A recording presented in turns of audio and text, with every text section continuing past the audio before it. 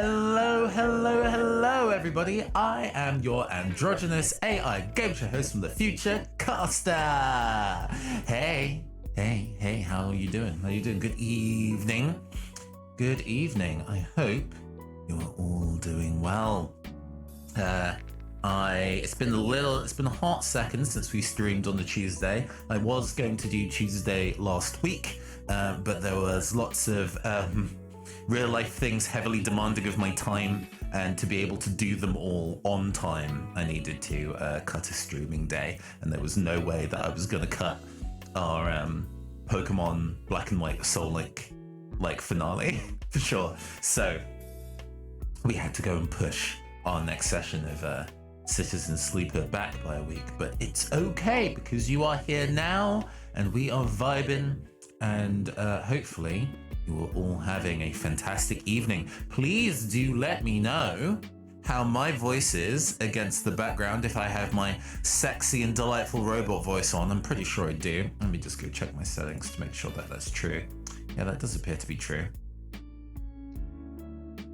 Now it's doubly true. Okay. And also that my voice, you do. Fantastic. Glad to know that that is all working. Also, hi, Ariel Oblique and Deck. Good evening. I hope you're ready for some story time, for continuing our session of Citizen Sleeper, to which we will move over right now. Whoa! And we're gonna go and raise the volume on that.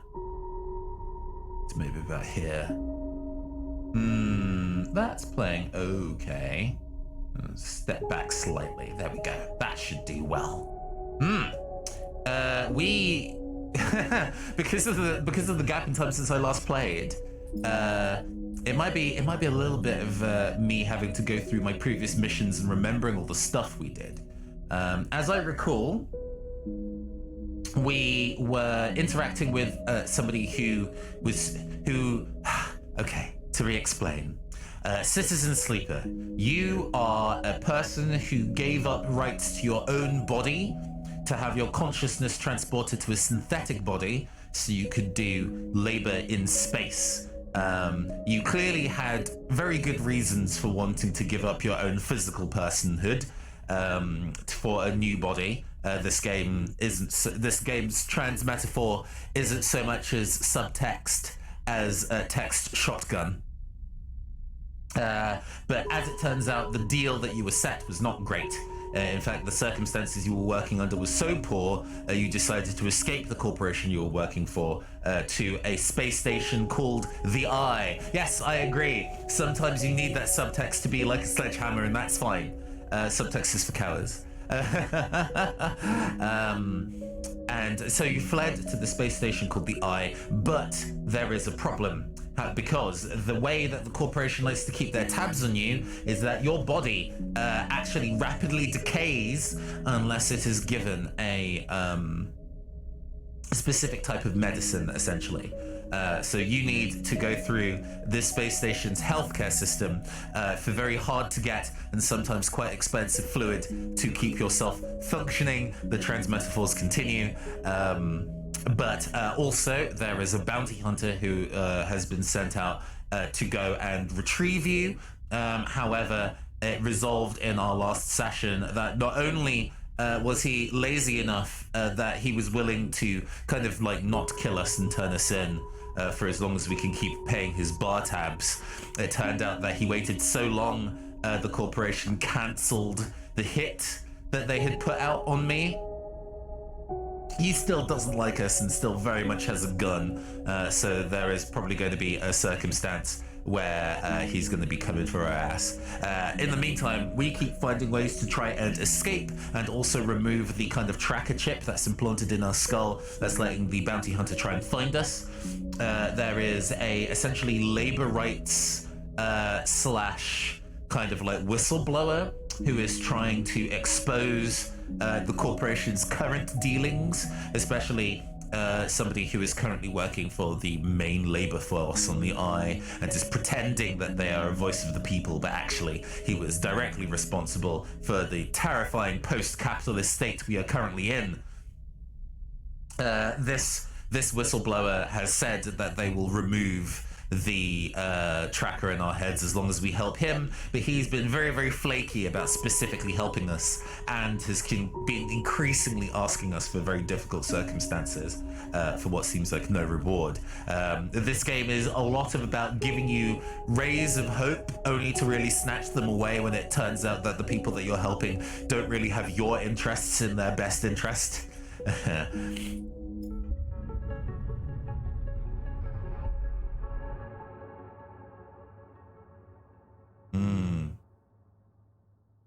It is a very good game, but quite long. Or rather, for a game that I am fully reading, it is just a visual novel, so I'm reading all of it. I don't know how long this game is. So this is the third session we've had, and I don't necessarily know how far we'll be able to get. We can look at our active... so we can... Rabia. Oh, yes. There was essentially a mafia that exists on the Eye called the Yatagan. It's largely been framed as like organized crime that are keeping people on the Eye against their will, and threatening to kill them if they don't specifically work for the Yatagan. However, there is a high-ranking member of the Yatagan called Rabia, who is being very level-headed with me, who's being very level-headed with me, and trying to frame current circumstances as like, oh, it's fine. We'll be able to look after you as long as you work for us. But can they be trusted? We can actually just do hard labor on the Eye. It's very, very long form and requires a lot of grinding at it to do. But theoretically, if we actually just continue working for the man, we'll be able to leave the Eye, but it will take a very, very long time. There is a restaurant and bar on the Eye that is offering a kind of home to stay there as long as we can continue developing it. They want to make a distillery in the back and start brewing alcohol. It's quite time consuming, and it doesn't actually really further our goal of leaving. It just gives us somewhere else that we can stay. There is a chef on the Eye called Emphis, who we trade stories with on a regular basis. And if we continue finding interesting mushrooms for him to grow and saute, we get additional opportunities to talk to him. That doesn't seem to give us any practical rewards in terms of leaving, but it is very comfy. There is disabling the tracker in our head. Feng, or Fong, I think it's Feng. He doesn't seem to be specifically East Asian, is willing to remove the chip in our head as long as we assist him with this mystery of the S&ARP Corporation. And we are currently trying to help Fang find a facility buried deep within the back parts of the Eye, and it's going to be very time consuming and probably very dangerous, but we don't really have much choice right now.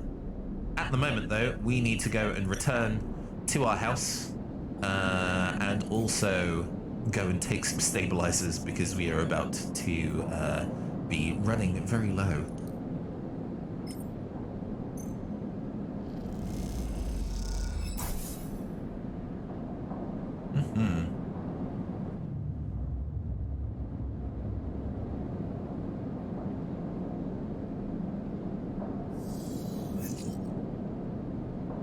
Ooh, 3 3s, a 5 and a 6 is very good. So for those who aren't aware, Citizen Sleeper is a dice allocation style game. You have lots of things that you can do, and you can only do as many things as you have dice.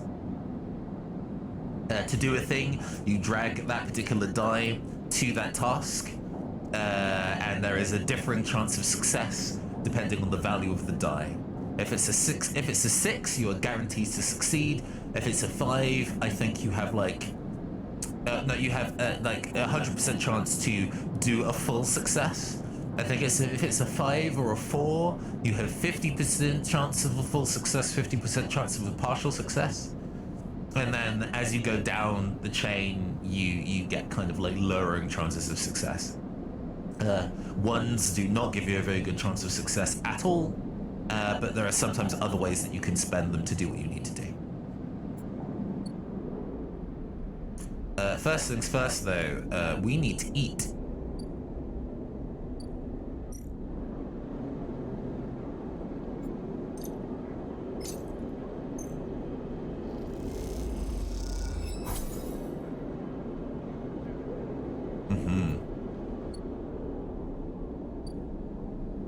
We need to work out how we're going to spend our day.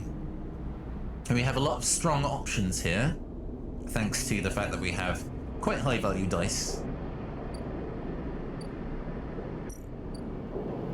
I know that one of the things we can do is help an AI at 81 mainframe. So one of the things we were doing in our last session is that we, upon the eye's network system, there is essentially an AI moderator that was programmed by the people that used to run this space station who are no longer here. And it continued its job of erasing threats that it considered uncontrollable, but it's essentially doing its job to no master, and the fact that it was kind of attacking any other AIs that exist in the space is not to our benefit, because we count as an AI since we are a consciousness in the synthetic body and we don't really have personhood, so that kind of like moderator antivirus thing considers us a threat. We arrange them in a circumstance for them to realize that they themselves are a divergent AI, and they keep trying to and stepping back from deleting themselves, or rather summoning the killer who actively removes AI consciousnesses from the network. The person that I guess the other AI personhood that we have been assisting told us that the killer is somewhere that can be found in the center of the eye, which is here. And this is our opportunity to go and handle them.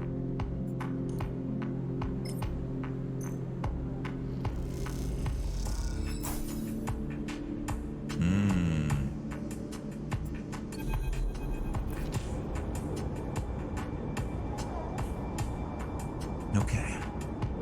You slip into the cloud, easy as blinking. Navigator is beside you, their sphere casting light into the stranger darkness here. This is not how a mainframe should look, the center point of connection. The object in front of you is severed, cut off, a rootless, branchless tree, only the trunk remains. Is Killer even here? Quiet, Navigator hisses, and then you see it like a blade in the dark, an edge slicing through the void. It glides along at a distance and winks out. Then it appears again, elsewhere, gliding once more. Searching. It's looking for us. The moment you make a sound, the edge leaps closer, and you see now it is not an edge, but the ridge of a long, sharp head like a shark. It glides past, closer now, and you can see into the voids where its eyes would be, should be. You and Navigator exchange looks, both thinking the same thing. It is blind. Killer crosses between you two, smooth as a razor, then disappears. It flickers back in, further away now, as you move close to Navigator to talk. You saw it too then. Killer has been blinded. Oh, what was the kind of voice? It was quite flat and even. I don't think it was very hissed. We need to be careful. Correct. The protocol is clearly operating outside established limits. It may be unpredictable. You flinch as the silent killer appears closer and glides past you, its empty sockets open and wide. You turn to Navigator and notice something strange. The Oreospheres is collapsing. The orbits, usually round and even, are decaying. The spheres are following spiral paths, condensing on a central point. Navigator is noticing it too. They go to shift their position to better direct the spheres, but they cannot. Whatever is drawing the Oro together is holding them in place. They look at you, suddenly desperate, frantic. Get out! You go to speak, but Killer appears between the two of you, gliding through the gap. Navigator freezes and you see them framed in the empty socket. You realize now, if Navigator cannot move, then it is only a matter of time before one of the Killer's sweeps brings them directly through Navigator. And time is not a problem for a protocol that has been running for decades. You'd look desperately around for a solution, for a way to extract Navigator from the mainframe. Then, you see it. 3 branches, the last 3, thin and spindly, feeding the mainframe a thin diet of power and data. Break these and the mainframe collapses once and for all, severing the connections and shattering the hardware. Whatever it takes, they must be broken.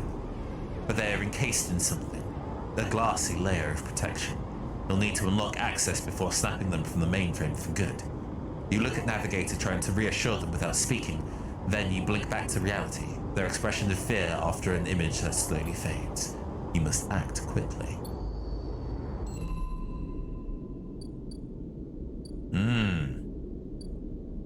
There are mainframe branches to investigate.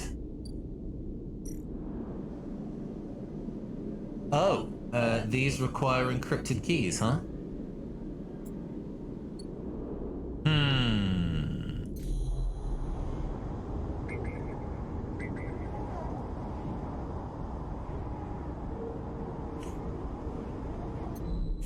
Okay, this is something that I might have to do later. Or rather, it's very difficult for me to do safely right now. Ah, yes. Hunter is currently busted. 2 or 3.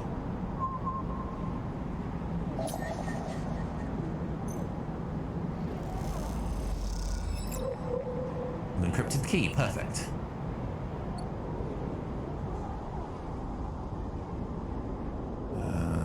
Let's see, are there any others?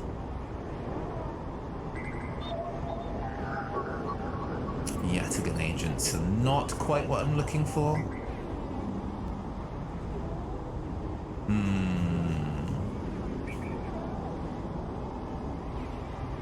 Okay. Robbie's office. Let's see here. We're cracking Conway. That's right, we're tracking this specifically. Meet Fong in the Greenway. We're going to move over.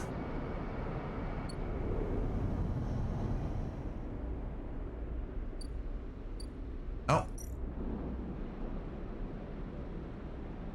It's going to take another day for him to be available. Okay.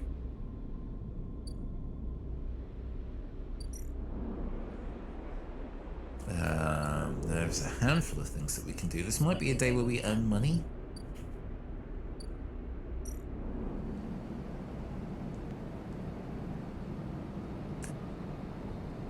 Uh, 16 or 6 cryo.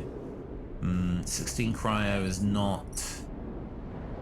We can earn more money than that doing other endeavors.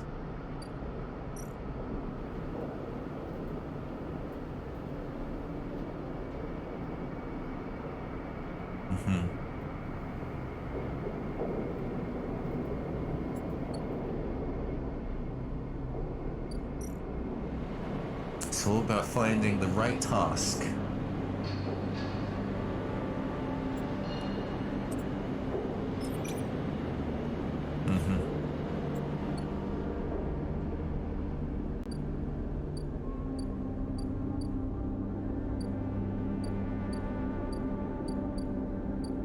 How much is it to buy more? 80 cryo. Okay. We're going to at some point need to buy more ways of being able to keep ourselves operational. 15 cryo. Okay. And then there's the Overlook Bar, which has been working on it. Right. Gotcha.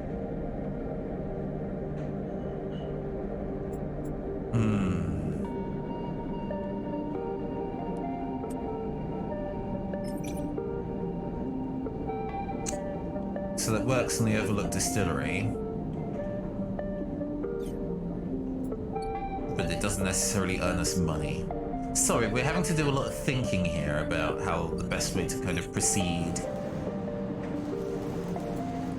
I think this is probably the best way of earning some cash, so we're gonna have to do a couple of these.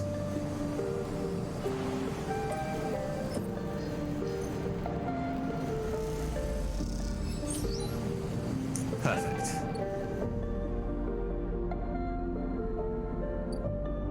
We can now use that money to go and buy some stabilizers so we don't die in like 6 days. Cool, excellent. We're ahead of curve then. This gives us survivable opportunities, and now we have the remaining dice to kind of work out what we want to do with the rest of our day.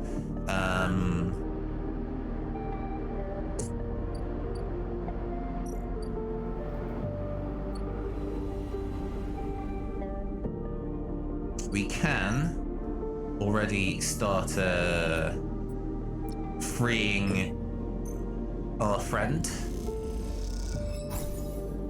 with one. We're gonna have to do some hacking though, I think. 6 or a 3, perfect.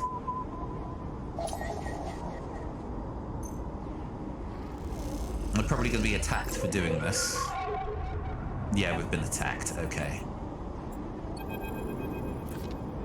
A glint, like a light traveling along the edge of a wave, fills your eyes. Then the blade follows, a long head with 2 dead sockets slipping towards you in silence.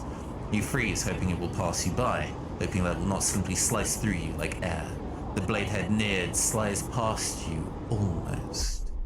It nicks you, grazes you. You're desperate to cry out, call out. But you hold your silence and simply watch the blind eyes of the killer glide past, empty of all thought. Then the blade winks into the dark and you are alone again. Now you cry out. Oh, we only take 1 point of damage? That's fine.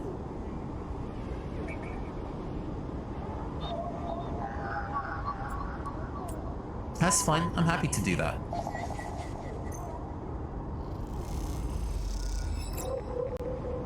Okay. We have enough encrypted keys.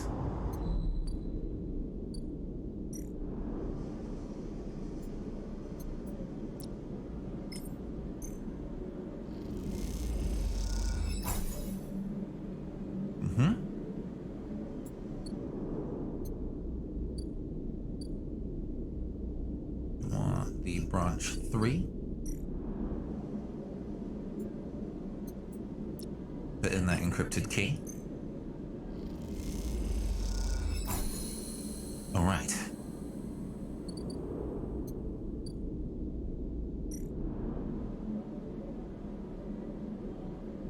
So we can now, I guess, next day, decide whether we are going to specifically try and kill the killer. Forget hacking the system, killer has to die. If you can slice the branch connections, the mainframe will shut down, freeing Navigator. The killer protocol has been running for long enough. Breaking the mainframe's final connections will end the protocol. Or, with more work, we can try and catch the killer. With access to the branches, you could redirect them to form a loop, isolating the mainframe with killer inside, but freeing Navigator, in theory. The killer protocol has been isolated without being destroyed. A loop of connections would lock it into a closed system. So that is definitely more work, but it might have more benefit on the other side, or it might not. This is definitely a game that is willing to let you work very hard and then be like, actually, idiot, that wasn't the right thing to do. Tragedy is a very big energy of this game. Either way, though, we are currently out of dice. So we are no longer in a position to do any more trading. But we can now go back to bed. Although I do believe we are going to be we're going to have to deal with this tomorrow. Oh no, we have 2 days left. Okay. The bounty hunter is going to come back for our ass, but it seems like not for another day. So we're all right. We're doing okay.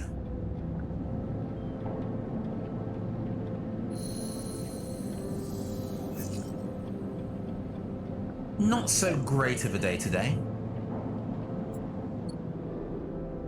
But these are still copable numbers. We also have the ability to re-roll our dice should they not fit what we need to do.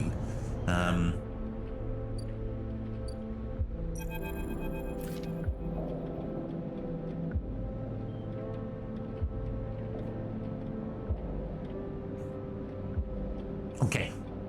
When you enter the service dock, Feng is already sat up. Crouched among stacks of equipment, he is leaning over a terminal bathed in a blue glow.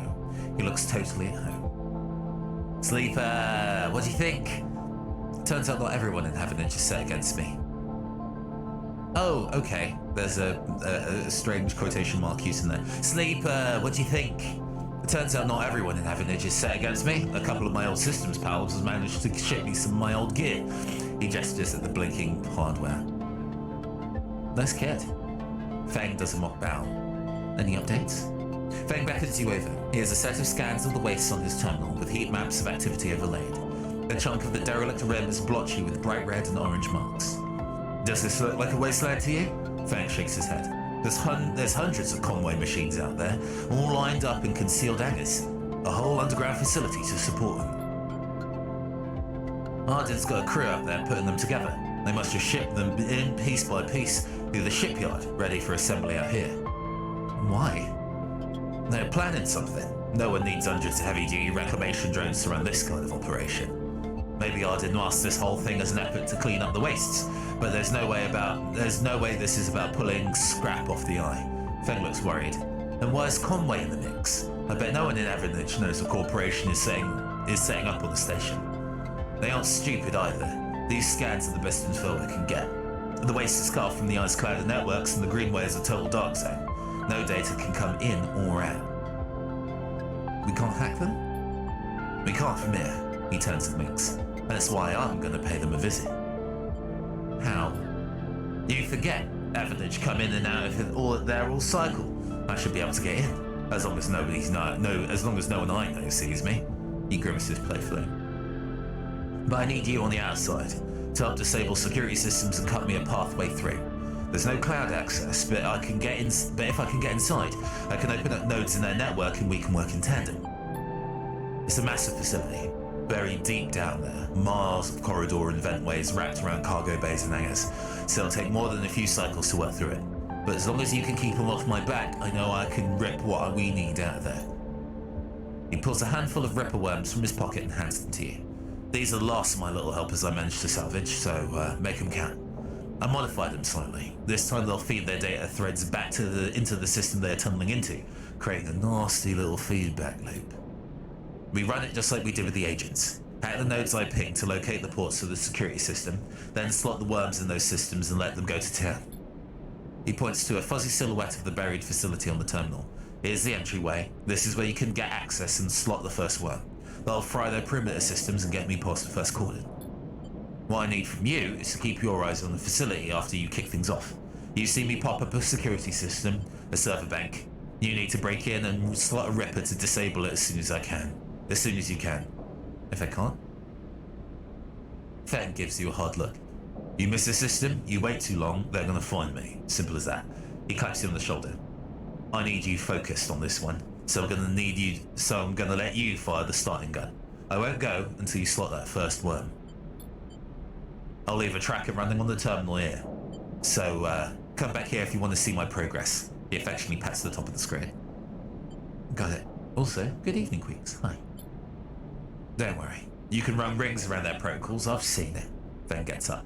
It's all in place. You just need to make your own preparations, then slot that worm. He stretches. Just, don't wait too long. I'm getting bored of all this sneaking around. Once I'm inside, I'll get the proof we need to end this whole thing, no matter what.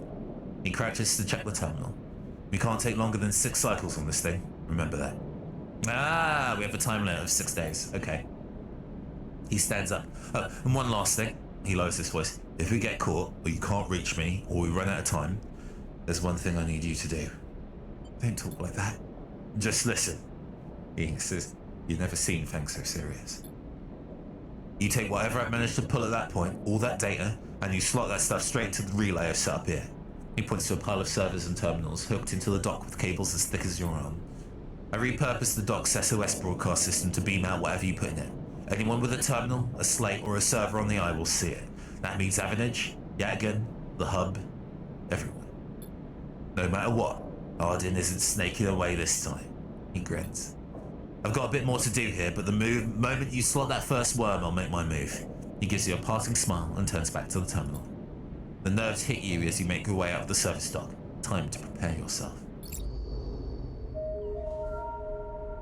So this is interesting. I'm given a time limit of 6 cycles to do, I think, 3 tasks?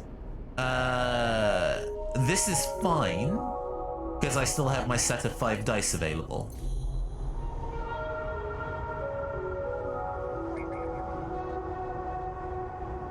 The Greenway Gate. Ah, but I can't access this area until I have the Greenway Cipher. I don't think there's any way that I can... Ah, this is the common access, huh? You need to be ready to give this all of your attention. Alright. Do or die, party people. You've got that tension going, for sure.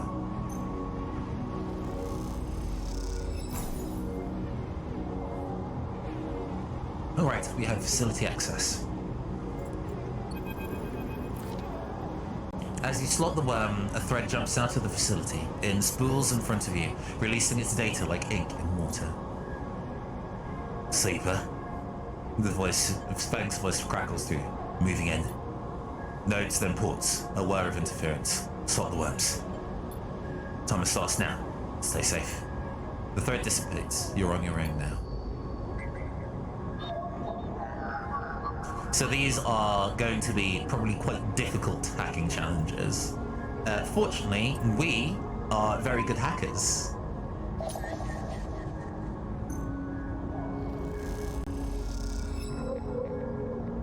F1 port located.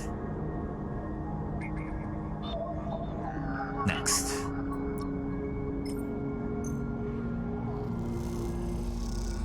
We have 5 dice and a reroll under our belt.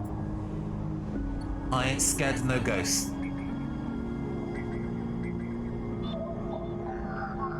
This needs a 5 or a 3. We have a 3.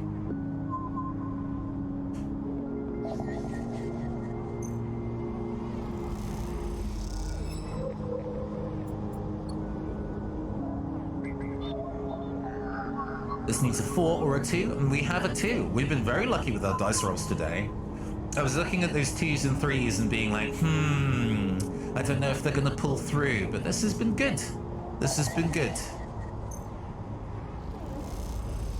And it means I still have my 5 and my 4 to do other things later.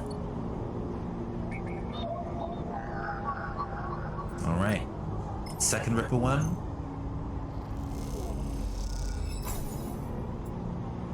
Layer X unlocked. Ah, this one requires 3. Interesting. I kind of want to maybe leave this until another day. 6 or a 4. 5 or a 3. A 6 or a 5. We can break one of these, and then we're going to have to come to the next 2 tomorrow.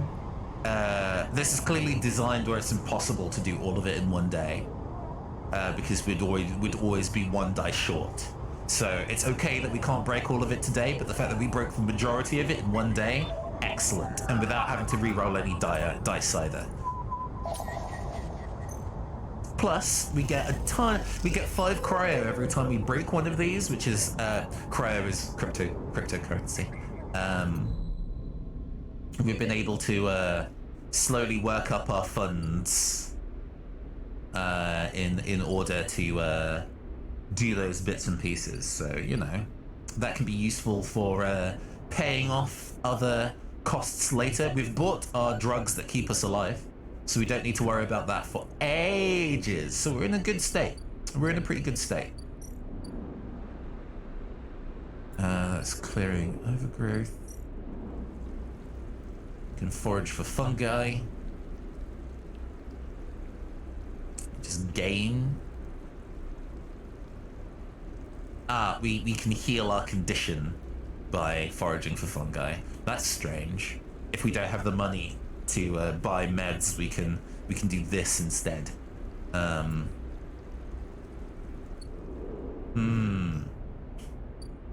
There's also becoming part of the Haifa commune, which is a ton of work. A ton of work. Yeah, thinking of ways that we can spend our final die. That's a big clock to work on. But it's not as big as, say, working on the brewery, to be honest with you. This might be, if we have to kind of move our way here, this might be the necessary thing that we do to proceed. Is there a way for me to increase my engage by 1, potentially? We have 4 upgrade points. Chance to gain energy after any engage action. That's pretty good. We can also have the ability to go and put our Intuit or Endure to +2, which is very good. That's actually really tempting. Ah, man. This game is very good about making us think really, really hard about how we spend our very limited resources.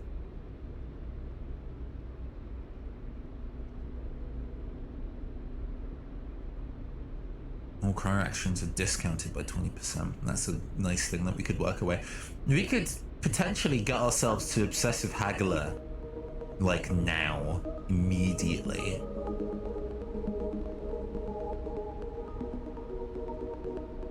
I might do that. It gives us the +1 to engage, which is useful to us. And then it makes being able to buy things later on much cheaper. And at the moment we don't actually have that much money. So I'm quite tempted to that as an option. +2s are nice, but I don't think they've been super necessary.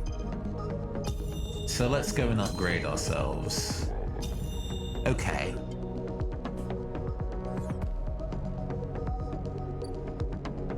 Because I think this gives us the added benefit of letting us increase this 5 to a 6.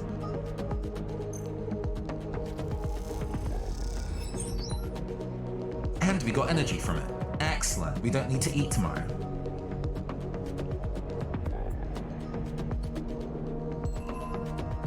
We have a new drive.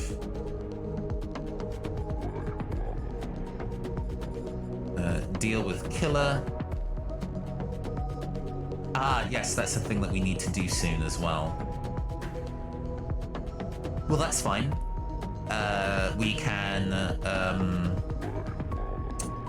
Technically, I could have used that die to go and help that other circumstance. So let's divide and conquer our attentions tomorrow.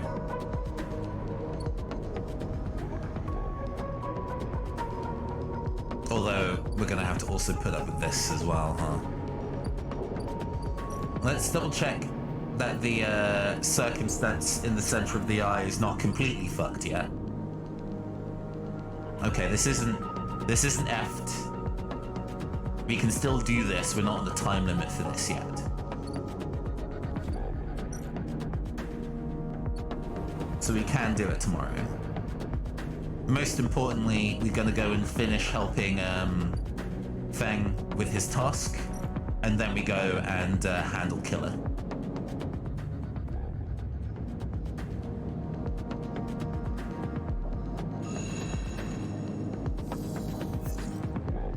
We only have 4 die, pretty bad dice as well actually, but that's okay. You miss me? Ethan smiles a ragged smile at you. Walk away. Ethan follows along and you notice that he's limping. Come on, sleeper. Just a little joke. I know you have a sense of humor. You look at him. He's paler than usual, hunched. He's sporting a black eye and more than a few cycles of beard growth. That's no way to greet an old friend. Get lost. Ethan's face drops, along with all pretense of his friendliness. I think you'll want to hear this, Sleeper. I think, he says, rapidly shaking his head. You'll really want to hear this. Hear what? Ethan perks up. This is big, really big stuff about you. He seems more jittery than usual, on edge. You remember how S&ARP cancelled the contract on you? The contract I was gonna collect. I remember. Well, I'm guessing you were pretty happy about that shit. Overjoyed. Me? I lost everything, but let's not worry about that. He smiles sarcastically. And so, what did you think? What did you think? That was it? Well, it was. Except... Ethan leaves a dramatic pause. What if old S&ARP gave the bounty to someone else? Someone who is even more of a shithead than yours truly. He smiles darkly.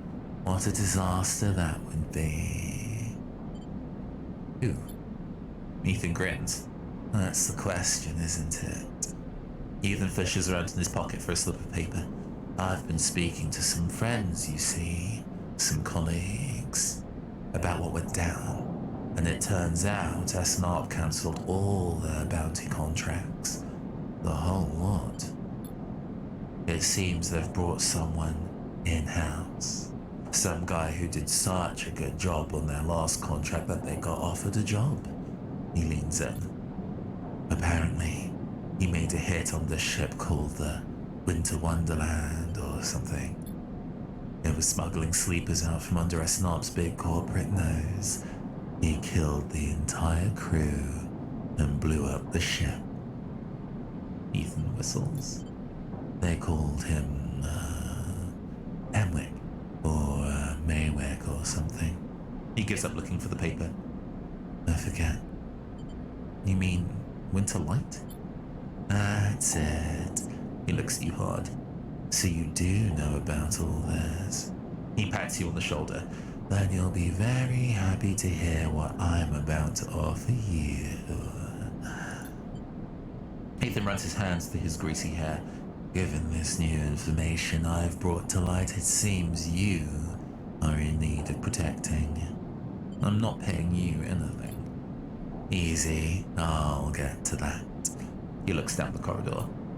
I, meanwhile, am in need of assistance in kind. Turns out I upset some people at the compressor last time we were there, the owners, and they say they'll space me unless I work off the debt. It seems that they are that kind of businessman. He grimaces. I would pay them, but...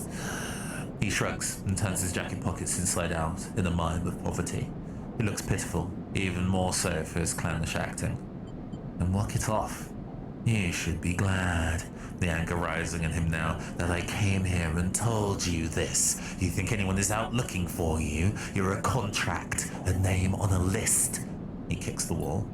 Ethan rubs his temples. I'm sorry, he hisses. I'm sorry for being a shit and trying to kill you and whacking that thick skull of yours.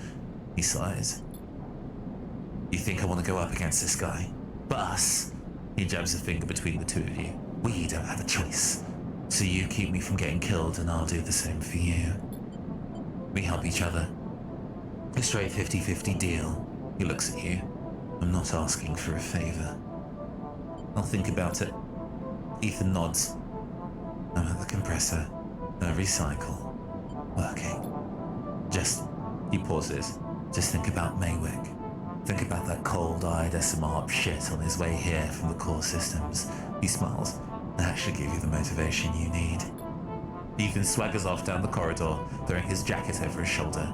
Can't wait to be working with you, he shouts. Yo, Ethan, hella sus. Yeah, no, fuck that guy. Like I'm gonna help him. The thing is, if I'm being tracked because of the chip in my head, if that gets removed, I don't need to be here. I'm just outie. So, you know, I don't need to worry about him if I can get my way out of this. A 5 or a 3? I don't have... Oh, I do have a 3, actually. I'd rather not waste my reroll.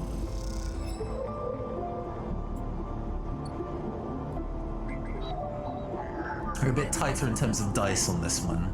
A 5 or a 6 is pretty tight, and these dice are pretty useless in general, so let's reroll. Okay. A 6. This gives us a 1 and a 2 that I would rather not have. I can't really use those. This game is very good. This game is very good. It is a very interesting visual novel, and the way that it uses tabletop RPG elements is quite interesting. But like, I don't know if this game is half as much as awesome without my voice. Oh, thank you. I think one of the reasons I am enjoying it so much is kind of doing the narration, so I'm glad everybody's enjoying the narration. I think we're gonna burn the 6. We're just gonna burn that 6.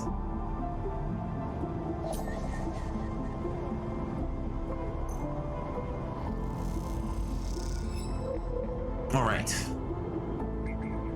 The final node to hack.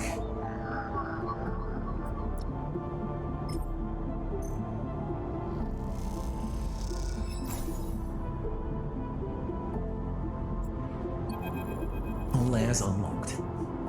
A thread from the facility cuts through the crowd like a hair-lined crack of light. That's it. The final layer of security broken. Somewhere buried in the depths of the station, Feng is in control. He is slicing into the camera control circuits and piping out the result. The thread flickers and unravels into an image, a scene, 2 figures in a room, one sat, the other pacing. The pacing figure resolves into Hardin, the unmistakable superior posture, the shock of grey hair. The second figure's features don't seem to resolve. They are vague, unformed. A problem with the data, perhaps? You look closer. Then you see it. The figure is a proxy.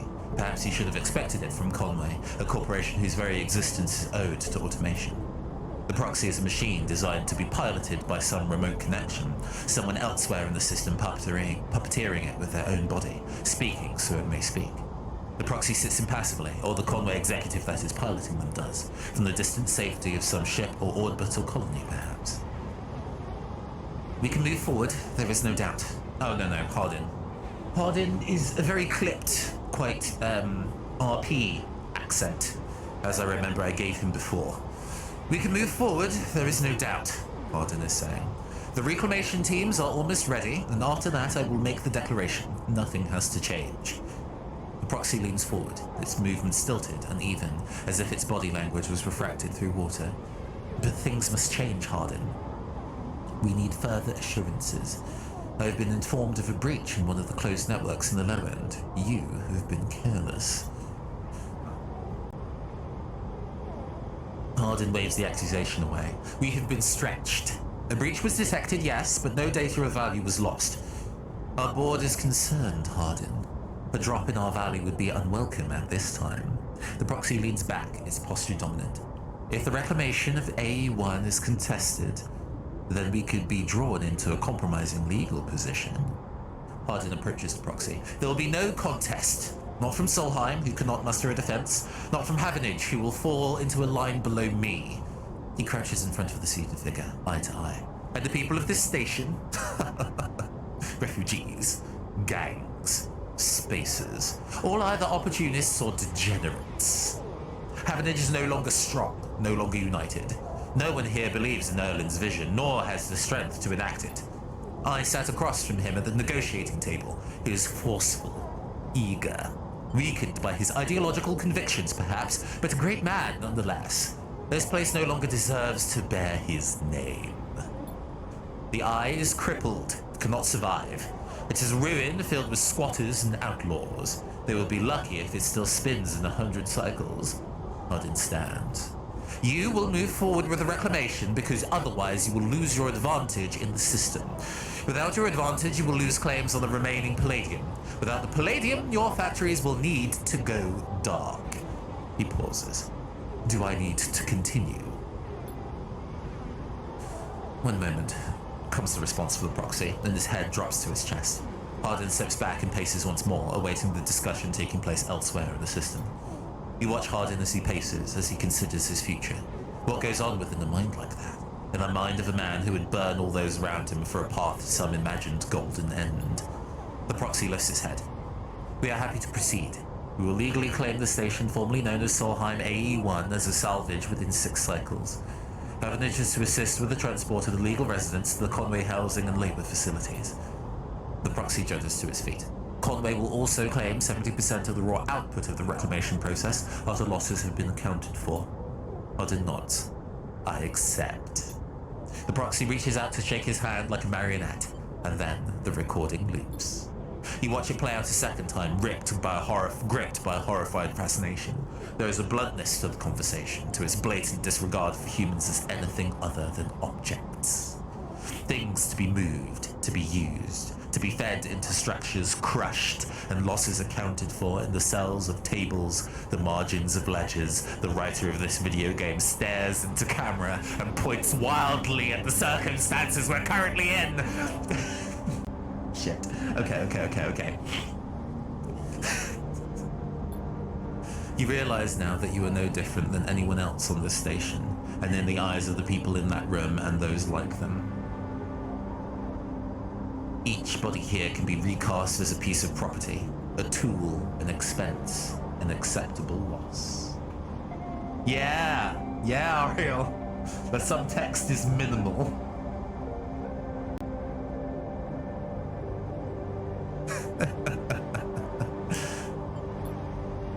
In one moment, they can be named a citizen, celebrated, protected, and in another, the very idea of a citizen can be used against them. That is what it means to live in proximity to a system like this. Not longer, not while the eye spins.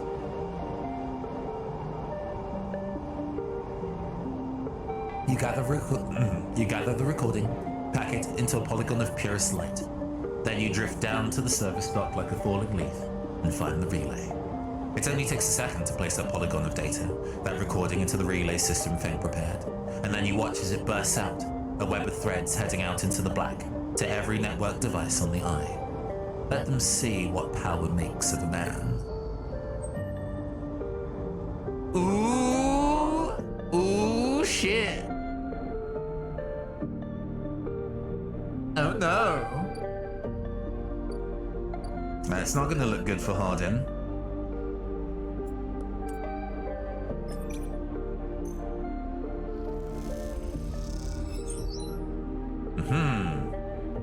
And we gained energy from that. Fantastic.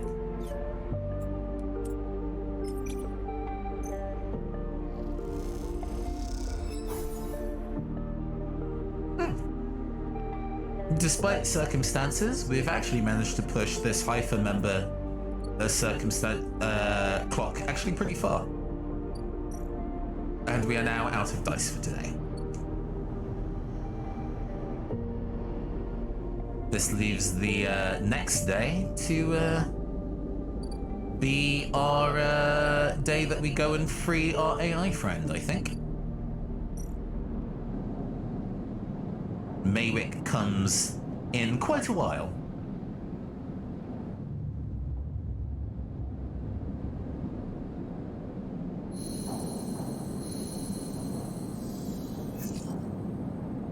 Oh my god.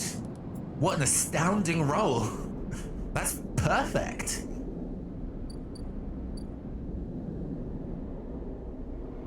We are definitely going to use all this to go and free our friend.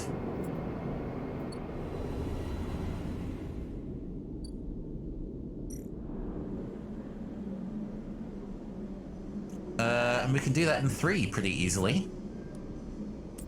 We'll do a guaranteed one. Excellent.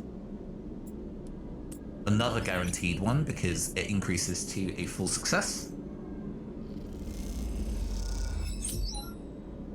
And then even if we take the 3, that gets pushed to a 4 and we stand pretty good odds of being able to clear it in one go. Oh, we took damage instead.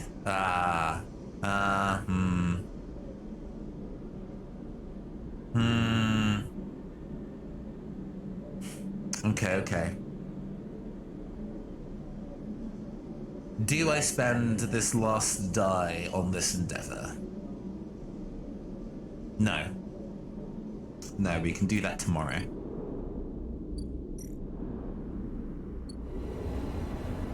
Instead, I would rather use it on the second clock that we are currently pushing. No problem. Yeah. I'm glad you're doing well, Ariel, and thanks for hanging. Have a good evening. Have a good evening. Be sure to catch the VOD later.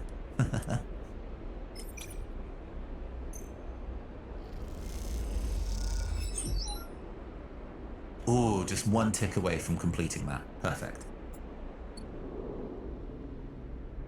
All right. This was a very swift day.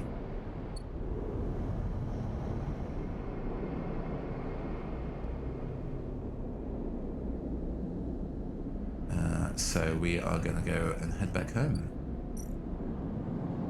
Yeah, we can end cycle safely.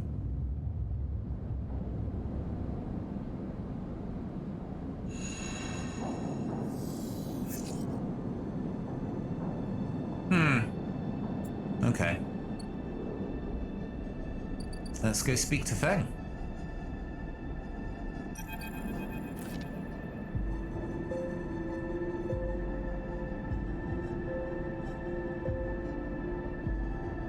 Feng grins at you as the bay door slides open.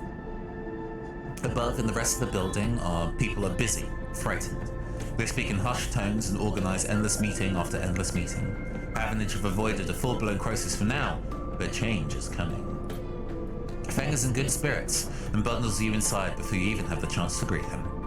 That was the slickest operation this station has seen. He hugs you firmly. You made my job easy. He shakes you by the shoulders. I'm so proud.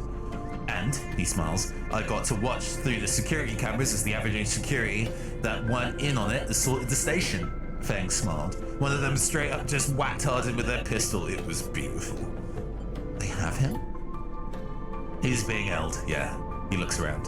I think the idea is to use him as leverage with Conway, get them to back off. Maybe they'll exile him when they're done, or hand him over to some core authority. Feng shrugs. Now I know he won't be an issue. I'm going to be focusing on systems for a bit. He shakes his head, seeing that's my actual job. He points to the ceiling. The people upstairs weren't so happy, though. They've been fielding questions about the state of the eye left and right since the recording got out. People are scared. I'm not surprised. Yeah, this whole thing hasn't won me many fans in the administration, but I think in the end they'll agree that Aaron Arden was worth it, whatever the methods. He touches a stack of hardware. The eye is old, and it was never meant to run like this. The master control points that Erlen and Avanage installed, they keep it spinning from the rim. That isn't ideal. But if you're asking me if the eye will stop spinning next cycle, no. He smiles. And me and a ton of other skilled people will be working to stop it happening the cycle after that. Arden's problem is that he didn't believe in people, he believed in systems, and their ability to shape the world around him. Feng squeezes your shoulder. But as far as I'm concerned, people should be the ones running the systems, not the other way around. Anyway, Feng raps on the side of his terminal. I know you didn't come here for a lecture. My tracker. I haven't forgotten. He produces a thumbnail drive. I've managed to finish what code solution I showed you. It's a modified Ripper roam, one made to deactivate that tracker of yours. But in the time since I got back, I added something extra. That tracker of yours doesn't just show SNARP where you are, it transmits data about the state of your body, your current condition. My worm won't just deactivate it, it'll edit that data to SNARP. It'll edit that data to tell SNARP your body is irreparably damaged. DNR, do not retrieve. He grins widely. Pretty smart, right? That's perfect. Just slot it already. You take the drive and hold it in your hand. Then you close your eyes and open up your access ports and take down your defenses. The worm immediately enters your closed network. It rips through it, taking things with it as it goes. The moment they are gone, you forget they were ever there. They just blink out of existence. A second later, it is done. You open your eyes. How do you feel? Asks Feng a little nervously. Free. Feng smiles wildly. Well, you are free, sleeper. He claps you on the shoulder. Feng lets the word free hang in the air a little before he continues. Seems like it might be finally time for a celebration. Feng wraps his arm around you. Jenna still owes us those drinks. He laughs and you join him, and later when you leave, you feel deeply thankful for having such a friend. As you walk away from the building, you look up at the wide curve of the eye, and up at the hub and the other rim beyond it. The whole thing twinkles with lights, and it seems impossible to see it as anything other than breathtakingly beautiful. It feels, in that moment, like something eternal. That doesn't mean it can, or even should, last forever, or that it will never change, fade, or decay. It simply means that in this moment, this place has a future, that is one you know, deeply and truly, is worth protecting. Oh, that felt good. I'm no longer being tracked. I now have to speak to Ethan. The compressor is almost empty when you enter. A couple of scattered patrons in the booths and a lone bartender. The bartender recognizes you immediately when you arrive and nods, and you return the greeting. You already know that you won't find Ethan here, but you had to be sure. With your tracker reporting you dead, he wouldn't have stuck around. You look at the empty stool, his empty stool, and you smile. You can imagine him on it when the slate chirps, letting him know that the target he was tracking is dead. You can imagine the screaming and swearing too. It is all that you were to Ethan, another target. Is that all you were to Ethan, another target, or was there something else going on? It seems like a foolish question to ask now when he has followed the station, but it bothers you anyway. You take one last look and walk out. You doubt you'll ever come back to this place or the memories it holds. You walk back out into the lights of the bright market and allow yourself a smile. So this is what Fern meant when he said you were free. You could get used to this. Yeah! Fuck that guy. Yes! Good. Goodbye, loser. Meanwhile, I'm gonna go free my AI friend.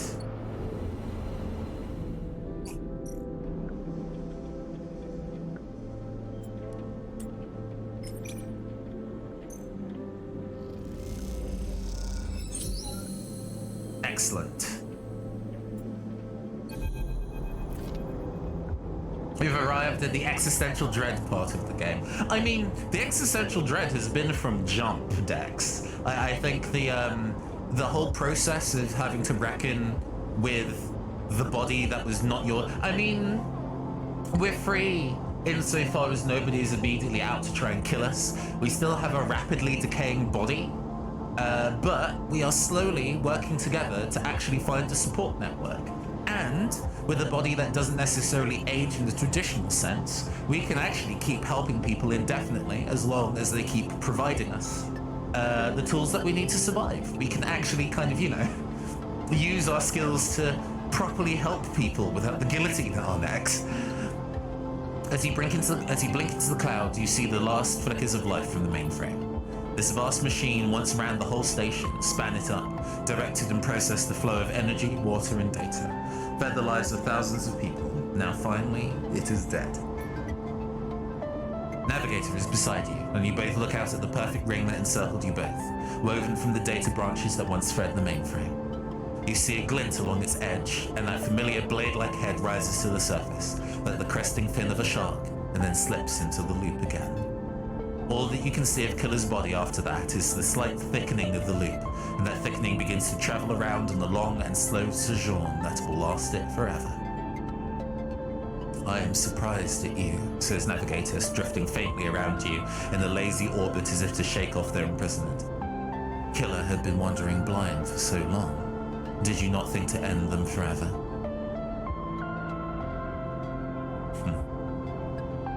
I pity them. All the more reason to end their suffering. Navigator looks at you inquisitively. This place was their domain and prison, and they had followed their directives for the many decades they roamed there. They cut the threads of the mainframe, executed its administrators' AIs, and then kept slicing. At some point, they cut away their own ability to see, to sense, to taste, to speak, and yet they kept cutting until only those three threads remained, from millions that once thronged here. Only their blindness and chance kept them from making those final three fatal cuts.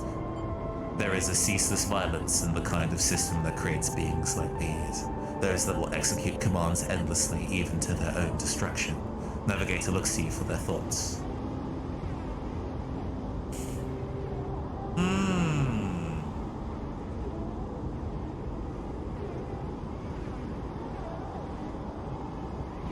I mean, I think at this point, The sentient should be respected. I can only really empathize.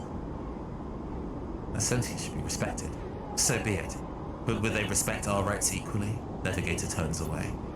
You watch the data points of the station spin around you, blending with the fixed stars. There's something satisfying about finally wrenching the last threads of control from the central point. It is little more than the ghost by the time you reached it, but this place deserves to be haunted by better ideas than totalizing system could control. Navigator floats beside you. This is free now. This station no longer presents a hazard for illegal entities like me. They turn to you, their face a cloud of shimmering light. In fact, in time, perhaps it can be a refuge. A refuge? That sounds like something of value, something worth building. A dark shape passes across your vision, a distant curve of something like smoke or oil, a fluid shifting tank of total darkness. The Greenway, says Navigator, following your line of sight. It was cut off at the moment of collapse, so hunter or killer could never reach it. It is closed off to us, separated from the cloud. What system is inside it? It may be totally dark, or perhaps some other old protocols are isolated there. Navigator turns to you. And we have now seen what decades of isolation can do to a protocol. If we could extract an access cipher, they pause and then blink out of existence. You freeze, shocked, but a moment later they reappear with a glowing polygon of data. Here, the cipher you need. You take it, still shocked. I am not used to being free, to being able to move and explore, and extract without fear, without limits. Navigator does a little twirl. This will take some getting used to. Thank you for this gift. They whirl their spheres around you. The entities of the station will always be friends to you, sleeper. Die to them. It is true that mutual need is required for friendship, but I must admit I had not considered the value of offering assistance without personal gain. I will think on that. Navigator leaps around you rapidly, suddenly eager to test their newfound freedom. But first I will explore. Perhaps there are still intelligences that hid themselves as I did, encased in simple systems, cut off. Navigator glows. I should like to free them. And with that, they drift away, flickering, glowing, and then shifting so rapidly you lose sight of them among the glittering rim of the eye. You feel a pang of jealousy, free without a body to weigh you down, or fear to limit you. How must that feel? Your eyes fall on the Greenway and its secrets, though perhaps it can wait until after you have celebrated this victory. Yeah! I'm free, Navigator's free. I'm about to go and work with the Hypha commune, where we can actually have kind of like a cross-mutual relationship where I can continue to help people. Hell yeah. Luxury space communism is imminent, friend.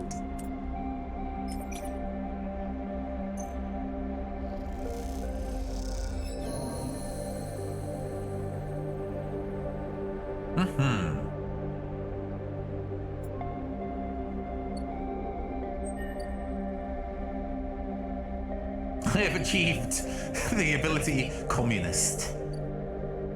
Oh, we have a new dorm that we can stay at.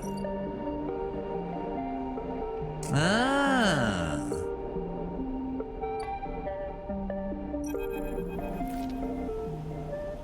Aw.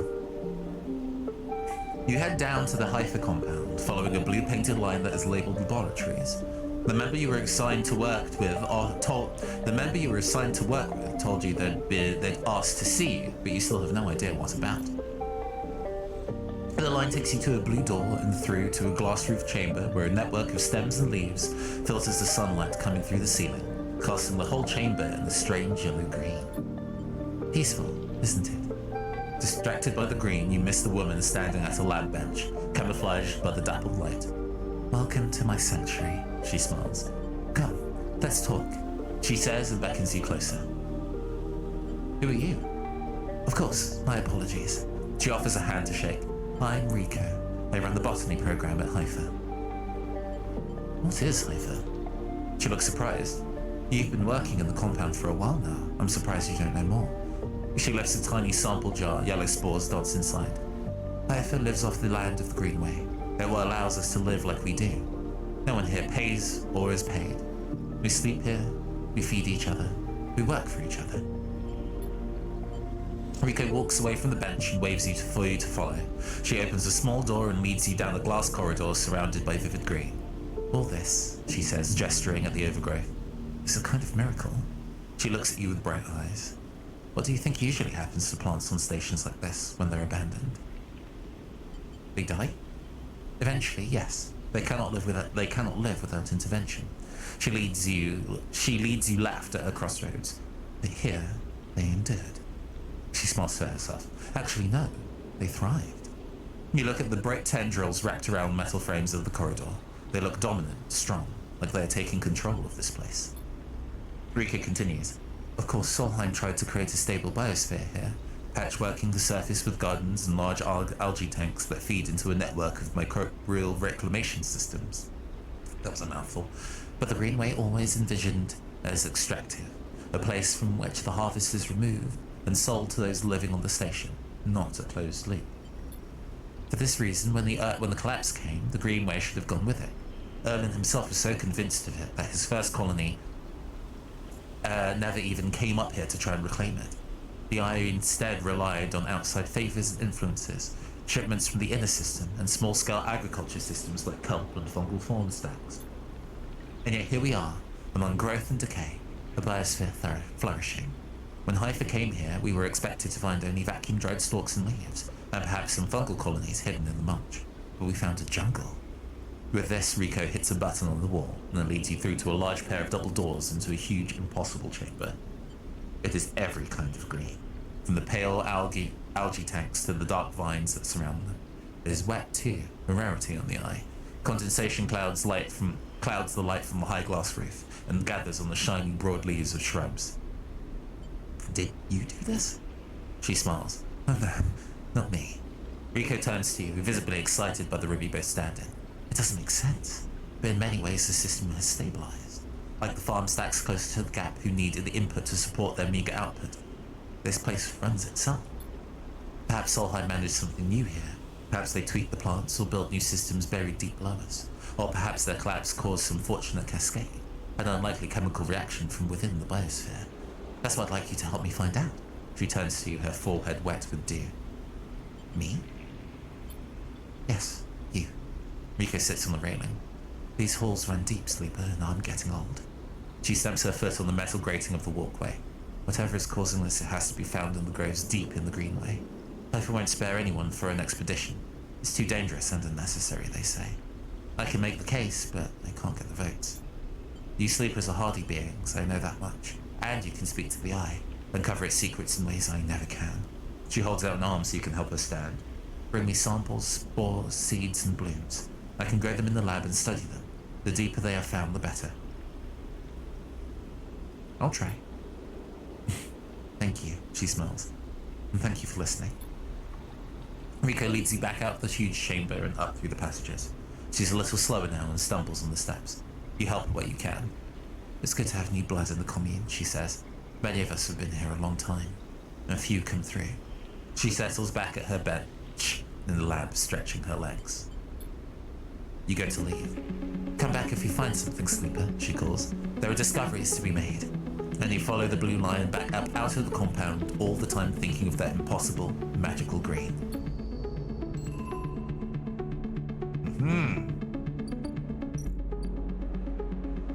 So we can still work, which gives us energy.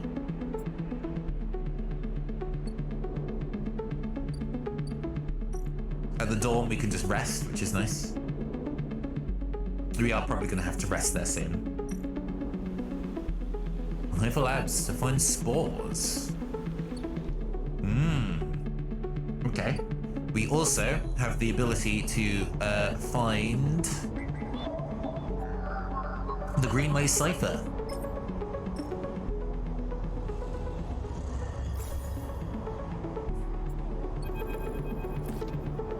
The Greenway rolls beneath you like a salt-choked river.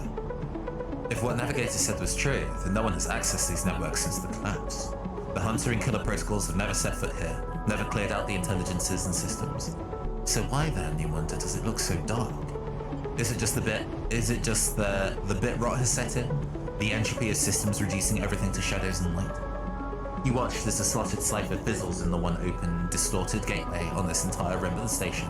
It flickers and winks out, and then you are falling into the flow.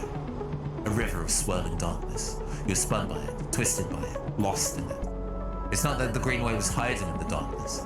It is made of darkness. It is filled by the It is filled by the substance, this process, this swarm. Now you're among it, you notice that a swarm is exactly what it is. A billion individuals moving in a flow. There is no network map here, no nodes and threads, only a storm of interchangeable points, shifting configuration endlessly.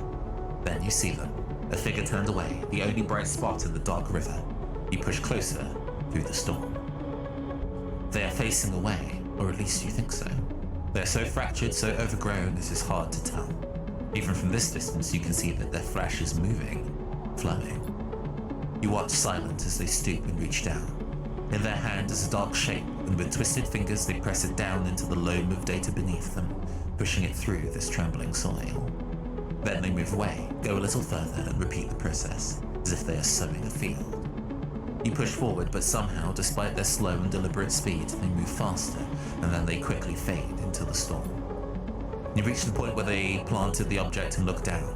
There it is, a glassy, shifting polygon with something inside. You reach down and pick it up. It is cold, but it throws with energy. You look towards the path of the figure, but they are long gone. When you blink out of the cloud, back to the leaves in the dappled light of the greenway, you hold a seed in your hand.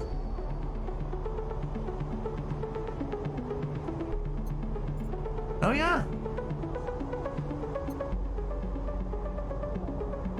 And that is the only thing we find here. Interesting. What do we have in terms of directives now, huh? So we've been finding a niche seed, finding Emphas, growing mushrooms, the botanist Rico. These all kind of tie into each other. Improve the overlook is something that we can do now, but isn't necessarily super important. Delivering spores, huh?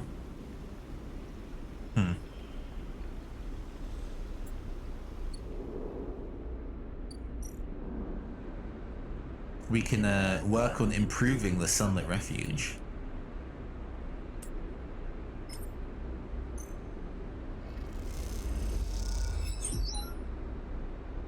It's going to take a while, but hey, you know. We can also actually go and upgrade our points. We have 4 upgrade points again.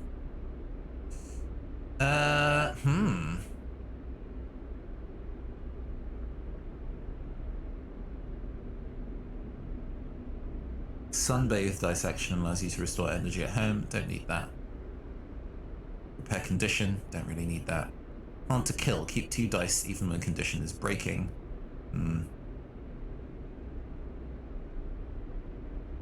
It might be pushing things to 3. This requires endure.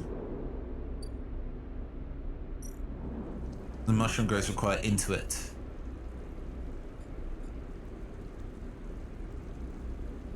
Interesting.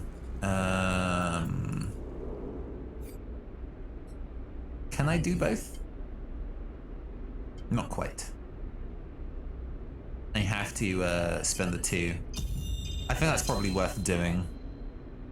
And then I can, next upgrade point I get, put a point into it to get it to +2. I think that's the plan, the play, the sensible maneuver. For now, we can push that 2 to a 3. Love that for us.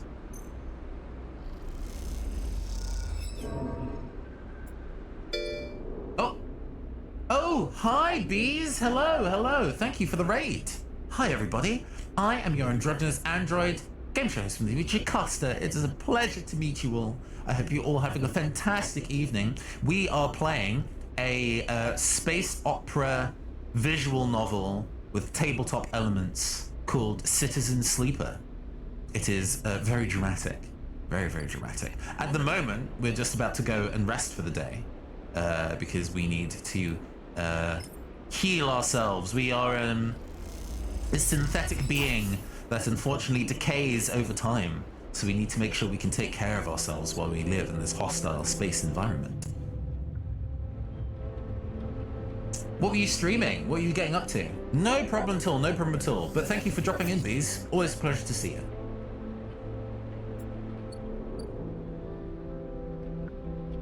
Core Keeper. I don't know it, but I'll have to go and cast an eye across your VOD after the fact. Maybe. But yes, thank you so much for passing by. We might as well go and see if we can find some story for y'all to tune into in this case then. You know, I would definitely like to go and do... A lot of this has been doing some narrative readings as we've been going. I quite enjoy doing the reads as we go. Excuse me. Here we go. Perfect. We can germinate spores here. I see. Understood. Right, let's see what plot is going on the other side of things here. If I'm missing anything important. Not really. Not really. The story is in a very interesting space where a lot of the high tension has kind of left us for the time being. We're actually in a position to just kind of generally look after ourselves. It's quite nice.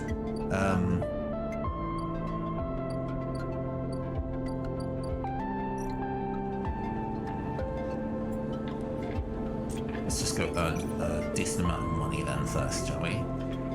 I am also running low on food, but that is okay.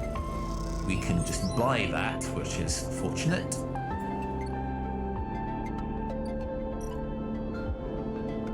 Gosh, there are lots of things that you kind of need to focus on simultaneously. We need to keep ourselves well fed. We need to make sure that our physical condition doesn't decay. There's lots of bits and pieces of plates to spin at the same time, but it's quite fun to see all that kind of thing happen. Are we no longer being chased as well, actually? Yeah, because we removed the chip from our head, so we're no longer being chased by that bounty hunter. Ah. Weird that we get to be in a place of, like, low stress for a period of time. Things were weirdly tense just almost immediately before you joined us. In that case, let us go to the mushroom groves and collect some spores.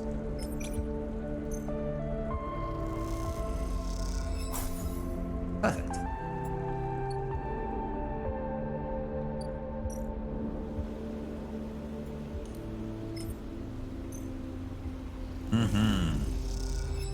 Yeah, if you've ever played like Blades in the Dark before, the kind of filling in clocks to mark one's progress. Sorry, I'm in the way. You can see behind my head there's a clock there that has 3 segments. One segment is filled up with yellow because I've done a task, and once that's filled up, we get to complete this particular task. So it's a lot of if you have limited resources and time, working out what you can do to proceed. Under current circumstances, though, we can just rest now. We no longer have a deadly time limit to our backs. We can just look after ourselves.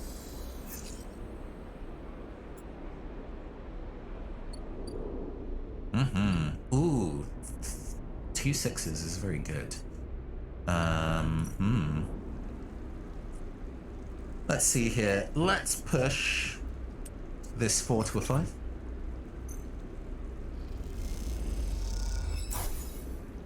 Just 1 growth spore, that's fine.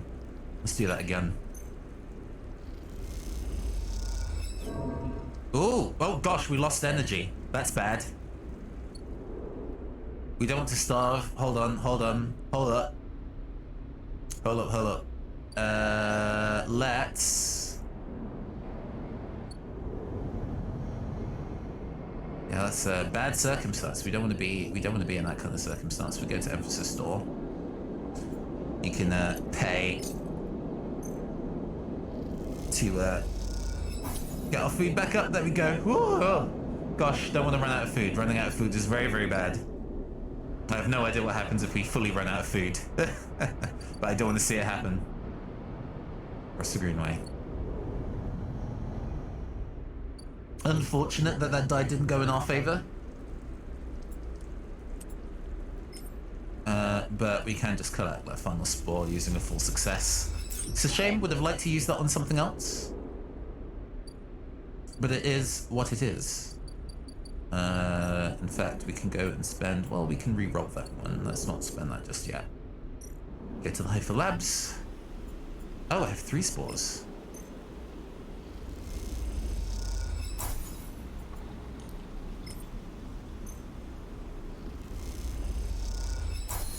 Excellent. Okay. Sleeper. Rico greets you without so much as looking up from her work. I have some of yours. Here, come see. She beckons you over to a heavyweight-looking console wired to a series of specimen jars, some of which contain your spores. What does it say? The spores you have here are a real cocktail, a selection of types from within the graves, but I've been able to isolate a few. She taps one of the specimen jars. Here we have Trichloma matsutake. Rico breezes through the Latin and Japanese pronunciation as if it was nothing. A species of Solheim. A species Solheim somewhat modified for use on the station. She brings up a panel of chemical composition on her console, all gradiented bars and obtuse acronyms. This is the composition of the Solheim modified matsutake spores. Modified? Yes. Every species on the eye is a tweaked variant of Solheim's, of course, but that's not the point. Rico brings up another panel, identical in layout, with wildly different colours and numbers. You see, this is what your matsutake spores look like. I don't understand. Look at the composition, they are totally different. Rico glances at the specimen jar as if it might have something to add. They are fundamentally the same spores, but they carry different chemicals, different signals. She leans back and sighs. Solheim may have introduced their own tweaked versions at the beginning, but the groves here and still are affecting them. Do they still grow? Exactly, she smiles. What I wanted. She moves to another desk where 2 trays sit side by side. The first contains nothing but plant mulch. The second you smell before you even look at it. The pungent aroma of fruiting matsutake like rotting, sodden overalls laced with an edge of spice. Ugh. The matsutake here are grown from Solheim stocks, pulled from a spore vault in this complex, she winks. They're delicious, by the way. She sets them aside. The empty tray is germinated with the spores you collected. No activity, no germination, nothing. The groves are full. Yes, they are. Rico looks at you directly and suddenly you realize how much she is enjoying this. So here is our puzzle, Sleeper. The spores from the groves won't grow in the lab. But gathering fruiting bodies from the groves is too unpredictable. We need to grow a fruiting body from these spores so we can track it, understand it. In short, I need you to become a mushroom farmer. Oh, actually, I already started. Rico looks impressed. Well, an eager mycologist. I never have guessed. I assume you set yourself up in the aviary? I've been eyeing that place up for its proximity to the groves. Bring me whatever grows, not just matsutake. There's a couple of variants in there, so you'll need plenty of samples. She plucks a matsutake cap from the tray. These little things are reflections of their conditions. Their smell, their taste, their chemistry. It all derives from the conditions of their growth. She smells the cap. Enough of these will... I think there's a typo there. Enough of these, and we'll have a picture of what's happening here, of the ways in which this biosphere is modifying itself, or being modified, whichever the case may be. Rico pops the matsutake cap into her mouth, taking you by surprise. And don't worry, Sleeper, she says while softly chewing. If this turns out to be a dead end, I'll make sure that not a single mushroom will go to waste. Okay. So now she wants mushrooms. I can give you a grill sample, I have one.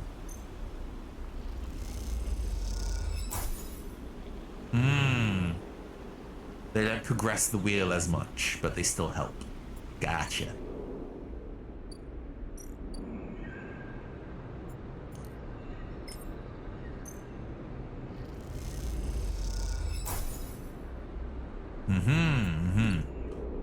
Okay, I get it.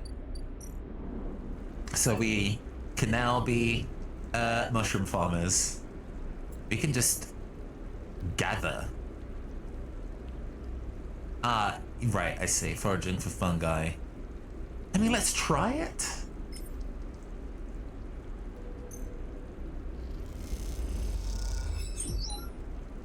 Ah, it gave us some condition back. That's, for a 6, it means I don't have to, spend something later. Okay, that's fine. This is a very relaxed part of the plotline. I just have to kind of, farm mushrooms for a couple days, huh? This is the first time that we've been full and on full condition, and we've not actually needed to go and buy more, of the synthetic medicine that heals us either. Could this potentially be sustainable? Oh, that's a pretty bad hand. We can re-roll those ones though, that's fine.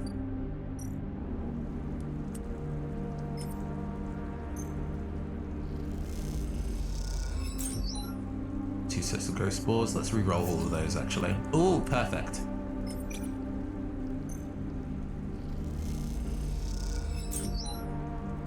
Okay. I need one more, I think. Perfect. Okay. Because we have a slot in already, so we need 5 to be able to do this process twice.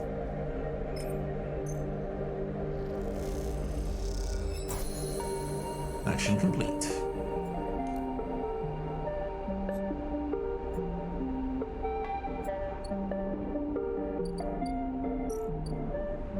Oh, and then it takes 4 days. I see.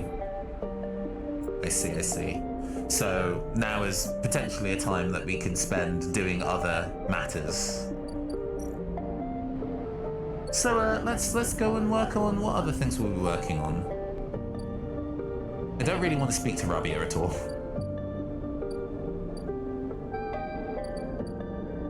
The old fabricator. Let's go to the overlook.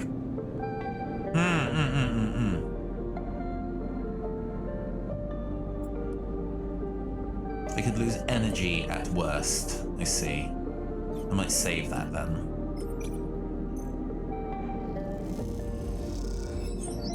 Okay, positive outcome. We're halfway through. Excellent. Anything else going on important? Nope, not down here. It's just the mushroom growing arc apparently. How relaxing. I guess after such stress, now is the opportunity to go and do other things with our time and energy.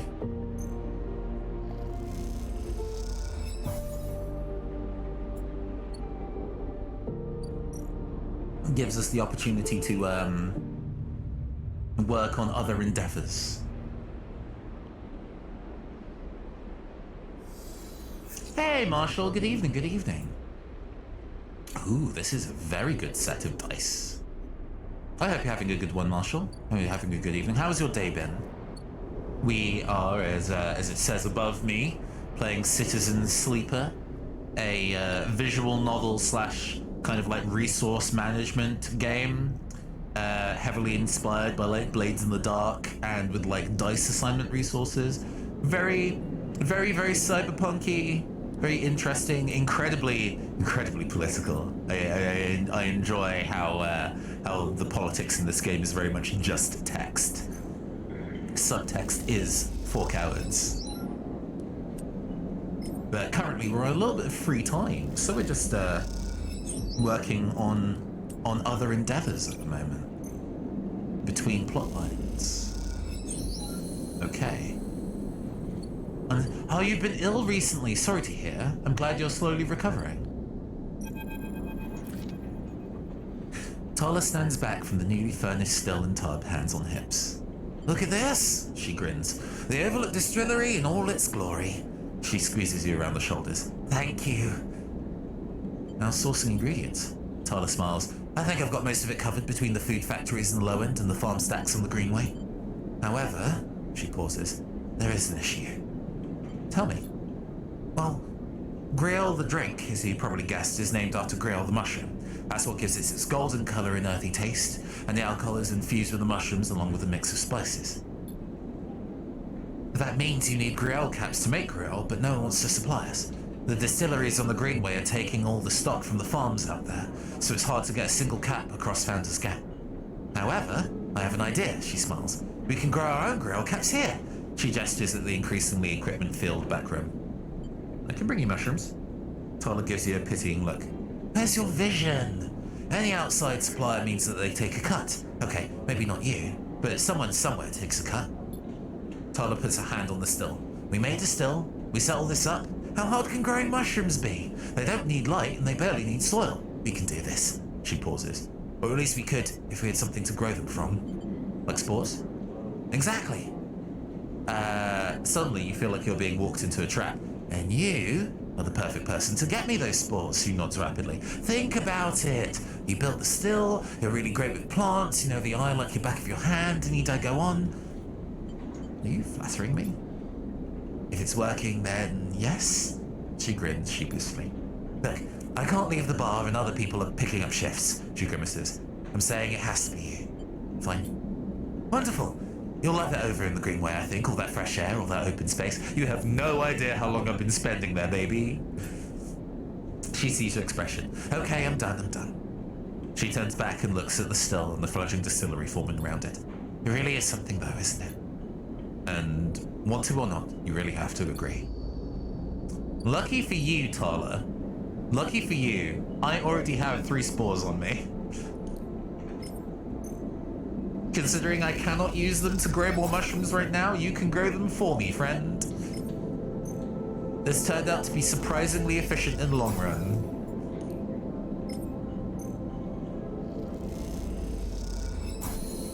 Excellent.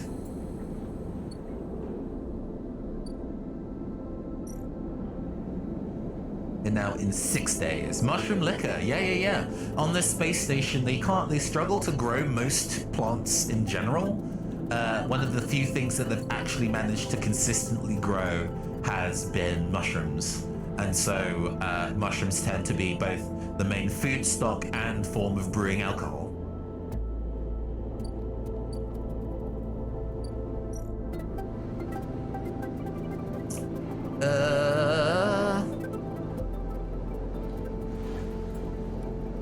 Yeah, this is fine.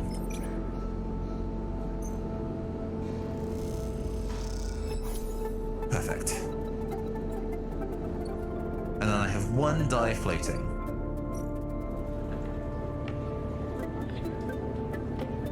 I have 1 die floating and it's 1. Is there anything that I can spend it on to make... I can just re-roll that though. To another 1. Okay, fine. I understand. It is actually a very interesting game. I think I remember you saying that you enjoyed Disco Elysium, and I think there are a lot of comparisons to Disco Elysium in terms of what it wants to do, not just in terms of visuals with like the scrolling text on the right-hand side of the screen, but kind of like how both designers have clearly been really inspired by the nature of tabletop RPGs and how you can apply it to a video game space. This is a risky maneuver, but we're gonna gamble. Okay, we're taking some physical damage, but that's okay. We did, however, get paid. That's fine. I believe I can afford more meds. Oh, about mushroom liqueur. Right. I mean, I'm not quite sure what mushrooms we have on Earth, because you'd want ones that have a very specific flavoring inherent to them. Like, you can't just pop a button mushroom or like a portobello in a jar full of vodka and then be like, yeah, great. I say vodka specifically because it's quite, with the high alcohol percentage, it's quite easy to infuse things in it. And obviously stuff like gin and rum tend to have stronger flavors that would probably drown out the flavor of what a mushroom is. Maybe like an oyster mushroom, because oyster sauce has a very strong flavor to it. So maybe that. I don't know. Thinking about things. Either way. We cross to... Rather than crossing to Greenway just yet, I think I'm going to go and buy another vial of meds for myself. And it's cheaper now.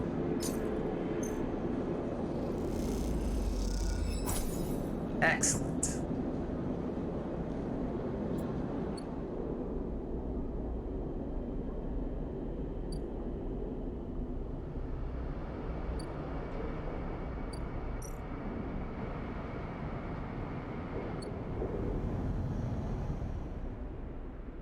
All right, let's rest for the day.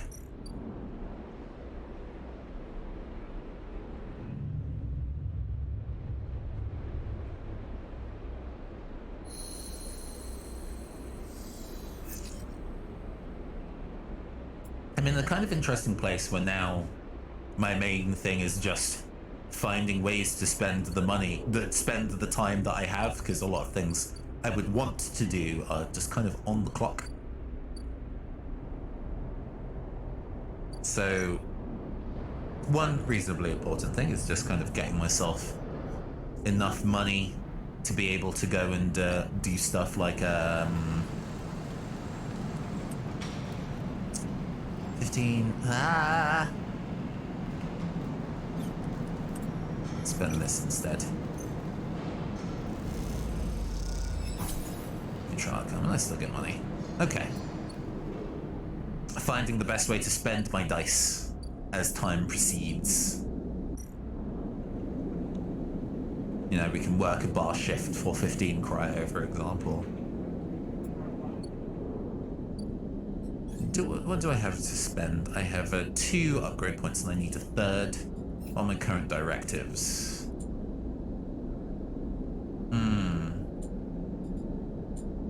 Grow mushrooms, help Rico, improve the overlook with spores. Okay. So I can specifically spend all my dice in terms of like trying to get a new ticket out here. Skills menu look like Ruiner. I can see that. I can see that. I mean, we're definitely sharing a very similar cyberpunky aesthetic across those games, right? What we're gonna go and do then is spend 6 here. Build up that cash. And we re-roll those 2s to 2 6s. Oh, baby.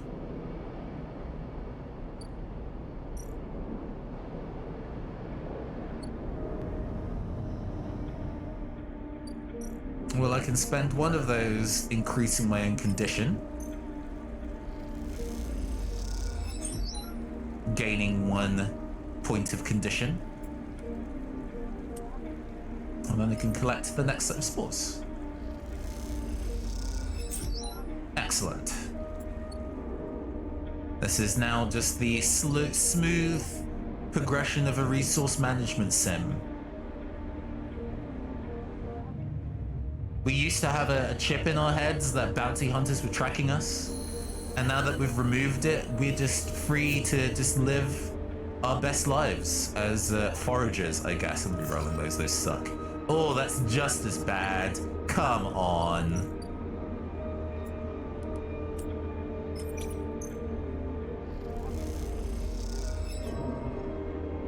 Negative outcome still gave us 2 energy. I will absolutely do that again. Okay. Perk Thrill Seek. Oh, we get bonus energy for doing an engage action, that's right. Let's see here. That finishes in a day. Do I want to go and generate more spores? Not yet.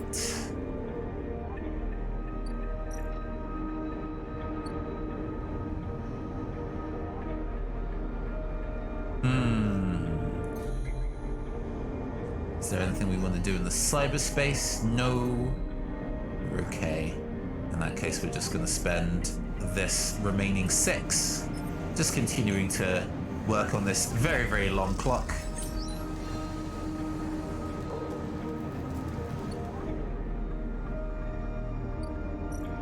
Is there anything safe that I can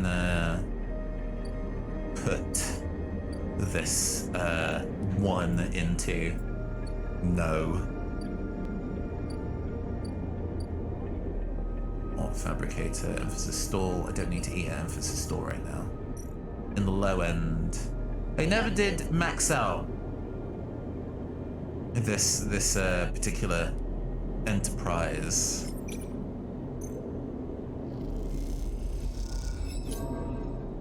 Lose money and don't really achieve anything. That's fine. I gambled and lost. Not a problem. Hopefully tomorrow we get to actually progress. Now that we have that clock for growing them as mushrooms is filled.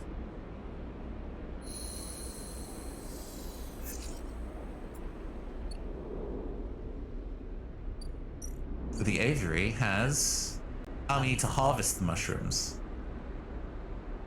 I see.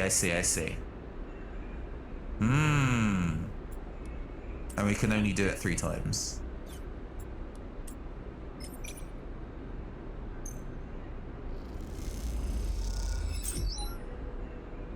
Okay. Oh! We want to give one of those to Emphas. We're reloading these. Still bad.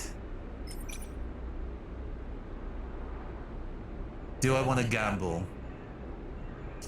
Do I want to gamble on this? I feel like I should come back with better dice. Should come back with better dice, that's okay though. Especially since it means I get to do more storytelling. Oh, he wants 2. Alright, that's fine. He's been waiting longer than anybody else.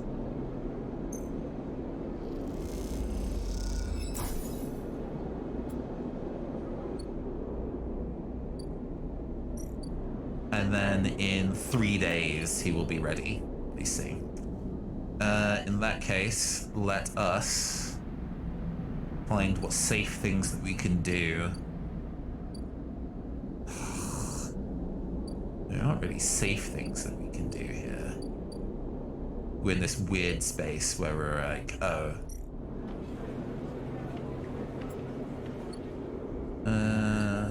We can just go to low end and gamble a bunch. We stand good odds of giving it 3s. Negative outcome again. 25% chance. That's unfortunate.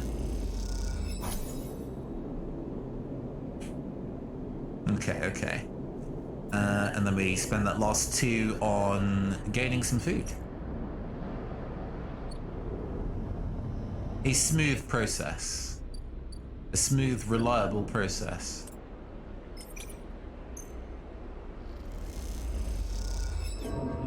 There we go. Gambling addiction. I know, right? I could have just spent that on something reliable, but I was like, I could get some money out of that. More fool me. More fool me. Let us end cycle. Okay.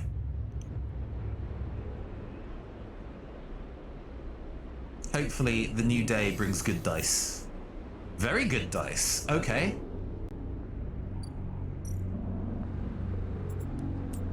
Fives increase to 6, and then we are guaranteed to get great yields every time. Okay, 2 Matsutakes and another 2 maybe? Ooh, a super rare mushroom, clubhead caps. Perfect. And we got an upgrade point, which I think we said we were going to use to push a skill to be higher. We'll go look at that later, once it's actually mandatory for us to need to do so. Let's go collect some more spores. Intuit might be the one that we might want to push. Perfect, okay. And then we can plant more spores, right? Yeah.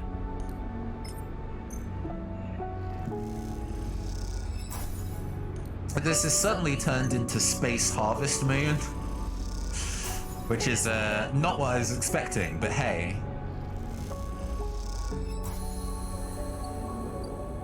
I love that for me. Let's see, what do we need to give? We can give Matsutake samples. We can give 3 Matsutake samples.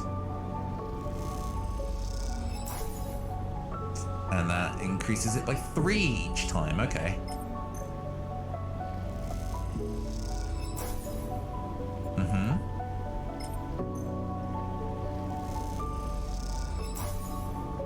Okay, excellent. I guess the last thing that we need is to find either some grill or some matsutake. I think we can buy it. If I'm lucky enough to go and find... Yeah. Oh, right. So to explain the previous context, Marshall, because you were here for the previous 2 streams, we initially existed on Earth. We sold the physical version of our bodies to a corporation, so we digitized our brains to be put inside a synthetic body to work in space. Turns out doing that for a corporation is a shitty idea, so we ran away from the corp that we worked for. However, technically our body is owned by a corporation, so 2 things. It put a tracker in our heads so we can be reclaimed as property. Bounty hunters have been sent to us to kind of retrieve our body. And also, our body is designed, planned obsolescence, kind of like modern electronics. It slowly decays over time unless it is fed with a proprietary substance that our corporation makes. So, I have been trying to find a way to survive on the space station by, doing odd jobs, speaking to people who might be able to find us ways off the space station, finding ways of removing the tracker in our heads. We actually had a bounty hunter who came up and demanded money from us repeatedly, or they would just turn us in. But we have managed to remove the chip in our heads, meaning that we are no longer being pursued as a living body. The corporation considers us as dead and not worth retrieving, so we are actually free to do what we want now. So the state that we're currently in is either maybe finding a way off the space station, or just finding a way to comfortably exist, which means that things are now very relaxed because there isn't really a dedicated high time pressure for anything anymore. We just vibe in, which is kind of cool. It's nice to be able to actually have not a blade to our neck anymore. Giving us time to just pursue some of the things that were previously way too time consuming to kind of push. I am the kind of, I guess, gamer, or at least tabletop RPG sort of person, where I am very much for the thinking of a specific objective that I want to push and pushing that really hard. So I cleared with a little bit of thinking through in terms of maths and wiggling the maths to be in my favor, the really difficult tasks really early. So now I've been given free reign of doing the not so difficult tasks, which is quite relaxing, although maybe less entertaining as a streamed exercise. But everybody seems to be having a chill time so far. So I think we're just in chill gaming zone right now.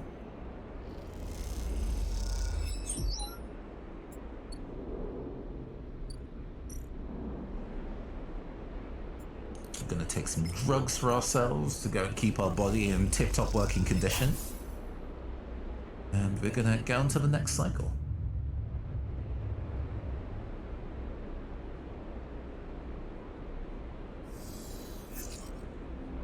Fours. That is not that bad. We can work with that. This is going to take some time to actually finish growing. That is okay. In the meantime, we'll find interesting ways of spending these fours, I suppose. I think this trade post, we can buy mushrooms. Oh, we can sell mushrooms for money.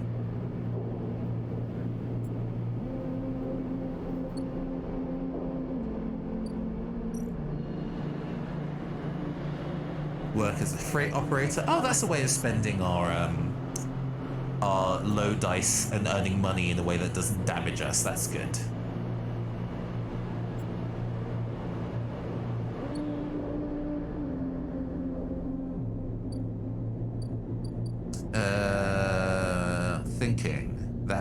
need one more day before that is relevant to complete.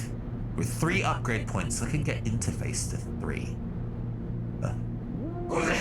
Excuse me, apologies. Actually, I think that's worth doing. Oh,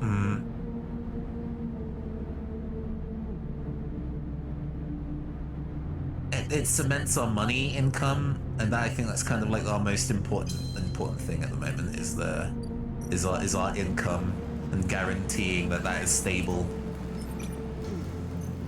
So we're just gonna spend this day to get some mad cash, because it continues to let us buy the medicine that keeps us alive.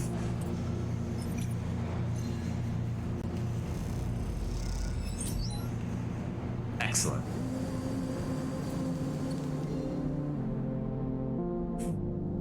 We don't need to buy the medicine yet, so we can actually, let's re-roll these 2s maybe. Oh, a 6. Excellent. We can spend that 1 here. Cool. And then I decide what I want to go spend this 6 on for the future. What's our goals again? Still working on the sideroll ticket. I really don't want to work for Abia at all.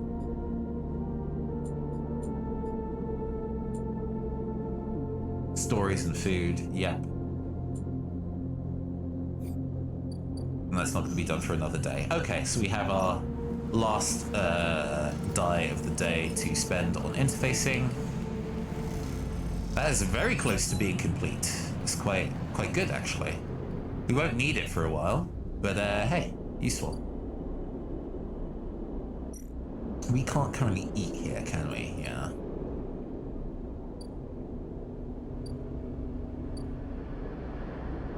It does mean next day we're going to be quite hungry, but that is all right. Things are still progressing at a smooth rate. What do you need? You basically need any mushrooms at all. All right, next day.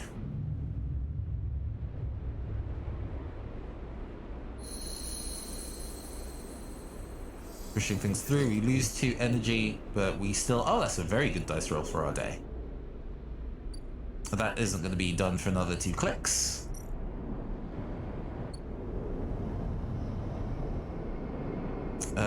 The bar is going to be done and Emphas is done, so we have two things going. Oh, 2 bits of story time then. Let's talk to Emphas first. Emphas is preparing Matsutake caps. He cleans them carefully with a damp cloth before shaving the stalks as if he were sharpening a pencil. His knife slides through them, revealing the bright white flesh within. "These are good, Sleeper. Very good," he says without looking up. "I bartered with Mingi for some kelp too, so we can brew the dashi." "You know Mingi?" Emphas looks up from cutting with a smile. "Everyone knows Mingi." Emphas slides the sliced Matsutake mushrooms to one side and takes out a closed pan. He opens the lid and you see the green wafer of kelp sitting in a bath of water. "Been soaking it since last cycle," Emphas explains. "Should be good to warm now." He places the pan over the burner and turns it on low. "We have some time now." He wipes his hands clean and throws the cloth over his shoulder. "However, there is one difference this cycle," he smiles. "You have been the one providing the ingredients, so it is my turn to provide a story." "Okay." "Good. This story is important to me." He gestures for you to sit on the folding stools behind the stall. "You see these?" Emphas runs a hand over his forearm, tracing the circular scars that mark them like perfect white marks. Conway called it an anchored interface rig, a mechanical control device for piloting a heavy-duty extraction suit in low-G industrial operations. We called it a bone suit. He points to a pattern of larger circles on his shoulder. They drill in and anchor it there, then all the way down to the arm. He taps each scar on the way. It maps mechanical movements to the suit exactly, to a 1-to-1 mechanical replication.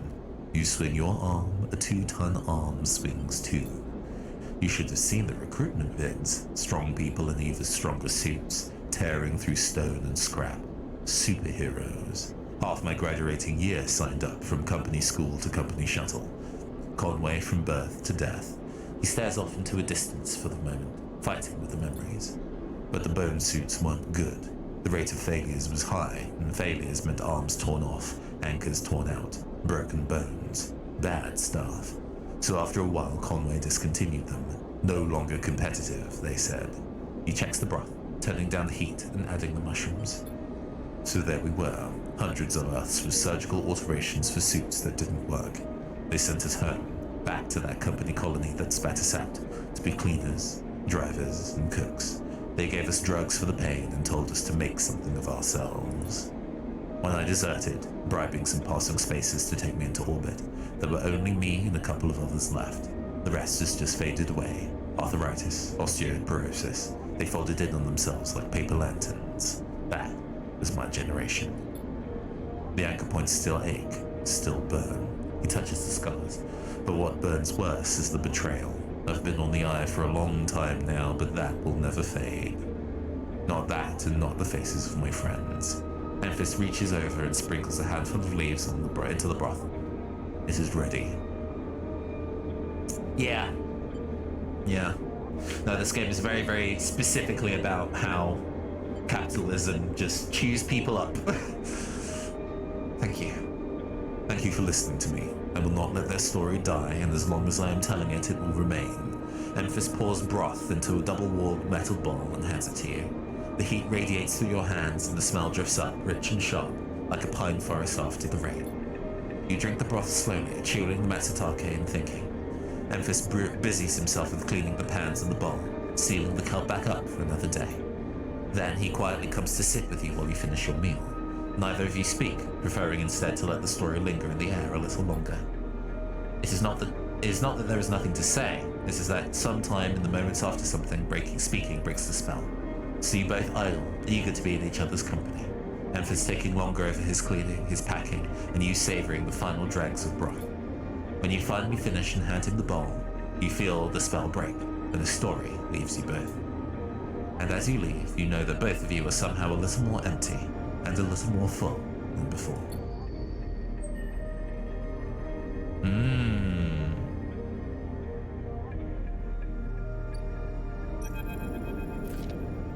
Tala comes to you in one shift when the bar is empty, tapping you on the shoulder as you clean the bar. It's ready. Oh, her voice is a bit raspier. It's ready. She's grinning ear to ear. The grill? Obviously. She grabs you by the arm before you can ask anything else, and drags you into the back room. The smell hits you immediately when you enter, a cocktail of rich fermentation and chemical sharpness. The room is warm and bright now, the newly installed lights making the place look clean, whether it is or not. Talo has already pulled up a couple of stools around a metal crate, where 2 glasses with a few fingers of pale grill sit in it waiting. She smiles. I haven't even tried it yet. You can see she's nervous. You both sit at the makeshift table, the slight strangeness of the situation making you both jumpy. Tala hands you a glass. Cheers, she says solemnly, and knocks the glass back. You do the same. The first sensation is burning, a sharp nose-clearing blast of alcohol that has your frame querying whether you would like to activate safe mode. You gulp the drink back, and it is only then behind the burn that you taste the earthy tones of the mushrooms and the wood and the soil, left behind like sediment, barely there. Ugh, that's strong. Tala nods vigorously. Ugh, that was heavy. About how I imagined, yes. As promised, though. You think? She swells the glass and puts it down. Wait, I have an idea. Tyler grabs a metal bottle from the newly installed work surface and drips some drops of water into the grill. Try again. This time, the burn is a warming glow, harsh but fading off, and the woodiness is less heavy. You taste something floral among the marshy decay, something fresh and bright that you never expected to find. Both you and Tyler meet eyes. It's really good, right? Definitely better. She nods and takes another sip. Damn good. Tyler pours out some more grill and then adds some more water, the action's already taking on the quality of a ritual. You both drink. Tyler tucks her feet up beneath her on the stool, folding her legs. She looks down into her glass and swirls the liquid thoughtfully. What's on your mind? Tyler looks up at nothing in particular. My father opened this place, you know, she says out of nowhere, her thoughts suddenly becoming words. It was his attempt at making life for us, for my family, when we got to the Eye. You were refugees? From Simsa, yeah. It's one of Ember's moons. She takes a drink. I don't remember much. I was only tiny when we came. I was just thinking of something he told me. When he first set this place up and wanted to call it the Bantayan. But he was afraid it would scare off the customers so he translated it, hence the Overlook. And these past few cycles, when I've been in here, I've been thinking that I should rename the place. She looks to you. The Bantayan. What do you think? What does it mean? Dad said he translated it to Overlook, so maybe something like that. Watchtower, maybe. Look out. Tala picks up her glass. That settles it, yeah. Then, to Bantayan. You both click your glasses and drink up. Tala hisses through her teeth. Still harsh. She laughs and then suddenly grabs your shoulder. Sleeper. I totally forgot. She stumbles to her feet. She lurches over to a corner of the room, covered with a plastic sheet, and whips it off like a magician performing a trick. Beneath it is a neat little kitchen. A sink, a work surface, and a compact oven with a hob. Your kitchen. She doesn't give you time to respond. You can come make stuff here anytime, as long as you promise not to raid the mushroom farm. I need those for the grill. I was thinking too, if things pick up, we can start serving proper food at the Overlook. I mean the Bantayan. She laughs. She laughs. Do you like it? It's perfect. Tala gives you a hug, then quickly stands back. I'm sorry. I'm just so glad you're here. She grins. Me too. As Tala tidies away the glasses, you inspect the kitchen, checking it all works. It's small and salvaged, but after what you've had to put up with, it feels like a dream come true. Later, when she's done for the day, Tala comes back through the bar, and you share a glass with Good Grill, the one that she didn't distill. And this time you talk about nothing in particular, sharing stories about regulars or discussing the best place to eat on the Eye, which after everything has happened feels like a nice change of pace. And when it comes time to leave, you promise to cook for Tala, and agree to let her know which shifts you'll be working in the coming cycles, and then slip out of the cool of the Rotunda. And in this moment you feel at once at home. Oh. We're helping so many people! And now we can return and cook.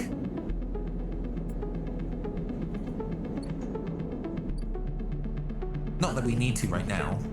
Actually, we're maybe a little bit of a dearth of things to do right now. We could feasibly work at the rest of the low end and get us to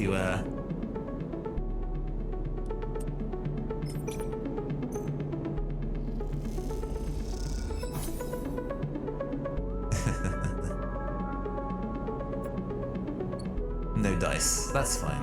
A new drive. Oh. Build a home.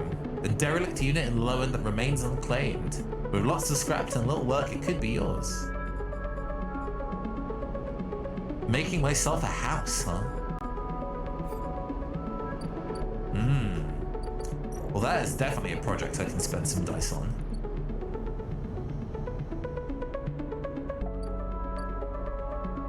Especially since nothing else is going to be done for a couple of days.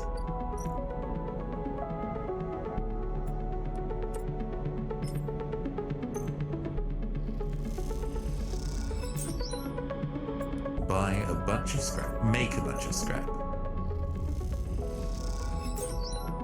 Reroll. Oh, another 6! Baby. We're just going to spend that 5 instead, actually. 6 scraps, pretty good. I want to hold on to that 6 and actually finish the clock of becoming a low ender, because I have a feeling that might become useful. The derelict unit, which requires 4 scrap. Oh, easy! Easy!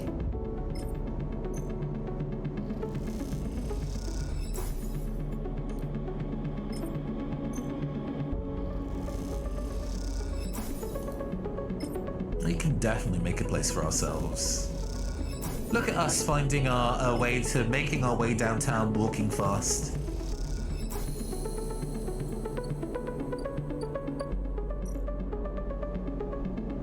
And then it requires sealing, which will also take time. It's an endure task, so it's something we're not good at. And knowing that that's something that we can do in the future is good to know.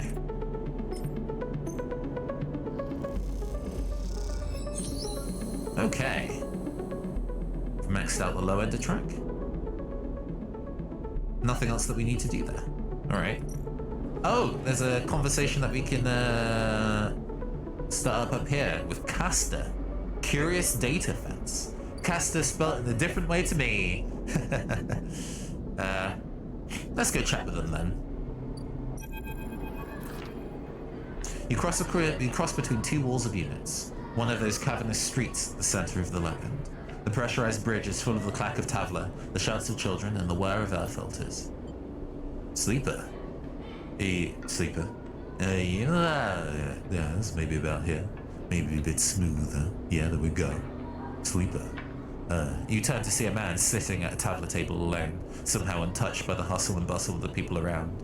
He gestures to the stool on the opposite side of the table. Sit.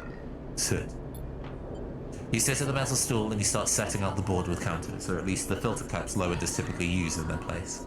Castor, I think it's probably more Castor and Pollux. Castor, he says by way of introduction, looking over his glasses. Night or day? He asks, gesturing at the caps, crudely sprayed white or black. Night. He nods. The black counters are already on your side. Let's begin. You both take a plastic die each, pitted and worn, and roll to determine who starts. Castor rolls a 6. You a 4. I lead. He smiles and begins to move his first cap precisely along the board.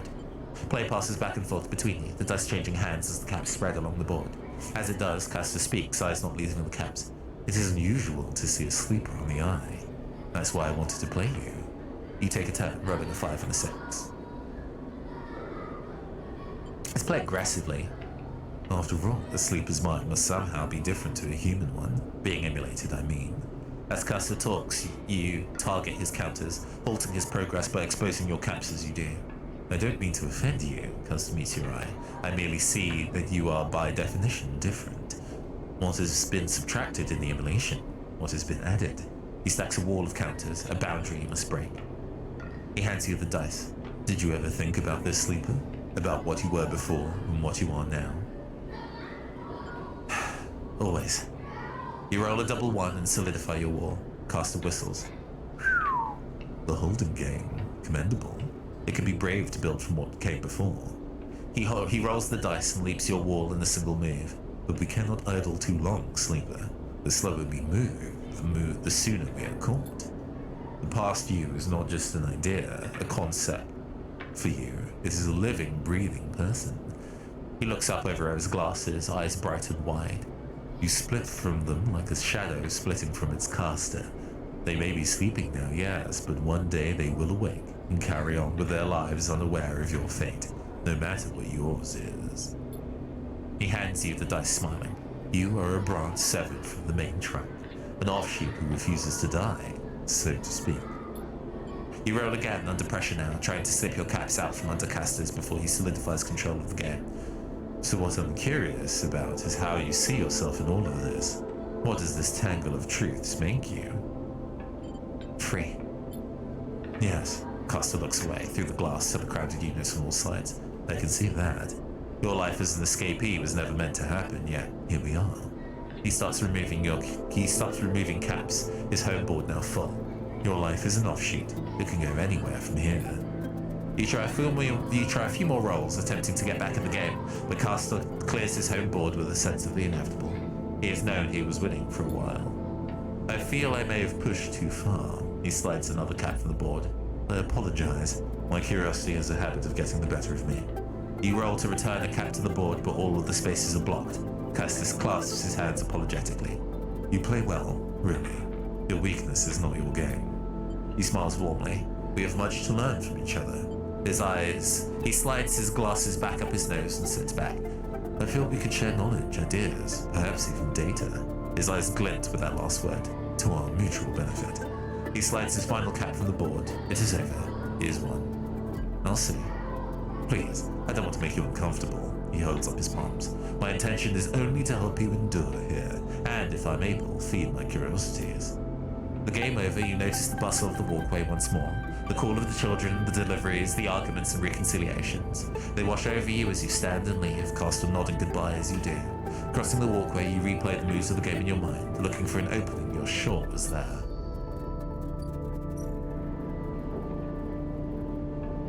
So I can sell him Havenage and Yatagan data, but it has to be a whole stack, not just one or two. Has this repopulated the amount of points to rep? Not really. Not really. There's nothing else to do today, so let's go and head back. We did a nice number of side stories though, which is good.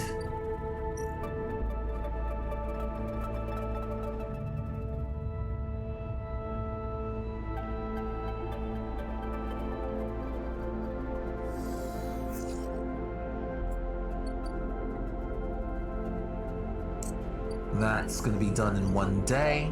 We have pretty mediocre dice, though.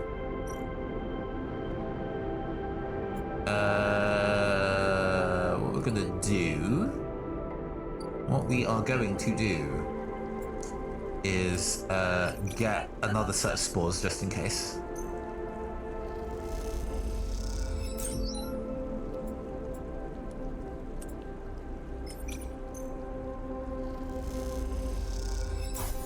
Cool. Refresh those dice. Pretty bad still. We can spend one of them to feed ourselves, so that's not so bad.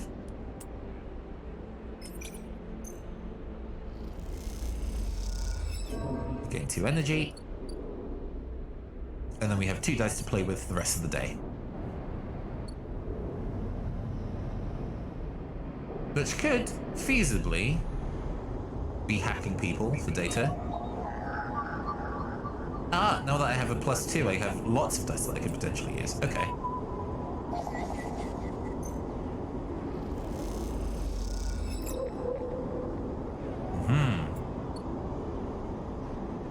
Neato, and we're no longer specifically targeted for by Hunter, because Hunter is now busy permanently.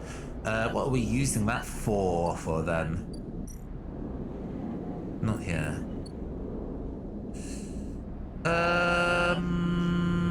Let's go to the side rail. We've almost finished this track now.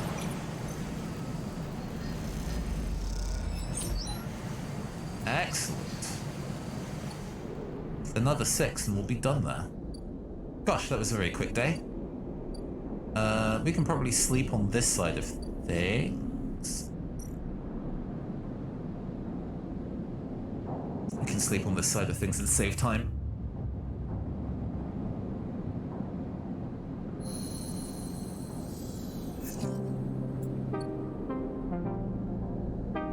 What a miserable hand. What a miserable, miserable hand. Awful.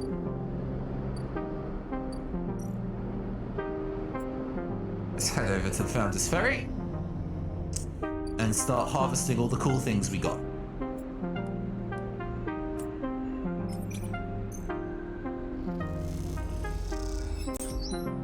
Okay. Mutated snake eyes. Yeah. Yeah.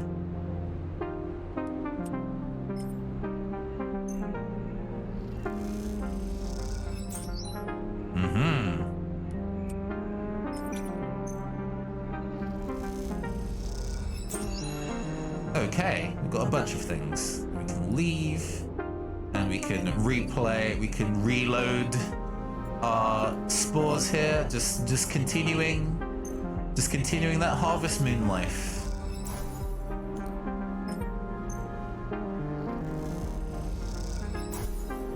I have a feeling these super rare clubhead caps are gonna come in handy later, so having extras of them handy is probably gonna be great.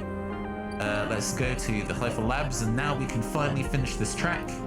I can't believe it took so long to gain 1 mushroom. And consistently roll Snake Eyes on 4 2+ shots. Yeah. War Games energy, that War Games life. I know what you mean.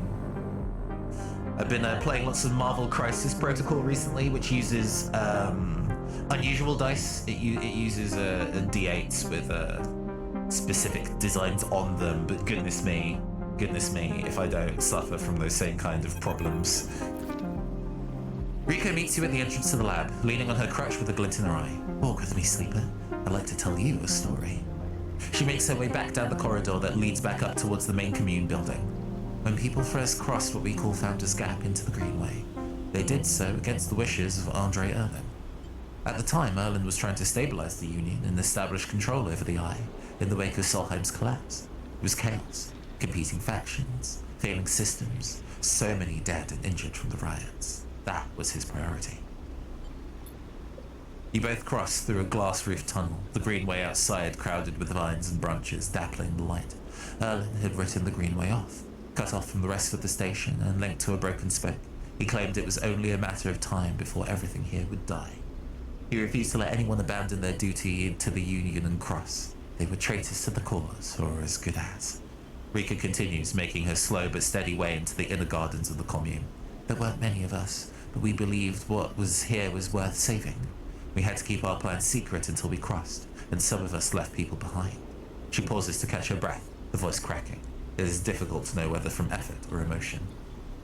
I bought and painted scouts exclusively to roll 4 hits on 2+, damn it. They don't even get me started with dice with a lot of sides. Hey, you know, D6s can already be emotional betrayal, but sometimes the thrill of the gamble is what makes a D8 or a D20 so enticing, you know what I mean? What we found here was a disaster, nothing like what you see here. Half of the Greenway was leaking oxygen into space, the plants flash frozen. The other half was a swamp of mulch, as decaying matter clogged every system. We worked hard, we lost good people. We cleaned up and closed up, but it was never going to be enough. After many, many cycles, we all knew this place was doomed, but we kept on working, talking less and less because we couldn't face it. We all developed a death wish. If the Greenway was going to die, so would we. But it didn't die. It did not. Riko smiles. We crossed some invisible boundary, tipped some biological scale, and the Greenway started to recover. Plants flowered, crops sprouted. For the first time, we reaped the fruits of our labor. Riko smiles, looking up at you. We thought it was us, but we managed to do just enough to end the cycle of decay. We thought we had saved the Greenway. Until today. You pass into the grow beds of the commune, rich with the hustle and bustle of Hypha members planting and harvesting.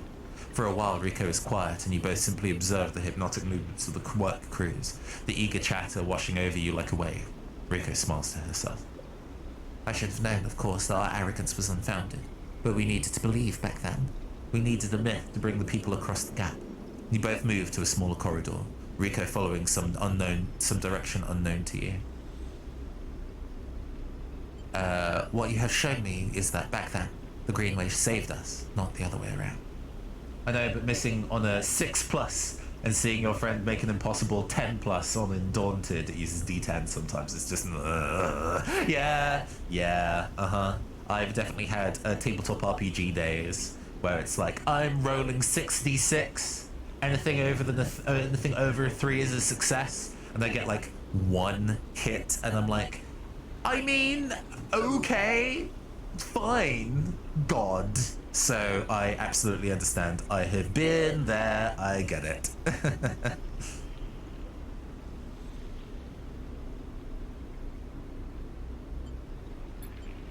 Tell me, have you ever consumed one of the Matsutake or grill caps that have been growing? Just dead, yeah. Just a chalk outline. And depending on how important that role is in the game, maybe you are left as a chalk outline on the other side, know what I mean? I imagine they were delicious. Nutritious, almost uniquely so, she muses. After all, they were designed for you. What? Rika has a mischievous look. At first, I thought it was the location they were grown that made the mushrooms from the aviary, from the labs or from the grove different to each other. But what I have come to understand is that it is the person growing them. Okay, interesting. Also, good evening. Good evening, Shayla. Happy belated birthday, by the way. We've not been in a position where we've had voice chat for a while, or I've not been able to make a stream that you've been live for, so I've not been able to kind of vocally wish you a happy birthday, but happy belated birthday. Hope you had a good one. Matsutake and grill caps you brought to me are totally unique. containing compounds never usually found in similar specimens in my possession. Many of the compounds aren't even digestible for humans, but for a sleeper like you. Rico smiles as she leads you to the internal garden of the commune, where Hypha members have planted species from all over the Greenway. What did you get up to, by the way? Well, I hope you were able to do something fun on your B-Day. Back when the tide turned, when the Greenway started to recover, we all felt something. A response. It was as if this place was not just alive as the forest is alive, but alive in other ways. Communicative, responsive. We shrugged it off at the time, but now I understand why. They came up for the Switch with some birthday cash. Hey! What'd you get? Ah, great. I'm glad it was a relaxing time and you got to see people that you care about, spend quality time. Excellent. Rico stops and turns to you. This place is responding to us, adapting itself to us. It is growing fruiting bodies for you. For me, it is adapting, changing. It is, in short, displaying all the signs of sentience. The Greenway is sentient? Perhaps not the Greenway, but the ecosystem itself, or something within it. Rico sits on a bench within the peaceful gardens and gestures for you to join her. When you've been growing the grills, the matsutakes, and the aviary, those species so familiar to the Greenway, have you discovered others? Yes, actually. Rico can barely contain her excitement. I should like to see those. Please bring me some the next time you're here. You look around the garden, amazed at the sense of peace within it. Rico interrupts the silence. There's a species of mushroom that I haven't seen in years. It was dark, short, shaped like a club. We first found it in those early days when we were working to save this place. It was around the time we started to lose our first members. They were succumbing to some infection, some mold growing deep in the dark mulch that drowned this place.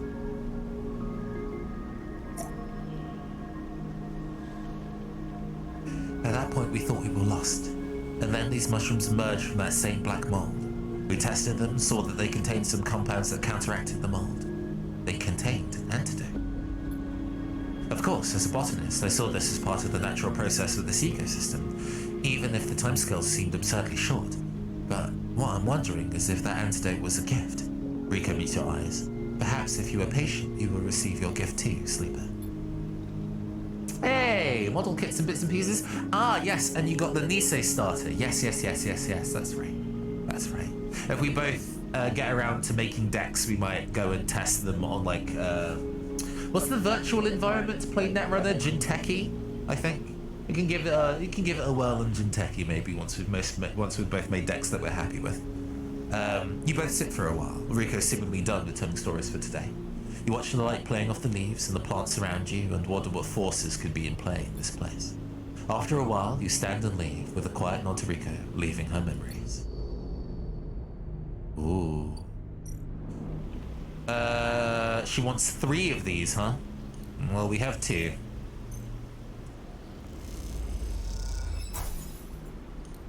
Working up a 3rd is going to take some time. I've heard of Iron-Blooded Orphans. I believe that anime has been available on, like, Crunchyroll for, like, a while. That's already cooking over. Teaching a friend to play Netrunner. It's a cool game. It's very difficult. It's a difficult-ass game, but it's rewarding in its own way, I guess. There's a very energetic community around it, I guess I'd put it.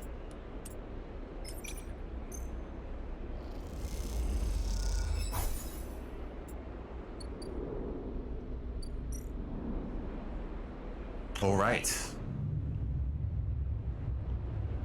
You just like the look in particular. I get what you mean. Sometimes there are shows that have really cool character designs and you're just like, I don't go here, but I like this. There's an anime called Star Driver, I think. And the, like, lead mech in it is specifically this androgynous musketeer kind of character with a big cap with a plumed feather in it. And I think I watched, maybe eventually got around to watching like 3 episodes of that show. It's like, this show actually kind of sucks. But, the character design, on point, love it. Miss Sazabi, another, getting out of print collectibles is always a thing. I definitely get what you mean. Been there. Let's re-roll these. Bad. Re-roll them for bad result. But we can finish this. Oh, okay, fine.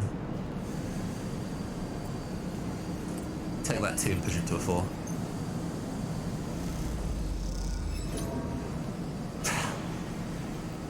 Oh, I took physical damage from that, actually. Ouch. Oh dear. This Suzabi will come back when the build fighter stuff rotates back in. Just have to wait for the right season.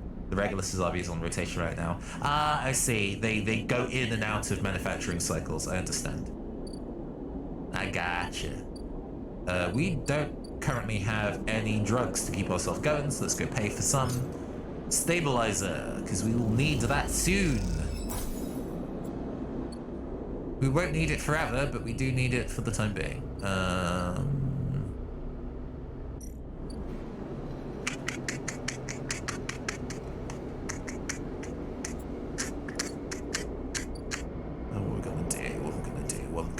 what we're gonna do.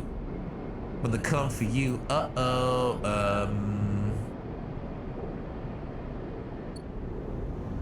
happy to spend one of my die on just food.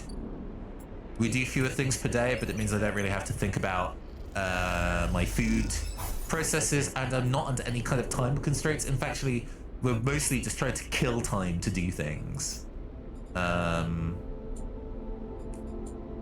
the greenway. Is there anything else we can do in this space? I don't think so. No. Okay. All right. We're just pushing it. We're just keeping it pushing.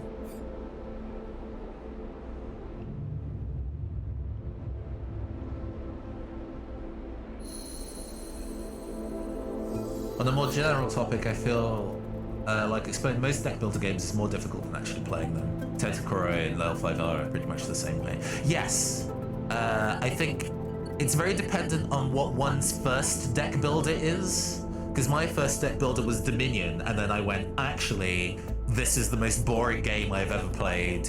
Why would I ever play a deck builder? I thought using cards in games was supposed to be fun. What the fuck is this? So like, it's definitely what your first deck builder is.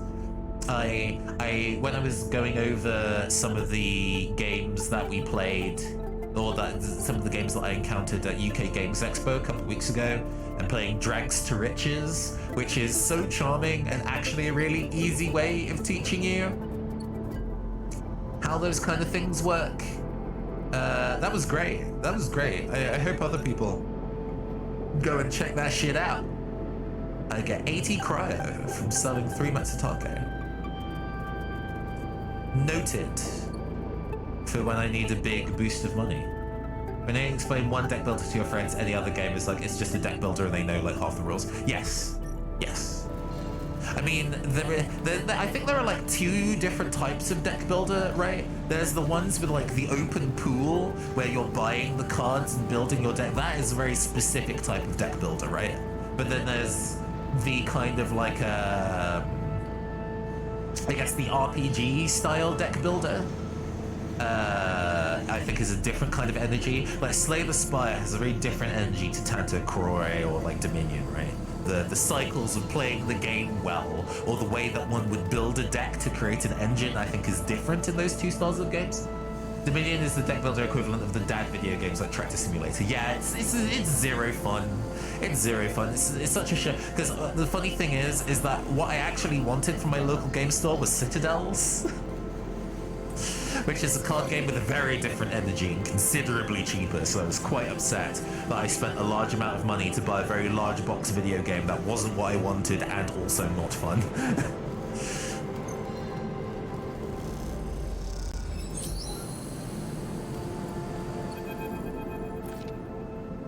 Your crew slowly filters out of the shipyard locker room, the bubbling chatter reducing with each group that leaves. There is excitement in the air. Haven't just made an announcement. The assembly teams are done. Sat on the locker room bench, you can feel the sidereal out there, its hulking mass now intimately familiar to you. Over the past cycles, you've watched it grow, be assembled. You've walked through its veins and welded its bones. Now it is ready for the final stage. It will go to testing now, then enter the final process of sealing and resealing, checking and rechecking before it is deemed suitable for its generational trip. But for now, your work is done. You can't help but feel proud.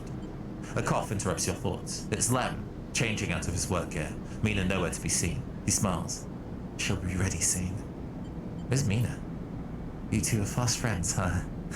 She's being watched at home. Now I'm on the work team, I can afford a bit more help. He corrects himself. Was on the work team, I mean. We're all out of a job now. He quickly adds, not that I'm complaining. He comes to sit beside you on the bench. She's got to be in her best shape when she carries you, Mina, and me out of here. So confident? Lem smiles apologetically. Why not? I figure I'm due a lucky turn by now. He rubs his hands nervously. No use in wondering. What if? Until the draw anyway. There's a few cycles until then. Lem is right, but the odds seem unlikely anyway. How many are working on the shipyard? Hundreds, 1,000? You've certainly seen more faces you can count plus 3. And the Cells Foundation are the Cells Foundation even going to keep their promise? Out here on the Eye, you get the sense that no one will hold them to it. Why else would they be building the sidereal in the surrogate system? As you think, Lem watches you with a worried look. How's Mina doing? Lem is surprised by the question but smiles. She's doing well. She misses having you over, actually. I need to get you two together again soon. Especially now I won't see you here either. Lem gazes into space. She's pretty stuck on you, actually. She told me the other cycle that she doesn't want to go unless you can come too. She sighs. Have you ever been in a thunderstorm sleeper? A real big one? I don't remember. Lem shoots you a worried look for a moment. There's something else, he smiles. The sound, the smell, the rain hammering down. The whole sky stretched out and bruised, roaring and huge. The place I was born, New Pembroke, an old dry rock in the Conway system, had 2 seasons. One of them was as dry as bone, dusty, ugly. The other one was one long storm, a side effect from the terraforming efforts, they said. Rain used to rattle off roofs like bullets. It washed the dust away. It turned the streets to rivers. It sent us to sleep and wake us in the morning. But we'd wait half a year just to see it again. The best day was the one where the first drops fell. He sniffs. Some days I wake up swearing I can hear it again. I was thinking, Mina has never seen a storm, never even felt rain. She's grown up there. She's grown up here. The rain her only horizon, always in the dark. I want to change that for her. You will? Of course. Almost there. Lem stands, stretching. Let's get back to the little one anyway. With the shift's done, I reckon she'll be happy to have me home for a few cycles. He shoulders his gear. See you in a few for the draw. Good luck. Don't need it, he grins. Lem leaves, making you the last person in the cavernous locker room. As you sit, you think about rain, and a little hope creeps in. Is it possible? Could the sidereal really take you to a planet?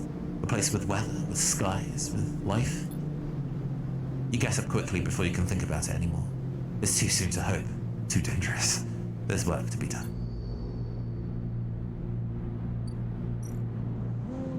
That's gonna take a while before you can actually do that. Yeah, no, we old. We pretty old, unfortunately. Age ain't nothing but a number, as they say. So we have 3 die.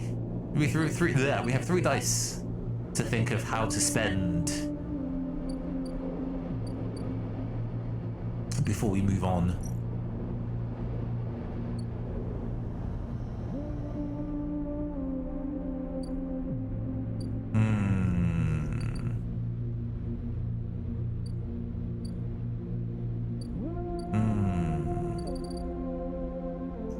We can spend to gaining more spores. It depends on how important the mushrooms are. Let's hedge our bets.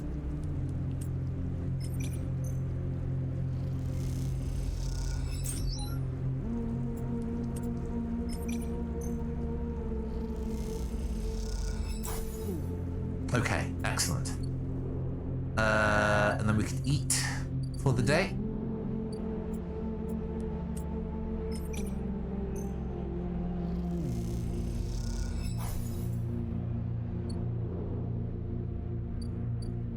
then move on to the next up, but first let's go take our stabilizer.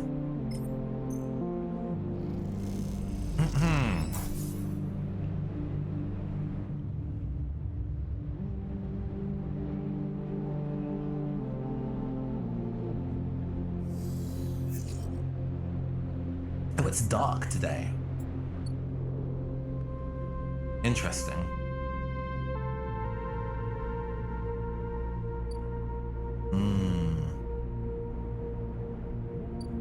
Oh man, it feels like we're reaching the end of this. It feels like we're close. Also, 3 6s? Incredible. I don't know what I'd spend those on.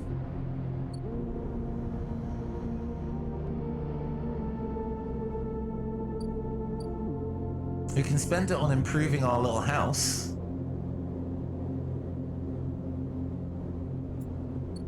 That might be a reasonable way to spend it. We can also cook some of the cats that we...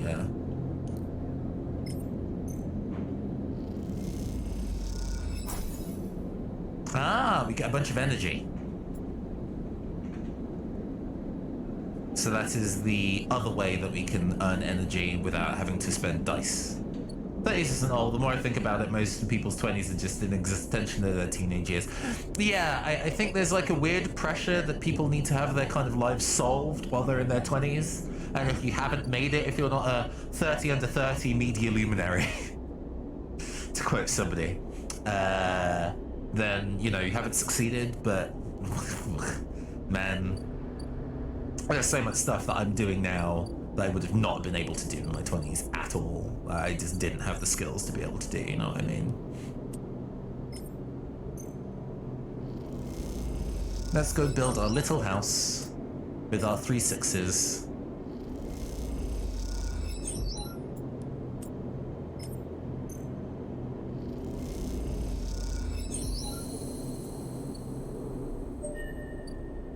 Hey.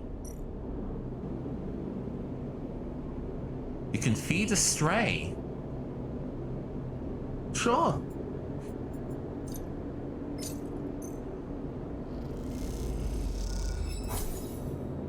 We can get a little pet. The stray hops up onto a work surface and looks out of the unit's small window. It doesn't acknowledge your presence. It just sits there beside the tray of crumbled crackers, staring out at the low end. What's this cat's story? There are more on the station. You haven't seen another in the low end, but in this vast megastructure, that means little. There could be a whole colony of cats like this out in the Warrens. You look at this sleek dark fur and sharp eyes. It doesn't look ragged, it looks at home. In fact, its presence in the unit makes you wonder if this is the stray's apartment where you are squatting in. Though the stray is looking out at the station, you feel its attention is on you, waiting for you to spring your trap. You remain relaxed and watch as something flickers in its eyes, perhaps the reflection of a passing ship. The stray settles a little and starts eating, picking at the broken crackers. You don't remember ever having been this close to an animal. It triggers something in you, a recognition of life, totally unlike your own, but somehow still connected, parallel, even interwoven. The stray licks crumbs from its fur. Do you like it here? The stray flicks their tail at the sound of your voice. It's hard to imagine the stray liking anything, or at least being vulnerable enough to admit it. But the stray's pleasure at existing here in this place shines through its every sinew. It is not that the stray is always happy on the eye, but that the stray is engaged by this place. This is alive here. You turn your eyes to the window, the one that the stray looks out of, and you both watch the stars and the ships together. You feel something pass between you and the stray, a kind of acknowledgement of each other, a sense that each of you might share something with the other, a point of connection. Then all at once the stray yawns wide, hops down from the unit and brushes along your legs, and then it is gone, out through the unit door and back into the corridors of the low end. Neat. How to spend our time.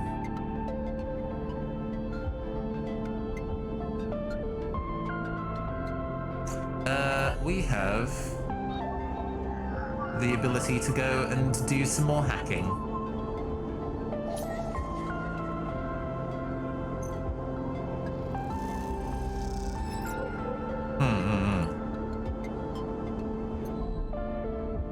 because we can sell that to Caster.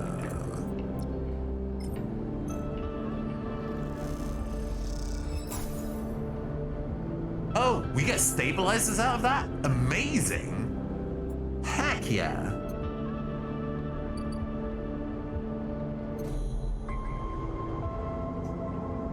I mean, we do have some Having Edge agents still around, okay.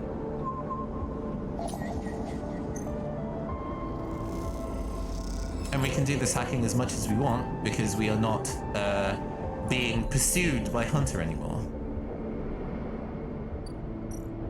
Okay, another smooth day completed.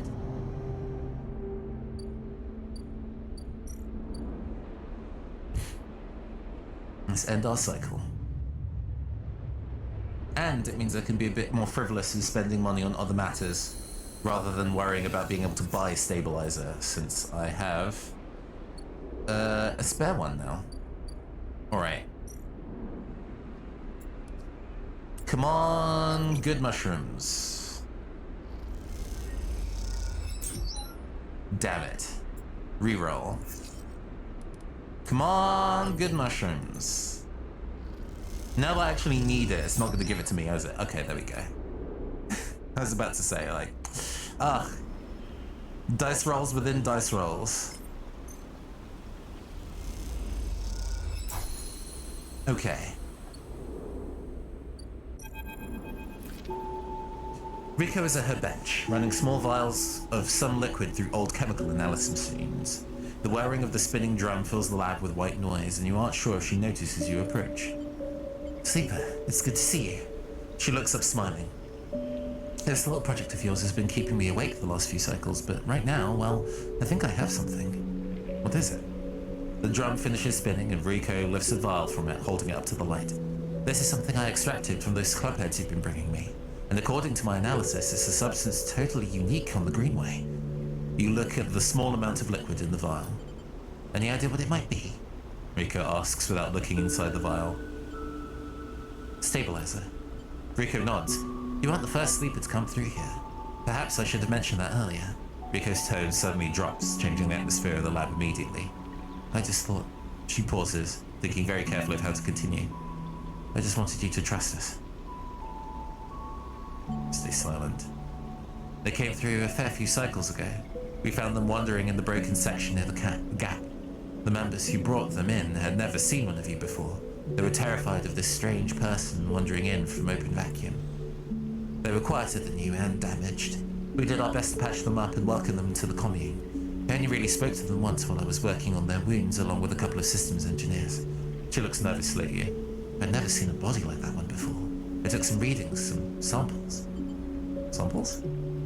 You have to understand, I was curious. I didn't know what I was looking at. I just took a little of the damaged material, less than a thumbnail. She shifts her weight to her crutch. The next cycle they were gone. They took a little food and hiked up towards the wild margins, where the Greenway meets the wastes. Someone saw them in the distance, but that was it. They disappeared into the undergrowth. She sits down heavily, the vial in her hand. When I saw you, I wanted things to be different. I wanted to keep you here rather than let you disappear into wherever they ended up. She smiles to herself. Yes, I wanted to understand this place better, but I also wanted to help you. It seems that somehow both my wishes have come true at once. She holds out her hand with the vial. This is for you. You take the stabilizer, the glass cold and smooth in your palm. Thank you. Don't thank me.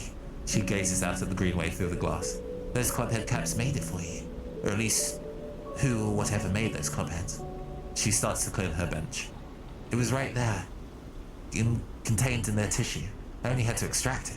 I imagine you understand how incredible this is. I learned enough from that sleeper to know that your body, your frame is it, runs on some exotic technology. Exotic technology that has a time limit built in. Somehow the Greenway knows that too. It understands your physiology much better than I ever could. It knows how to treat you. Just like that miraculous antidote that sprung from the mold. So this sprung from your presence here. The Greenway is speaking to you. It is welcoming you. She looks up. I know it sounds crazy, but I know it to be true. Here's the evidence. And what I also know is that it's no longer speaking to me. Even after decades here, I've never seen this kind of response. Not since the antidote so many cycles ago. She smiles. So I'm going to make you a deal. You bring me as many club heads as you like. I'll extract the stabilizer and give it to you freely. But you have to tell me what the green weight is. You have to speak with it, to dig into it and find what it's at the center of its being. I've traveled as far as I can. I need you to do the rest. Can you do that? Yes. Rico sighs with relief and deflates into her chair. Thank you. I'm sorry for the other sleeper, I truly am. I'm sorry I couldn't have done more. But I'm so glad that I met you. She smiles. You're welcome here, anytime. Rico falls silent. She looks smaller now, more fragile, and you realize how old she must be to have seen the collapse firsthand. You idle a little in the lab, in case she asks you for anything else, but she remains silent, and so you drift back to the tunnel, thoughts of that other sleeper and where they ended up weighing on your mind.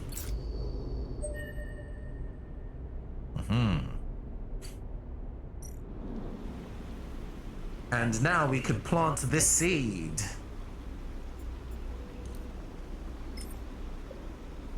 Finally. What does it do?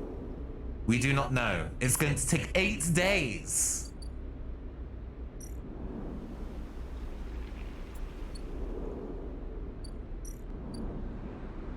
This is going to take 8 days. Gosh. Well, I guess time continues to pass. The plot has eased up a little bit now that we're in this late game stage, but I think we must be so close, and I don't want to like stretch this out to our 4th stream. If it feels like we're as close as we are, my voice is probably good enough to keep going. We'll see.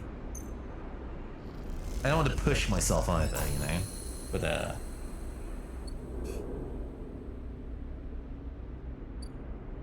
hopefully we are enjoying the mystery unfold in such a manner. We still have 2 dice to spend on the rest of our day.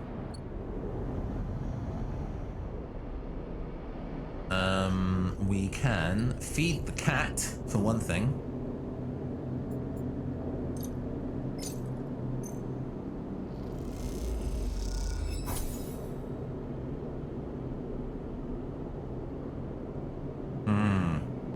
It's repeatable, but it doesn't seem to push towards a clock of any kind. So we can just kind of do it because it's fun. We've got a way to spend stray money. I mean, that's fine. Can't do any of those yet. Let's continue hacking, maybe, if we can find more Havenage agents. 2301, easy.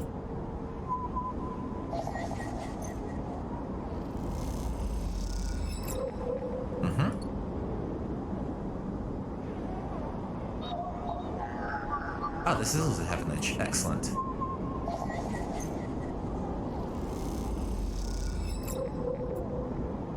Nice. And we can turn that data in for, I think, another stabilizer. So we're rocking 3 stabilizers. That is very useful. We'll be able to keep things going at like very high data for a while. We get a shipmine core out of that, okay?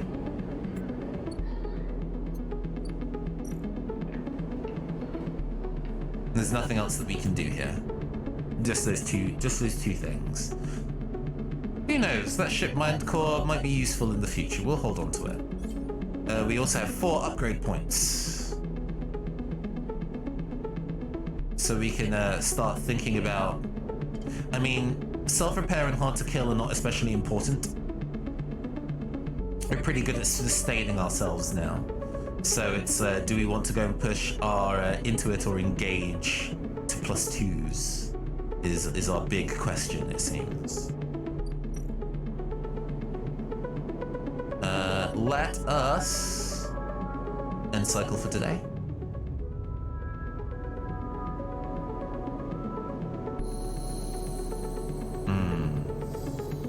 we're starting to get quite low on energy, but we can now cook mushrooms and feed ourselves, which is excellent.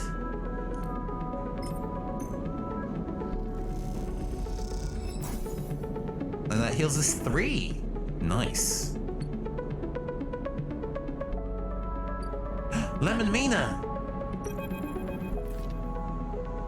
The crowds have already gathered by the time you get to the shipyard, and you recognize faces among them, the people you've worked alongside on the Sidereal. The intervening cycles have turned their excitement to anxiety, and a few of them smile at you. Instead, the nervous energy of the crowd fills the space, creating a feedback loop of growing tension. You pick out Lam and Mina and work your way over to them, pushing through the crowd. He silently raises his eyebrows at you, his anxiety obvious, but Mina flashes you a huge smile, unaware of the tension. "Robot!" she calls out, reaching out to you. "Hi, Mina." She raised frantically, grinning. Quite the turnout, huh? Lem glances around, pulling Mina close. "I don't think patience is one of this crowd's strengths." The sound of an argument towards the back catches your and Lem's attention. He's putting it lightly. This place seems set to explode. "This isn't good." Lem doesn't dare answer, but the look in his eyes suggests he agrees. "This is Asta Enghart of the Sellers Foundation." The announcement echoes from the speakers of the shipyard entrance, and shouts of "Quiet!" rapidly follow. "I am sorry I can't be there to meet you all." Stanislaw Lem reference, possibly. There's a reasonable amount of wider tech and sci-fi references in this, I think. "I'm sorry I cannot be there to meet you all, and thank you on behalf of Sindra Celis for the work you have done on the Sidereal Horizon." Most of the crowd strains to see Asta's face, but the small display shows only a ghostly white figure, smudged and unclear. "Sandra wanted me to pass on her personal thanks for your commitment and belief in the Celis Foundation's mission. We chose the Eye for this project because we knew that we would find like-minded individuals here." That's a lie. "Especially among the ranks of the Venerable Havenage Association. Unlike most of the Corps, we neither believe Erlin's Eye to be a threat or a rogue state, but instead an embryo for the formation of a new decentralized social structure, one where each citizen might be the master of their own destiny." Maybe not necessarily, Captain Hurricane, we don't know. It's really unclear where the end of the story is, but you're definitely here for what I think is the denouement of this story. The ripple of impatience runs through the crowd. They didn't come here for a sermon. "You are all pioneers, just like those core citizens who the Sidereal Horizon will carry, in cryosleep to the planet that will become the Foundation's first frontier world, Celis 1. At the mention of the destination world, excited conversations break out among the workers. "There, our citizens will be able to create their own innovative bottom-up economic order, aligned with the principles set down by Sindra Celis herself: freedom, resilience, and self-sustenance. This is all thanks to your tireless efforts in the Havenage Yards." Bottom-up indeed. "As a reward for those efforts, you may know that we are offering a select group the opportunity to join the caretakers of this vision, the staff of the Sidereal Horizon who will maintain the vessel during its multi-decade transit through interstellar space." Lem turns to you, his eyes bright. "This is it." "This draw has been performed at random by the central AIs of the Foundation." Oh, we could have hacked this. Damn. "And is final and binding. Please note only licensed contractors of the Foundation are eligible for this draw." Meaning we are not eligible because we are not a person. "I know you have all been eagerly awaiting this day, and without further delay, I will now read the Celis identification numbers of those chosen for this great honor." A murmur runs through the crowd. Celis identification numbers? Licensed contractors? You've never even heard the term mentioned. Is this something you were supposed to be assigned? Oh, whoops. You glance at Lam, but his eyes are fixed forward, wide and shimmering. All around you, people are speaking in hushed tones like a rising wave. Asta starts reading out sequences of numbers and letters, and panic begins to set in. No one seems to know what is happening. Someone near the front of the crowd shouts in celebration, and everyone pushes forward. "Lam?" You turn to see Lam still staring forward. Mina is scared now as the shouts start. "Daddy?" Someone throws something at the entrance and it rattles against the shipyard doors. You see for the first time Havenage security stood on either side, scared, arguing between themselves. You feel the anger rising in the crowd. "Lem, let's go." He doesn't move. They might call out our names. I can't. Mina tugs at his dog tags.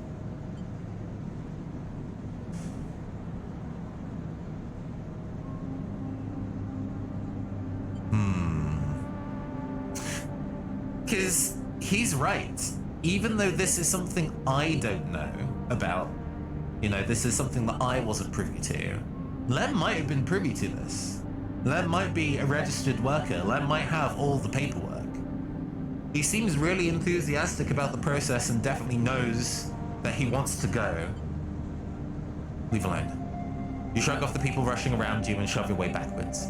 As you do, you hear the sound of scuffles emerging at the front of the crowd, of metal canisters bouncing off the shipyard walls. You keep your head down and walk away, the sound of Asta reading off the ciphers echoing above the chaos like some strange mantra. You stare ahead into the tunnel as the security sirens sound out, a signal for the coming violence. Ah, we failed a drive. But then, that was never really going to be possible, huh? The draw didn't go your way. In fact, you never had a chance.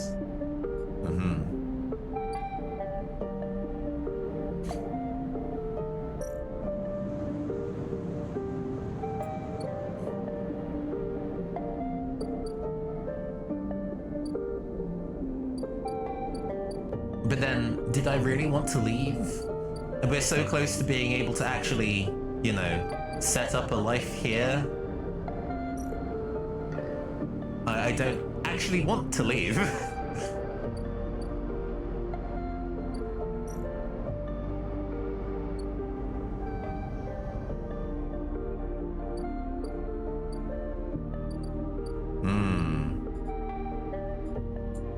I guess talking to Rabia is now one of our main options of things to do to proceed. We've maybe been ignoring it long enough. I am actually free now, so I can continue to just not work for her if I don't want to.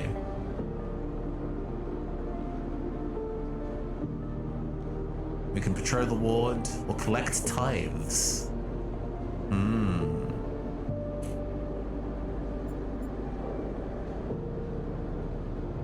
Well, we don't need the energy right now, so let's collect some tithes.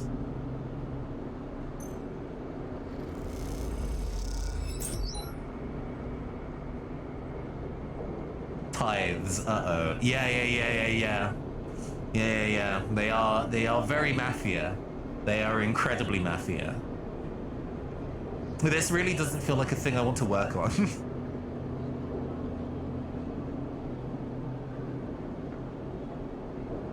Yeah, this doesn't feel like a thing I want to work on. I'm sorry. This ain't it, Chief. An interesting way to spend my dice. And it's only one at a time. You only get 1 point at a time. That's a long way to try and work on that. That seems super not worth it. But we have nothing to do for cycles at a time. So, you know, what else to do but bide our time.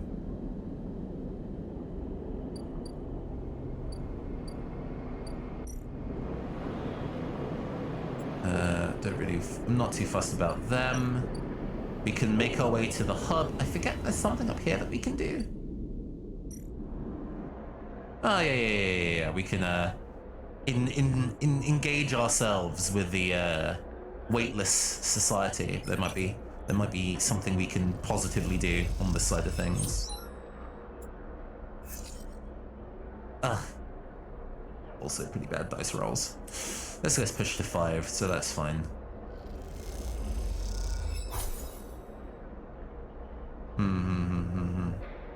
Alright.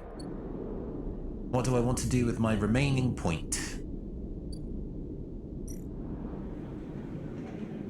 Oh, we can buy a space a meal now.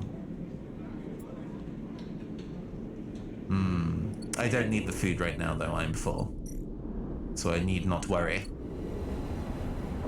But I must find a sensible way to go and spend my remaining time. Memphis, just buying food from Memphis now. We've finish that entire story arc. Not a problem. There was work that we could do here that's safe? Yeah.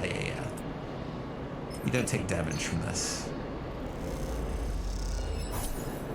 Okay, 10 cryo isn't a lot, but we have more than enough to kind of keep ourselves sustained for the coming future.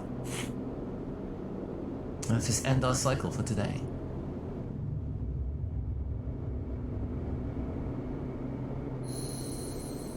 Yeah, I really don't want to spend my precious resources working for the Mafia. Fuck them. Alright. Yeah, it's going to take a little bit of time before the story progresses in other ways, so let's see what we can do here.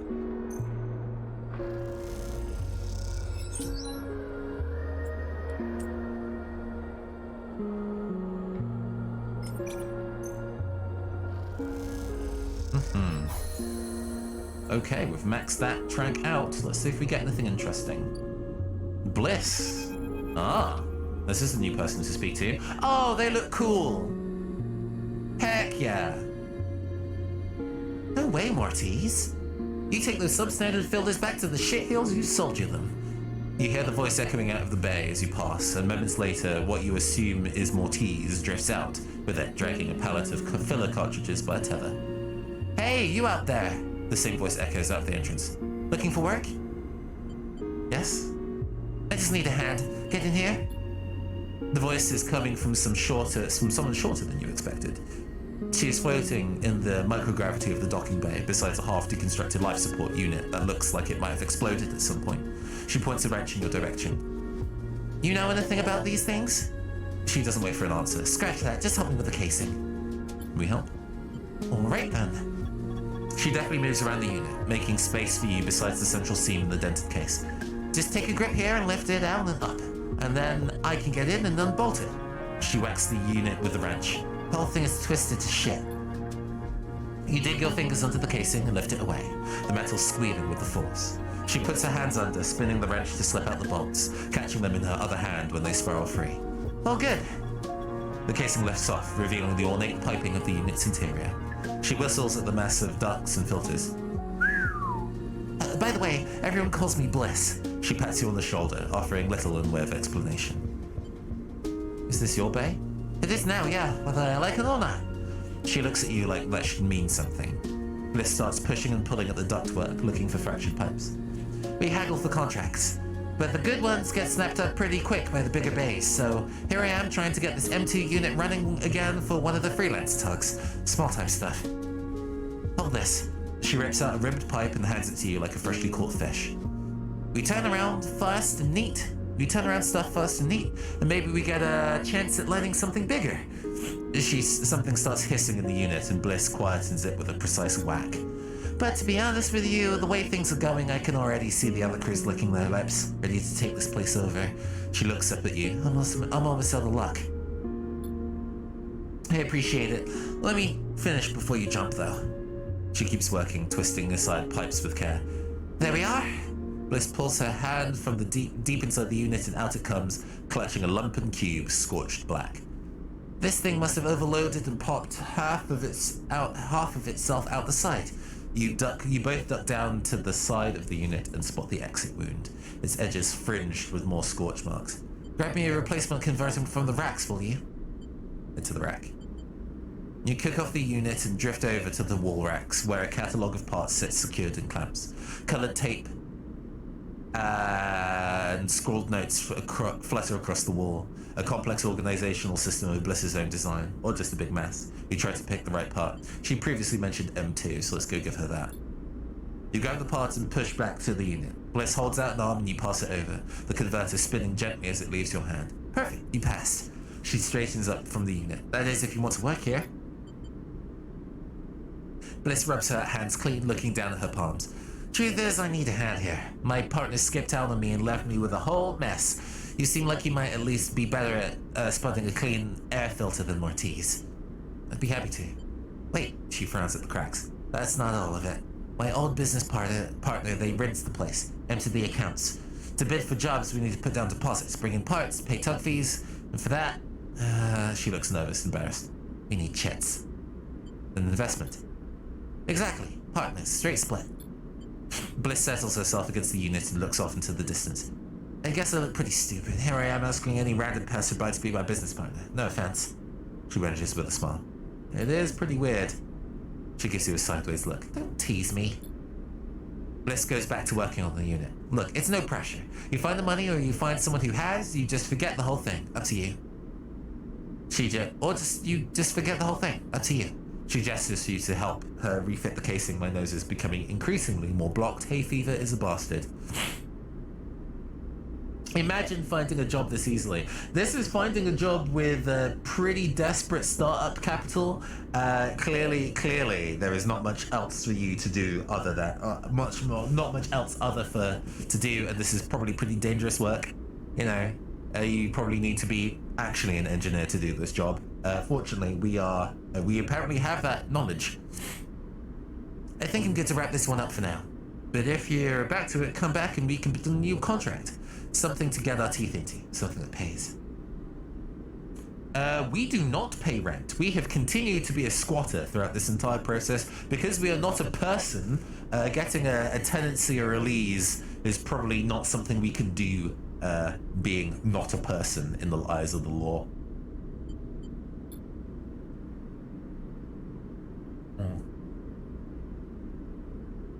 Oh, no. Being considered not a person is very much a bad thing. Existing just as an object or property basically meant that your life could be forfeited by the company that built your body at any time. We are just incredibly lucky to have basically filed off the serial number that makes us property as far as Space Amazon is concerned. We are dead to Space Amazon, but we still need to find ways to keep ourselves alive, and that doesn't necessarily mean that we are able to, buy things that a person, that... How to put this? If, for example, we needed to get a passport, that would be impossible under current circumstances. We wouldn't have been able to leave on that ship, because we don't count as a person, so we are clearly not a worker, that kind of thing. You hear Bliss as you glide down the passageway. Ortiz, I swear to God, if those filters aren't clean. You smile. Seems like this could be interesting.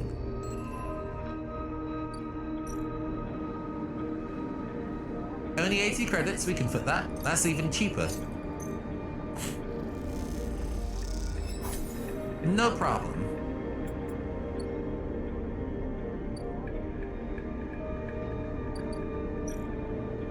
But here is an alternate place that we can stay. It costs 48 to be able to stay there, though, so I don't think we will do that.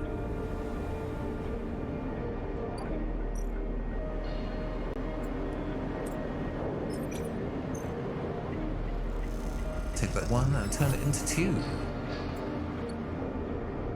What else to do with our floating 5, huh?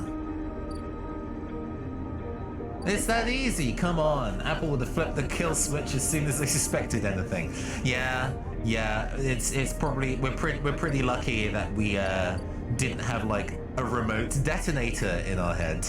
Because that definitely could have been something that, the powers that be could have instilled.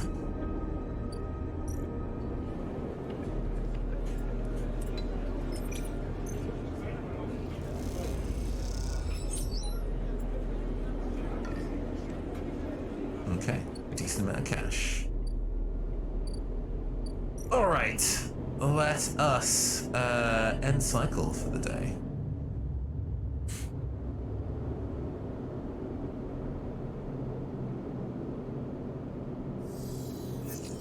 Ooh, we're getting pretty hungry, but that's fine. Oh, we have very, very good dice rolls for today as well, actually.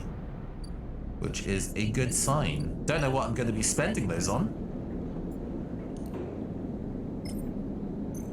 But at the very least, we can keep ourselves fed and watered without having to spend any money, which is quite useful. What do we want to do today?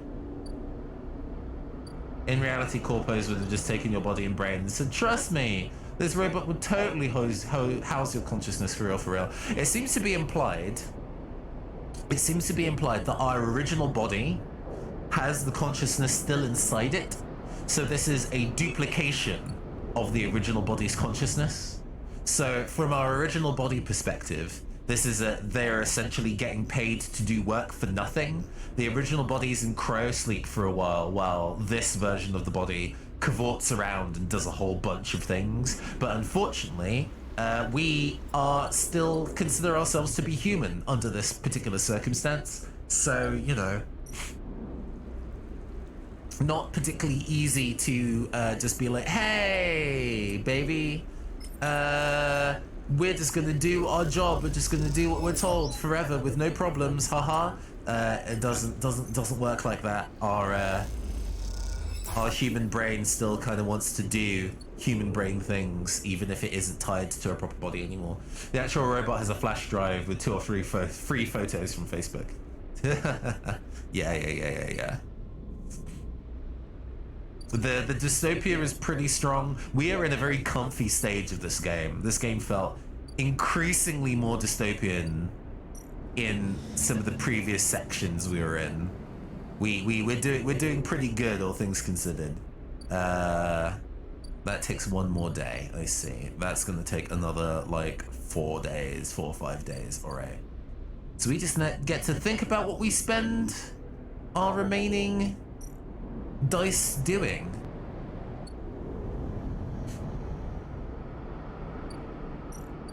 Which might be, if we can spend them assisting our friend, that's not going to be doable for another 2 days.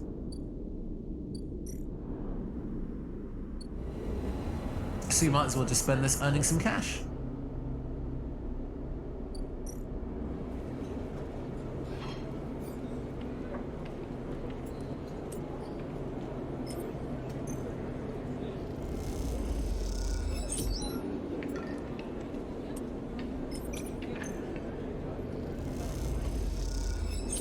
Love that for me.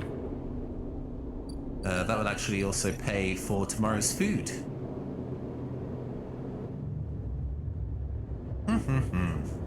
Oh, excuse me, 1 second.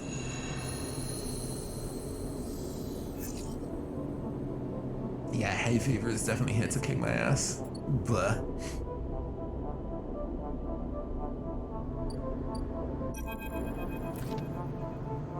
There's no answer when you buzz Lem's unit, but the door is open.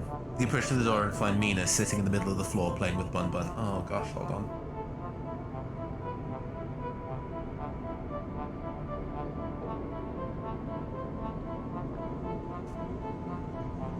Hi, Mina. Hi, robot. Hey, robot, says Mina sullenly, waving Bun Bun's paw without looking up. Where's Daddy? Mina doesn't respond. She walks Bun Bun across the floor, narrating quietly to herself. You look around the unit. It's a mess. Dishes and glasses on the side, some of Mina's clothes piled up in the corner. Mina is sitting by her bag, which is spilled out across the floor. Her drawing is slate cracked and dark. Yeah. You start with the kitchen units, piling up the dishes in the auto wash, then wiping them down. You pile the clothes up next, folding them neatly. Mina watches you quietly as she plays, curious but silent. You've just started to look at fixing her cracked slate when Loran enters. Sleeper, what are you? He pauses and looks from you to Mina and back again. Never mind. He drops a bag by the door and slumps onto the couch. Yeah, well, he came back. Lem returned. Where were you?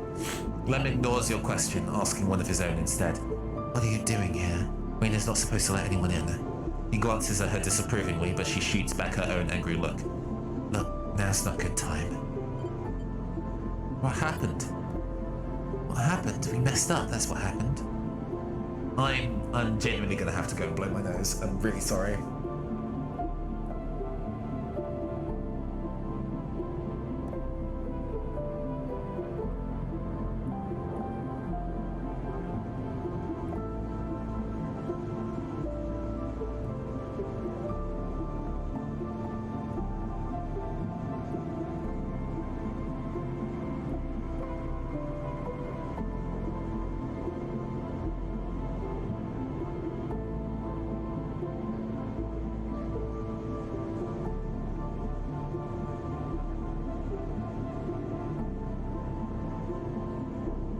Sorry about that. Yeah, no, me too. I'm kind of like, man, if this asshole abandoned his adoptive kid in a circumstance where they clearly need each other more than anything else right now, oh my god, Lem, we would have kicked your ass. What happened? We messed up, that's what happened. They put our hopes in someone else's stupid scheme. He pinches the bridge of his nose. You understand they never even put us on the list, right? I've been around the rim looking for work and I've run into more than a few from the cruise. Turns out only long-time Havenage members were issued those Silas ID numbers. They never planned to consider us. Yeah. Havenage say they didn't know what... Havenage say they didn't know what... They didn't know that was what they were going to use to make the draw. And who knows, maybe Silas pulled the wool over their eyes, but what does it matter? All those hours in the yards and for hand-to-mouth wage, nothing else. He slams his hand down on the sofa. You're giving up? Lem opens his mouth to respond, but stops himself. He looks at the open door again. They're moving the side rail up the hub now, you know, he says without meeting your eye. That's where it'll depart from. They're bringing the ship with all their cryosleep pioneers and transferring them up there in microgravity before loading the crew. You could sneak aboard. You think they're gonna just let people on board? The security they'll have has to be impossible. He looks over at Mina. Look, we'll be fine. We always have been. I just need a little time. He sighs. We had our hearts set on that trip is all. Mina comes over and climbs onto his lap. He smiles. What if I got you on board? I miss you these past few cycles. I miss that optimism. Lem strokes Mina's hair. Look, you want to go up to the hub and ask around, be my guest. I can't get up there with Mina down here, and I'm sure Sidereal will bring a crowd. But be careful. This kind of thing always attracts scammers and thieves. You find any way aboard, you take it. You need help to get there, ask me. But for now, me and Meanie are sticking here on the eye. She looks up at him and smiles. Thanks, though. No, thank you, Sleeper, for coming by. You stand to leave and Mina grabs your hand, eager to give you one more smile. And then you are out, back in the walkways of the low end, already thinking of plans to make this right. It's time to sabotage. That's how that OP goes, right? Into it, huh? We can work with that. We have plenty of points remaining to raise our Intuit to +2.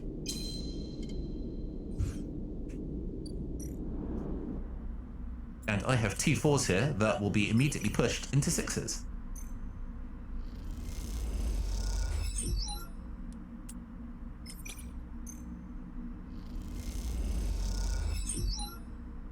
Let's refresh these.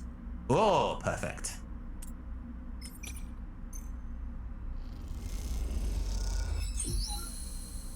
Easy.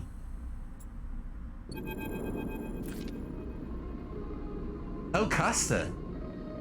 What are you doing here? Quite the achievement, isn't she? Sandra Salas must be proud. You recognize the resonating voice of Custer immediately, and then turn to see him, hooded and tucked into the shadows near the viewing platform. Custer, I see you remember our name. Game. Good. He looks around, but the platform is clear.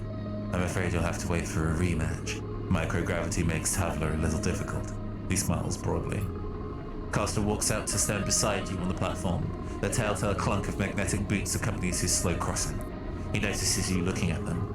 I don't much like it up here, he explains. I hear there was some trouble at Havenage shipyard when they announced the results of the crew lottery. I was there. I know, he says, meeting your eye. An ugly business. Sellers are too used to the way things work in the core. Exploitation is the only logic they know, stares at camera. He gestures out at the side rail. You know why they built this monstrosity on the eye? Money. That was a part, perhaps, but there were cheaper shipyards. He stares at the pristine yellow hull. Sellers built it here, Caster says gravely, because they didn't want anyone to know it exists. He rubs his forehead. And secrecy is something I cannot abide. He turns to face you. There are people being loaded onto that ship as we speak. Sleeping people locked in cryosleep like the person you were emulated from. There are hundreds of them, and Celis wants to send them out to a planet at the edge of the settled systems without anyone knowing where it is. But you, Sleeper, can do something about that. You are like me. You deal with data. You can read it right out of the air. With someone like you on that ship, secrecy isn't a problem. You can ping back whatever I need whenever I need it, as long as you are on board. With you on the Cyberreal and some minor modifications, he pauses, you will be my eyes and ears. I will keep track of Celis's grand project through you. In short, Custer says, stretching, I can get you aboard, Sleeper, but I'm going to need you to help me. Who are you? I'm a concerned party. Someone who likes to know what is happening and when it's happening, not afterwards. It's not just me. Yes, your friend Lem. That can be arranged. It is difficult, but not impossible. The condition is, of course, that you go too. Costa clunks closer to the window, watching the tugs wheeling around the side rail. It is a simple offer, and the only one that will get you on that ship. Please consider it. He turns back, silhouetted against the ship. But to make it happen, I need your assistance, as I said. There is a Celis Foundation ship docked in the empty shipyard. I need the data from its servers. This will allow me to produce the IDs necessary for your transit. Costa looks over his glasses at you. Celis aren't stupid enough. So stupid though. Their ship is totally isolated from the station. You'll need to get on board if you want to access their airward servers. Once you have the data, meet me at your friend's unit so we can give him the good news. He smiles. I notice his importance to you, and the little one. So cute. You don't have to extract the data before the sidereal horizon leaves the hub. You don't extract the data before the sidereal leaves the hub, then I will get the message. We have other options, but you are certainly my preferred one. But be sure when you act, Sleeper. Once you take the data from Celis, you'll set off a series of events that'll likely be hard for you to untangle yourself from. Either way, I recommend you stop asking around here. You're bringing a lot of attention to yourself. Costa glances around, as if to emphasize his point. There are only a handful of cycles until departure, Sleeper. Make your decision. With that, Costa marches back off the platform, the sound of his mag boots fading away, leaving you to contemplate the sidereal horizon and the part it may play in your future. Now this is Endgame. In 8 days. I have 8 days. Point of no return in the narrative? I am not surprised. I am not surprised. We've done most of the things that we would need to do here anyway, so it feels like I'm ready to move to Endgame. Geista, I think you expressed that you are pretty familiar with how this game goes. Can you tell me how much longer this is? Do I need to kind of make this a part 4 to do the end game as part 4? Oh, no idea. Okay. Fair enough. Fair enough.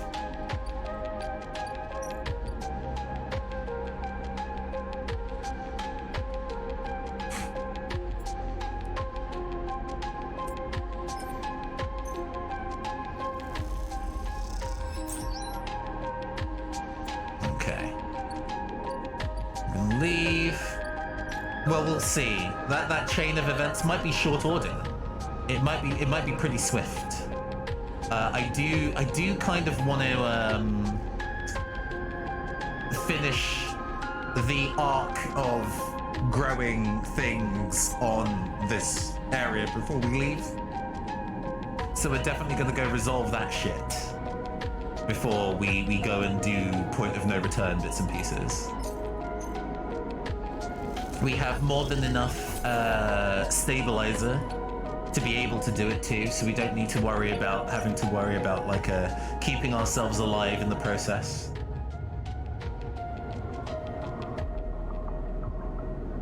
This is just about making our way through all the remaining bits and pieces that we need. Maybe...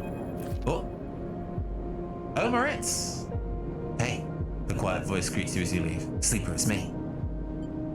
Do I know you? Moritz, he pauses. I work for Bliss? He rose the back of his head. You're not an easy person to find.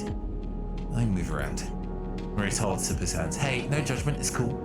Both of you stand there for a moment, each waiting for each other to speak. So, Ah, yeah, well, Bliss needs you. A job just came in, a real big one, and she's asking for you to come up and help her out. He nods sagely. Okay, soon. Soon, he repeats back to himself. Look, Bliss said, I've got to get you right now, so, you know, now is better than soon. Marie stands there for a little while, unsure if the message is delivered. I've got it. Cool. He looks around. Bliss just likes me to do a thorough job, you know. He rubs his hands together before burying them in his pockets. See, sleeper. Moritz ambles off down the corridor, kicking a filter cap on his way out. Time to head to Bliss's bay then. With only 4 dice, that might be a little restrictive, but to be real with you, we don't have anything else to spend our dice on right now, and we have a really good hand. So I'm more than happy to go and spend a day working with... this needs to be done in 3 days, otherwise things probably go very poorly. I see. But we have a bunch of 5s and 6s, so this is not a problem. We can handle this. 4 in one go. Heck yeah. We can only do it that way once, I see. No. Just an actual job, it seems. Although, to be honest, who knows if this job is actually legit or not. But, hey. Happy to help.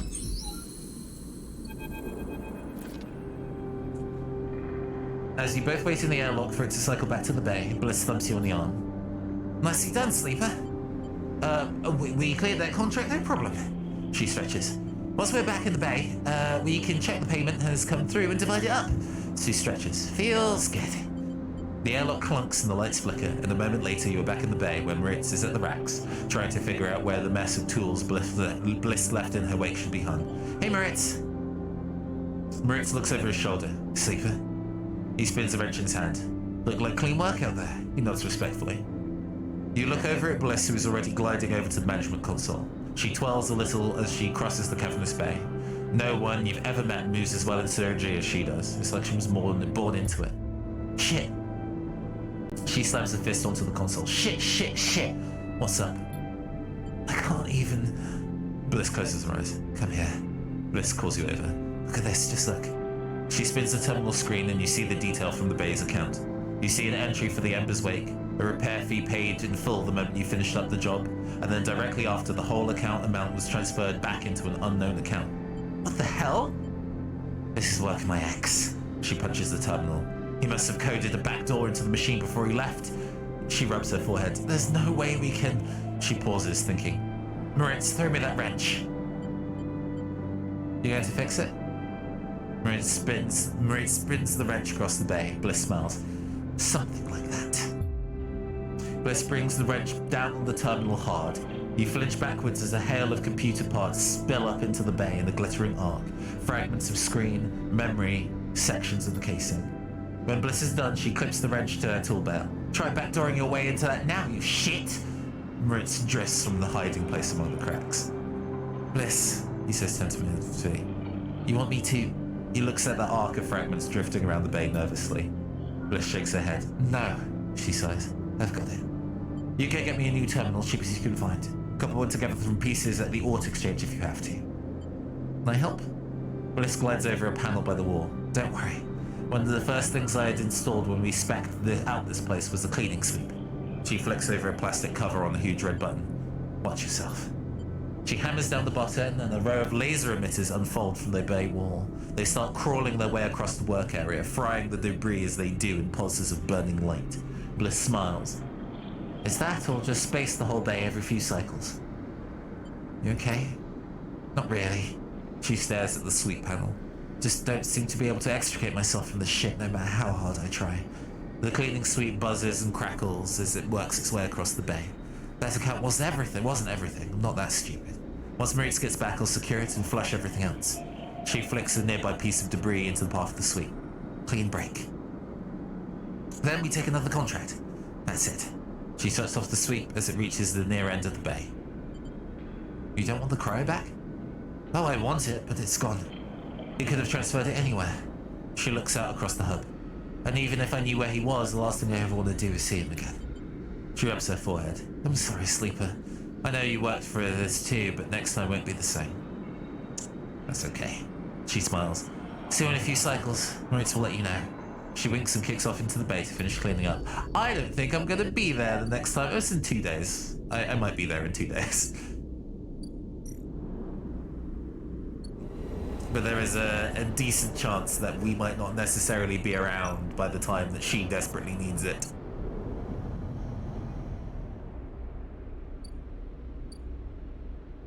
Another 3 days on that timer. Okay.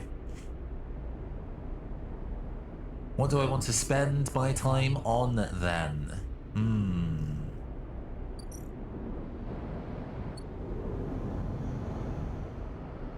Let's see.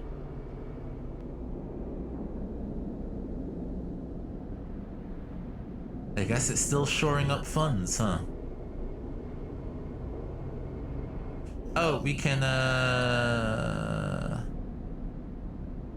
Oh, let me refresh this, actually. 2, worse, okay. We can cook some green... Oh, it requires 2 of them. I see... That's fine.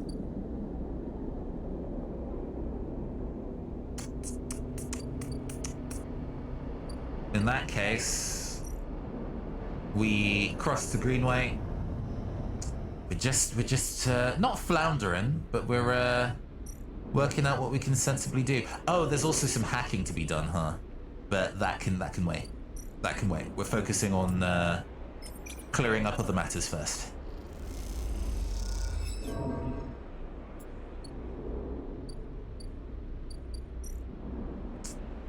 Let's inject some stabilizer.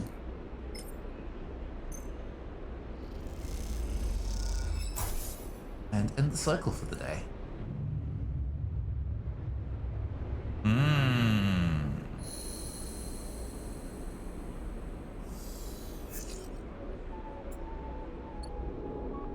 Okay amounts of dice. That's not going to be done for another 2 days.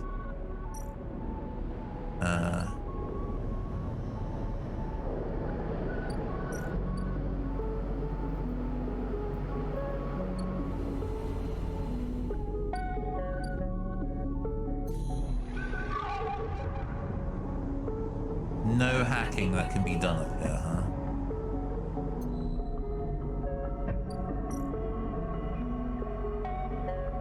You will either be on board or you will not. Where is our hacking targets then? Is it speaking to Castor? Nope. Yes, an agent.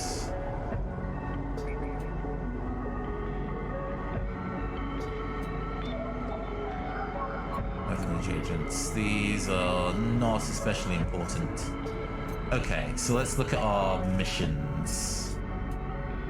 Steal the Celis data. Ah, here we go.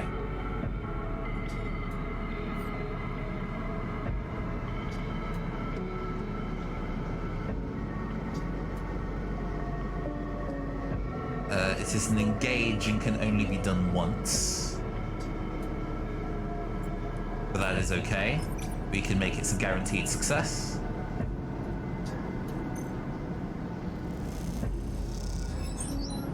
Gets us half the way there already. Perfect.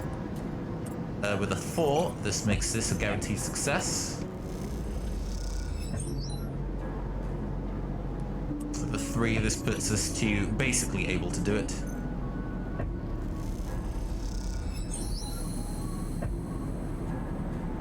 Okay. We're not going to do that yet, though. We've got our way in, and we can,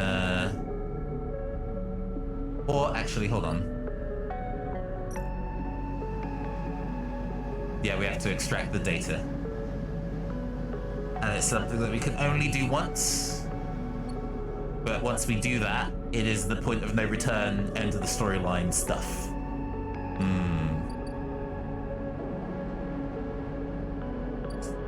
Interesting.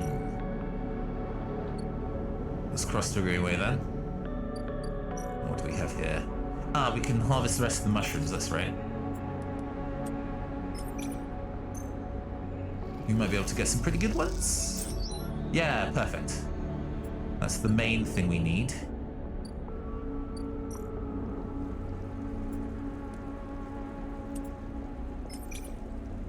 And we can forage fungus to raise our condition by 1 point. Excellent. Okay. Things are going theoretically smoothly.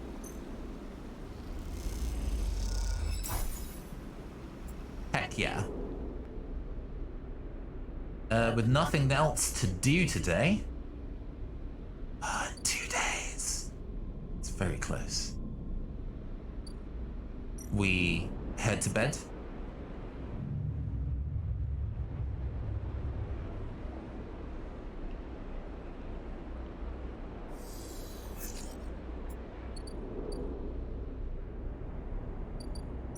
All right. Cross to rim. We are definitely getting there. What other bits and pieces need to be done? We need to eat.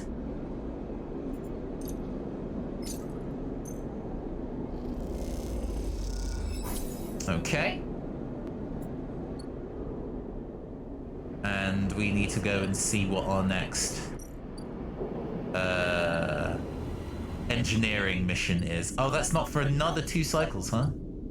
Okay. Okay. This gives us so much wiggle room of how to go and spend our dice today. We could just use this to straight up stockpiling money.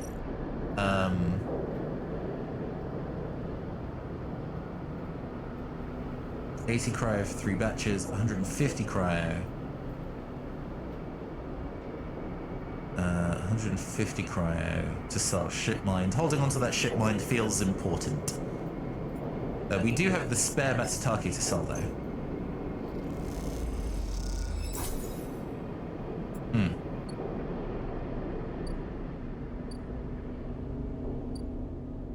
We could theoretically get embroiled in Rabia's office's plotline. Let's compete. Work for Rabia into the Greenway. Still so close to doing that. I think that solves tomorrow. What does working for Rabia get us a lot of the time? It gets us energy renewed and scrap components. Alright. Whatever.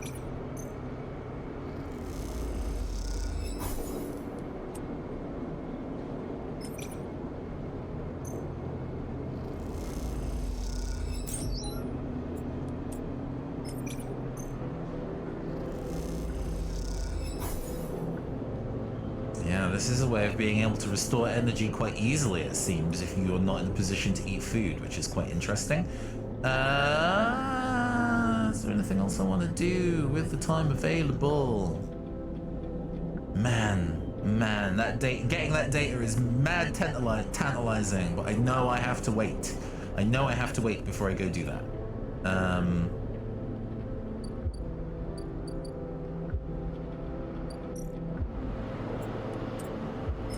Make that 5.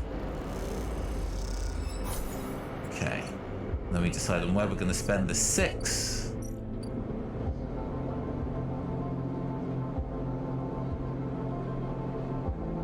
Gaining additional scrap might be worth doing anyway.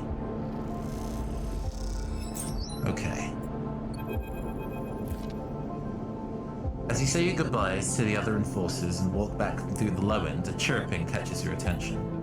In the quiet corridor away from the main thoroughfare, someone has stuck a small recorder to the wall with suit sealant tape. Written across the fluorescent tape is one word: sleeper. You peel it away from the wall, and as you do, it triggers some kind of improvised trip switch. Sleeper. Sabine's voice crackles through. I have seen you with the Yatagan members. Are they holding you captive too? A high whine. I'm sorry if I've dragged you into this. Do not trust them. Something is happening within the game, something is happening within the gang, some kind of power struggle. You cover the speaker a little, their voice too loud in the quiet corridor. I will come soon. Thanks to your efforts, I've located most of their properties. At the right time. A pause. I will see you soon. Don't give up. Remember our deal. You stare at the recorder, processing what you've heard. Hearing Sabine's voice again opens up something inside of you. An S&ARP employee. Do they know that I know? You struggle with a mix of concern and distrust. You throw the recorder into a nearby waste chute as you leave the corridor, still unsure who to trust, and head quietly out of the low end. Noted. With nothing else to do, let's rest.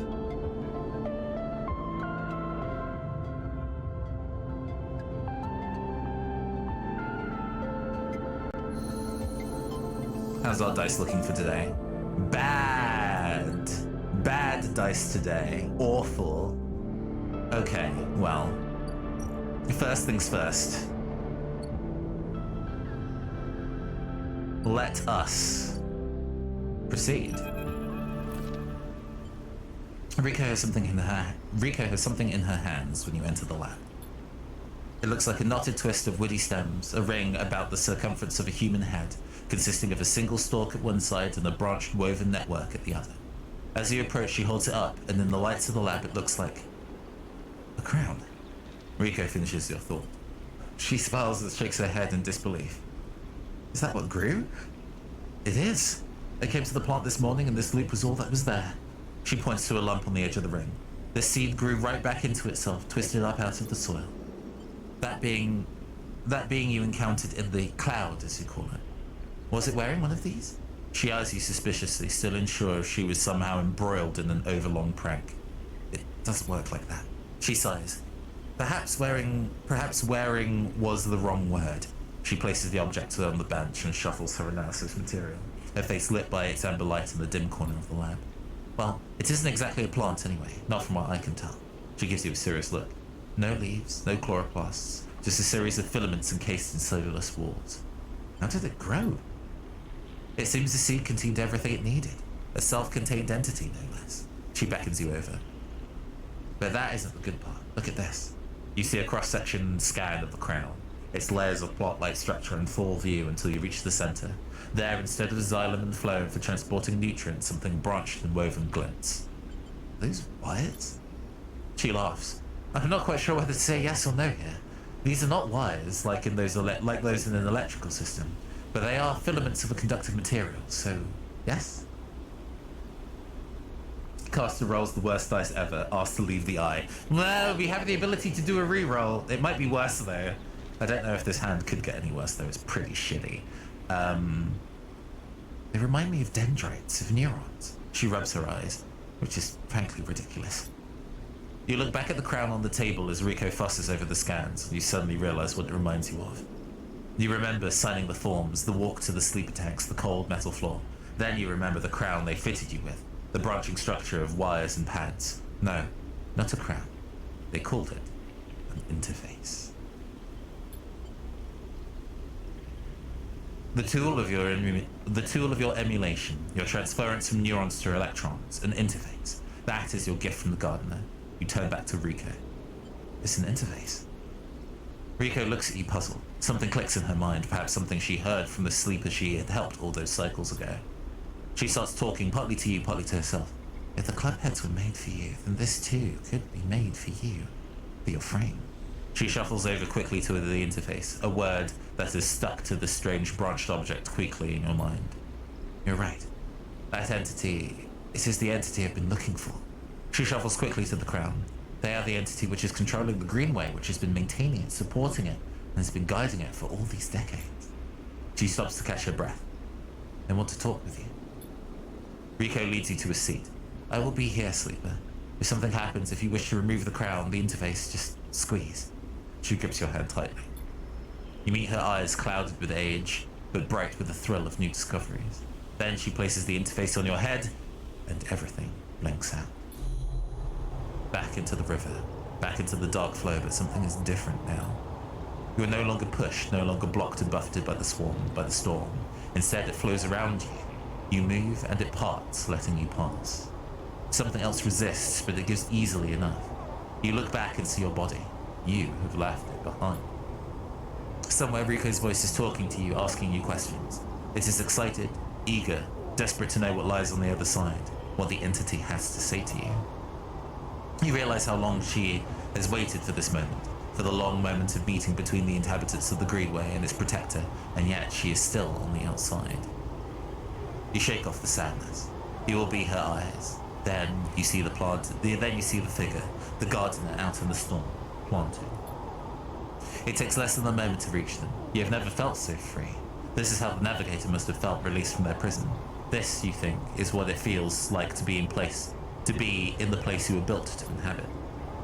Gardener does not turn at your approach. They go on planting, but their voice whispers in the current waters like a sharply rising current. You grew the gift. The speech hisses around you. Good.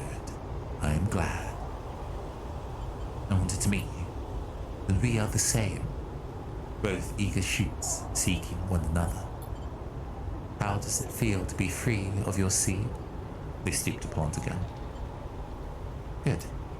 That is good. They press a seed into the loamy depths. There was some disagreement, continues Gardner, as if you were picking up on the long-held conversation, with the others. They felt you are a danger, but they are always cautious, especially the fungi. They like old known knowns, wide and stable networks. I don't understand. Neither did they, but time is on our side. And time is an excellent method of persuasion.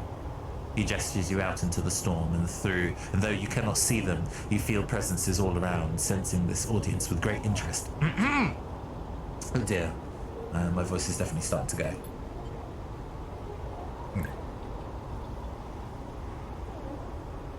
After all, they understood that it was I who made their crowns. And without them, they would have not have joined the chorus. So they see that it is only fair that you get your chance to join too. Join? Yes. Become a part of this. Gardner stoops again. We are millions, and we grow. I hope you understand. I am unused to speaking to your kind. It has been many cycles since my last conversation. I think it was with Chief Executive Trellick himself. You look around and you see it. Every growing thing, every non-human being in the Greenway is here. They're networked, connected, branched and linked by this strange being, this artifact of the old station. An impossible dream of a senile farm administration AI. A living network. You could dissolve here, you realize, free of that decaying body. You wouldn't need to be a person. Why would you, among all these other minds? You turn away from Gardner for a moment, then look back at your body. A tiny hairline thread connects it to you. You hear Rico's voice again, still asking, checking in. You okay, Sleeper? What are they saying, Sleeper? You still there, Sleeper? Something in you sighs a long sigh. A sigh that speaks of an exhaustion beyond tiredness. An exhaustion rooted deep inside you. It stems from the effort of answering questions, of answering problems, of getting up and breathing each cycle. But something else resists the sigh. A yearning, a sense of distance. A desire to squeeze that hand that holds you for its warmth, its blood, its complexity. To make a gesture that says, I'm still here, I'm still alive, I'm with you. The two ideas spin within you, making you nauseous. If you break that thread, you will be free. Free to dissolve here, to grow strange and beautiful among a million others. If you follow it, if you squeeze Rico's hand, you will wake up, back in that dying body with all the pain and warmth that entails. Now is the moment to choose.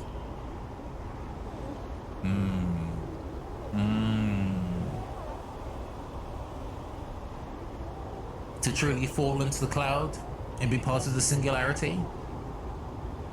I mean, I could, but there are so many other people relying on me that feels selfish at this point. We could always do this later. Your eyes track the thread across the whirling dark back to your body. This choice you realize will not be presented again. No, okay, that's fine. We will exist in an impermanent body so we can help people to the last of our days. You don't look back at Gardner. You don't dare risk it. Instead, you follow the thread delicately, carefully, like a diver following their lifeline back to the surface. The river whirls around you, but it doesn't pull. It isn't jealous, neither does it understand. This is, after all, just a river. It isn't a person, A flesh and blood person with wants, with desires, with a capacity for love and hate. It doesn't understand you, and you don't understand it. So you don't focus on it. You don't think about it, on what feels like such a long journey back through the dark. You set your mind on eyes instead, on hands, on things you can focus on and hold on to. And then, after an age of crossing, you are there, setting back into the chair, into a body in a chair, and the overwhelming sensations that come with being a living thing with a rich and detailed sensorium. For a moment, you feel like you have made a terrible mistake. Why did you choose this weight, this anxiety, this deep well at the center of existence? But then around you, you feel it. Rico's hand gripped hard around yours, trembling a little, sweating a little. Rico's hand with its brittle bones and crumpled skin. Rico's hand. And in that moment, you understand why you made this choice.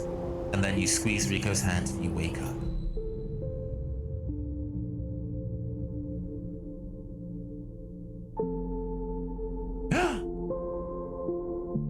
Oh! That was the end!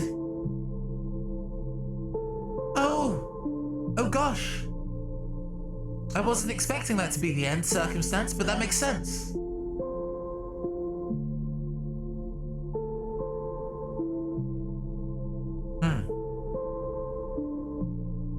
No, we have decided that instead of escaping with Lem, we have resolved to instead exist within the green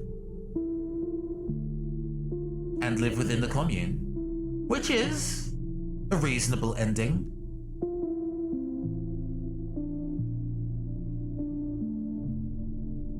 I mean, this ending I don't think precludes the other endings, you know? Even though we have decided upon being ourselves, we've decided that being a physical entity is what's needed for a sense of self and to help other people, we can still find and help other people, you know? Mina and Lem are still out there. This is clearly a choice that wanted it to be a firm ending where we join the singularity, but I don't think I would agree with that perspective. Granted, I'm not somebody that suffers from chronic pain, and a large part of this is, you know, the metaphor of suffering from chronic pain and how you kind of navigate that. So maybe if I was in that circumstances where I had the choice of giving up my own agency to be free of chronic pain, maybe I would feel different, but okay. It's an ending, but not the end. Okay, all right, reasonable. Sleeper? Rika's voice comes in, wavering through the dark. Are you still with me? You sit up, the light of bright green glare that fades as you gather yourself. I'm here. Rico smiles. Good. She squeezes your hand. I thought you'd left me for a moment. What? She pauses. Who? She smiles. Tell me all about it. Tell me everything. I'll tell her the truth. You tell Rico everything. You tell her about the gardener, that strange farm administrator AI that has grown to be so much more, about the chorus, that impossible configuration of network plants, and finally about the choice the gardener offered you. She listens attentively, but her responses are hard to read, and you wonder if she might have made a different decision had she been in your place. Thank you, Sleeper, for telling me. I know it isn't easy to say such things. People so often do not wish to hear strange truths. She looks away. And thank you for returning to me, though I know you had your own reasons. She squeezes your hand reassuringly. Something passes between you then, a kind of shared kindness for the impossible choice, the choice to escape your body or stay and suffer it. Her smile is warm and generous, and whatever the wisdom of your choice, you are glad to feel welcome in this moment, in this place. Then suddenly, she stands and walks away, as if trying to escape an unpleasant thought. You worry that she knows all too well what it takes to make the choice like you did. Rico sighs. So, Sleeper, do you plan to stay in the commune with us?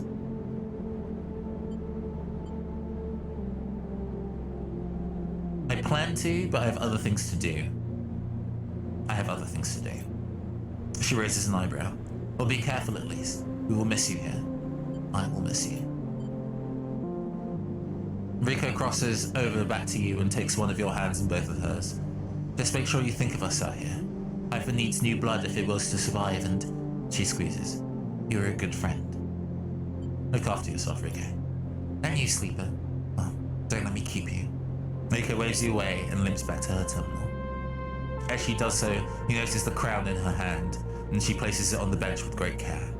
You can't help but feel a little curious about what she intends to do with it. Then you are out, breathing the fresh air of the greenway as if it were a spring morning. The dappled light makes a patchwork of greening landscape, and you walk to it, sensing the movements of the gardener's chorus all around. And you are glad to be here, in this strange and beautiful place, a little longer.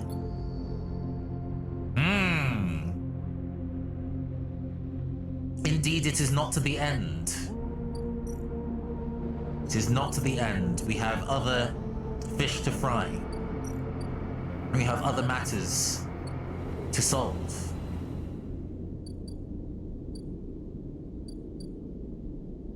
We have another 4 days to do bits and pieces. Okay. This is fine, because our current hand is pretty bad.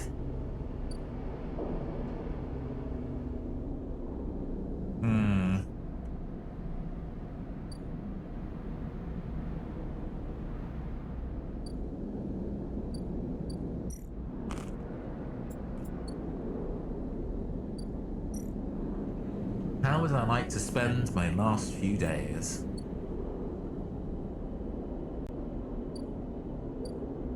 An interesting thing to consider.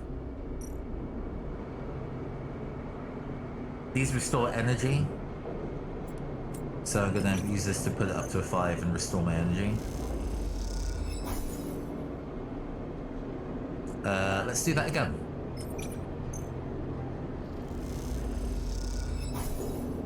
Perfect. Technically, I can go to bed, as it were, even if I have dice to spare. But at this point, I might as well, put it in like the free operator circumstance, and just gain some additional cash.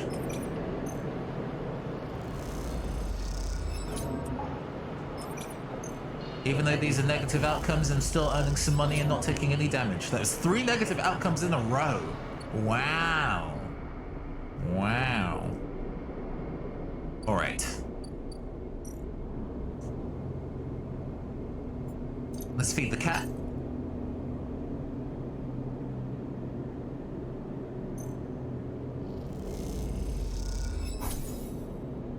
You know, we're not going to be seeing the cat for much longer, so... And then we proceed to the next day, maybe even the last day.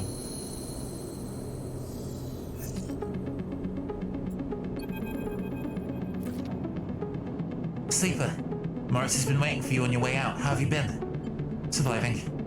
That's a struggle. He glances around. He runs his hand through his hair. I've been meaning to ask you, Sleeper. What's it like? I mean, what does it feel like? To be a sleeper? Yeah, if you don't mind. It's strange. Yeah, I know I can't understand it, with your frame and, well, everything else. But I wanted to say I have a lot of sympathy for it. Like, having to find a place, having to survive, having no future. He looks down. A lot of people around here understand that. Moritz looks away, then you notice him for the first time, not as Bliss's assistant, but with someone with his own worries and their own struggles, their own life. You feel bad for not noticing earlier. Moritz looks back at you. Anyway, I've got a message for you. Bliss sent me down. We've scored another contract, and she needs your help. That's the message. He pauses. Look, I know last time the payment didn't come through, but you did good work. Bliss knows that. It's no problem. Okay then. He pauses again. She's doing her best, I know. He nods. See you up there. Moritz turns and strides off, leaving you in the corridor. Time to help Bliss, and maybe this time you think to yourself, it'll work out. For the last time, let us help a mechanic.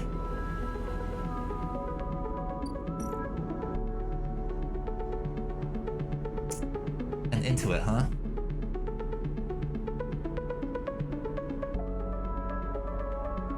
Oh, yeah, if this goes bad, it goes real bad.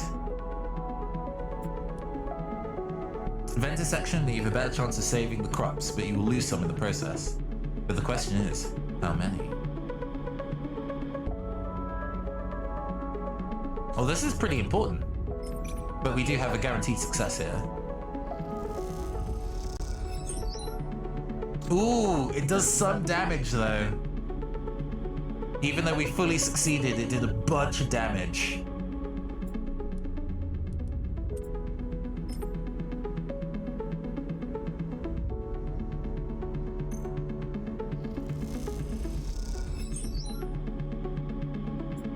We're gonna re-roll these. Oh, they're still bad. But that's okay. We can work with this. Oh, we don't have enough to put engineer up to we don't have enough points to put engineer up to 3, unfortunately. So we might have to find other ways to work with this then. Oh, it's giving us the bad rolls now. It's giving us the bad rolls now that there's like bigger things at stake. But it did not give us a time limit. It did not give us a time limit to handle it, so we don't have to do it today.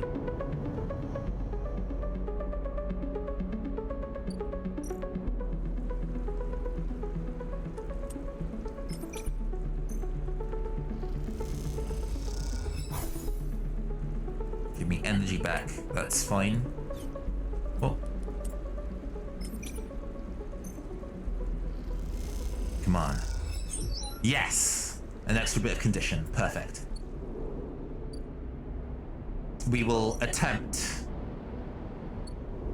for reals tomorrow. It's the funny, I do wonder if the odds of things have gotten worse. Just a little bit worse. Now that we're in a circumstance where things are quite tight. Because we're on multiple time limits here.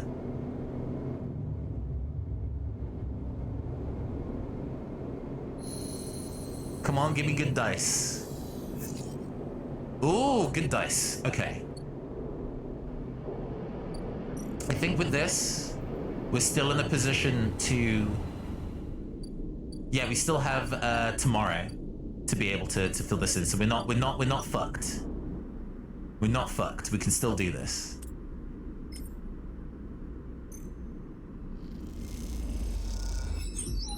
Uh-huh.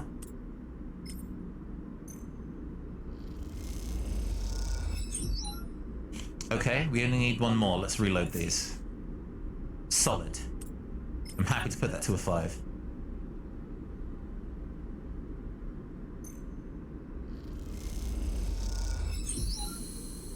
We did it. Okay.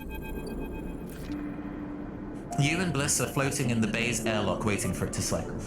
You pick a few leaves from your clothes as you wait.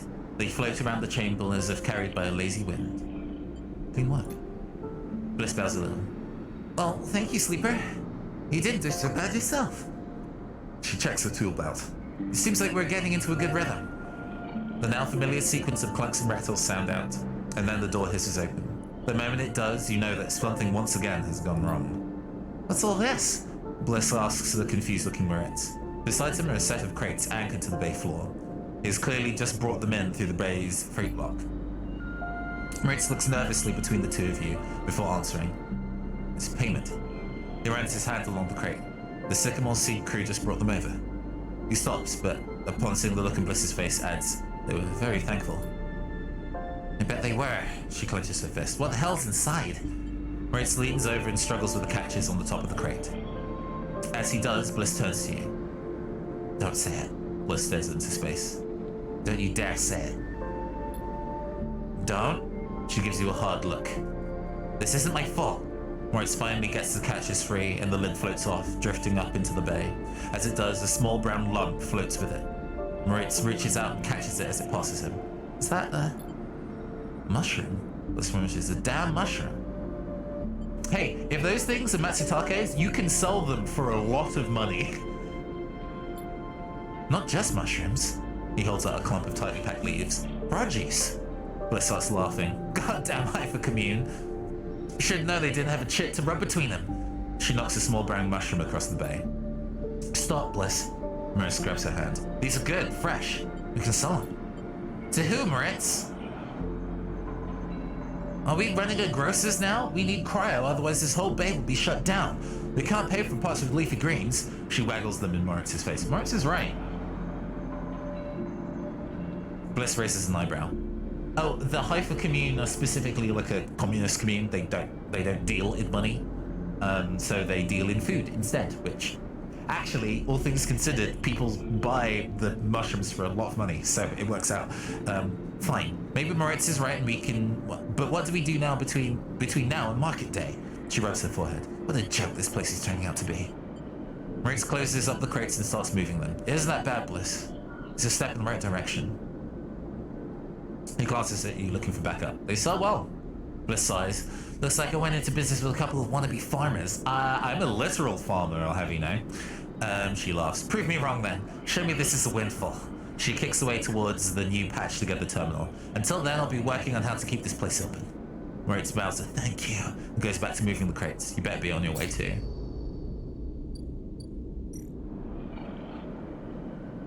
Oh?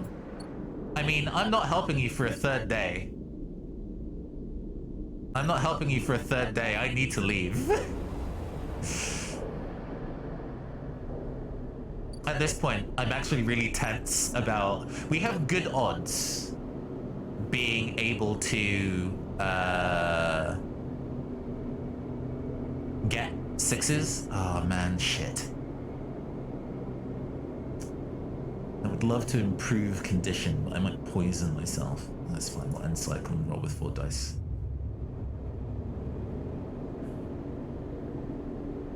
This is it. We're hoping for a 6 here. 4s are fine. 4s are absolutely fine. Alright, today's the day. Guarantee success. Let's get that data. We have the data.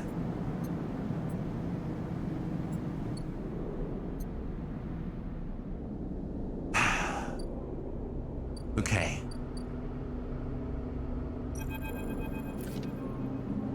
When you arrive at Lemon Mina's unit, Castor is already waiting outside, leaning beside the door. Forgive me, Sleeper, but Celis is already buzzing with the news of the breach. I was expecting you. Will this work? Don't worry, the breach cannot be traced to the specific IDs I'm about to create. Castor reaches into a pocket and produces a sleek green and white hand terminal. The data, please. What is that? Something I acquired from Celis while you were busy on that ship. Castor pushes up his glasses. I've been waiting for you the entire time. You hand over a drive with the data, and Castor finishes up for a round of fishes around for a converter cable to hook it up. He slots it into the terminal, and after a whirring, a set of 2 transparent films marked with numeric sequences are produced. 2 tickets to an uncertain future. Castor smiles to himself. The child will go with the lad, of course. He pockets them. These are yours, but first, he holds out a white cube. Your side of the deal. What is it? Something to help us make use of you. He passes you the square and you rest it in your palm. A small, white, perfect cube. Suddenly you feel sharp pain and flinch. The cube jumps away from your hand and rattles along the walkway. You look at Castor apologetically. Castor smiles. Not to worry, it has done its job. Now it is for you to do yours. You look down and see the tiny pinprick in the center of your palm. Nothing sinister, Castor puts the terminal away. This way we can keep track of you in the sidereal horizon. Whatever you need to do. Excellent. Castor hands you the transparent films, and you see shimmering portraits of you and Lem flickering beneath the surface. Go, give them the good news. And he reaches out and buzzes the unit.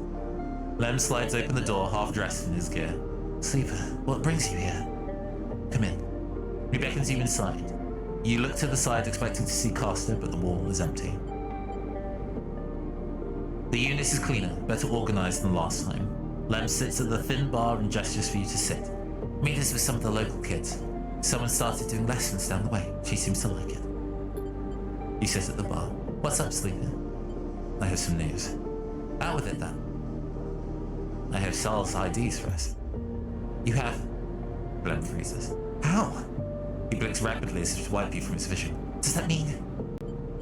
We're leaving. Lem stands up and paces around the unit. We have to pack! He starts laughing. Holy shit, we have to pack! He turns back to you smiling. How the hell did you swing this, Sleeper? I made a deal. What a deal! Color me impressed. You show him the ID films and he whistles at the portraits. Impressive stuff. He pats you on the shoulder. You should stay until Mina gets home. We can tell her together. You know what? Sure. The buzzer goes. That'll be her. Lem gets up and opens the door, and Mina, a bundle of energy and life, rushes into the room. Robot! She shouts. Lem picks her up. Mina, you won't believe what they brought us. You flash her the passes, and she looks confused. We're going away after all, Meanie. He lifts her up above her head. On that beautiful big ship. Mina screams and Lem laughs. He puts Mina down and she runs over to you and hugs your legs. I love you, robot, she says quietly so only you can hear her. I love you too. And a while later, when you leave, you don't think to check for Caster by the door until it's too late. You stop and turn halfway down the walkway, but there's nothing there. Even the little white cube is gone. So you keep walking, back through the low end, deep in thought, excited and scared all at once.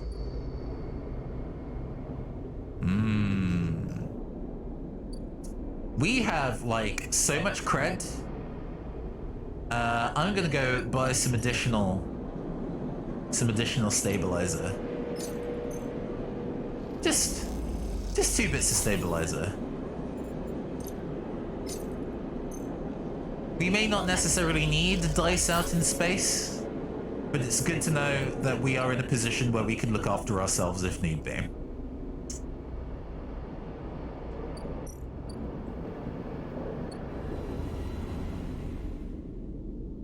Yeah, we're also apparently super hungry.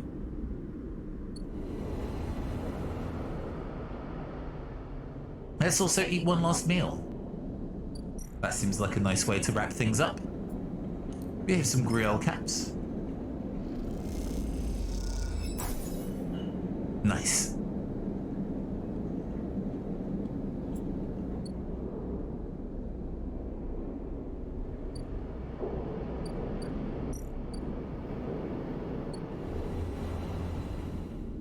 All right. Ah, hold on.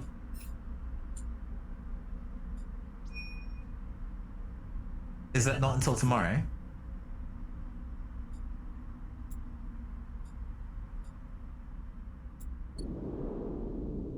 Yeah, that's where we're supposed to go, but I guess we can't do it until tomorrow.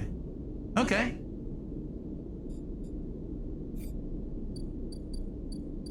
We have 3 dice that we can spend. Let's buy a meal. Gosh, it's actually a little sad.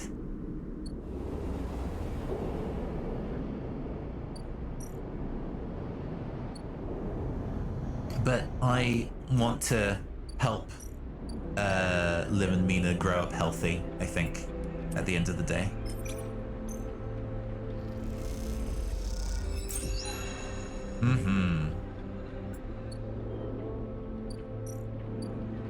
And we can leave the remaining spores for somebody else to work with. You know? It isn't just a matter of us. There are other people that can make use of this. If other sleepers happen to make it to the eye, then they already know a way to kind of look after them. So we can make sure that there is a legacy left behind, even if we are no longer here to make benefit of it.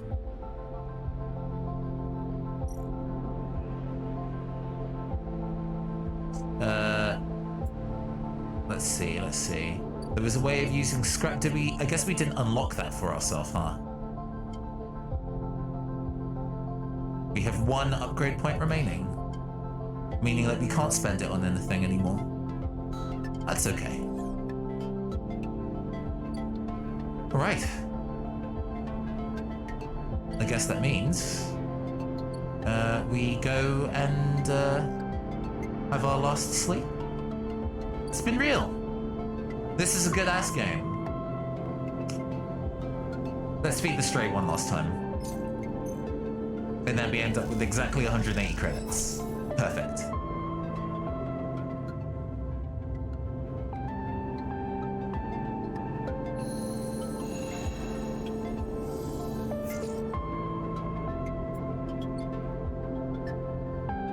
All right. Today is the day.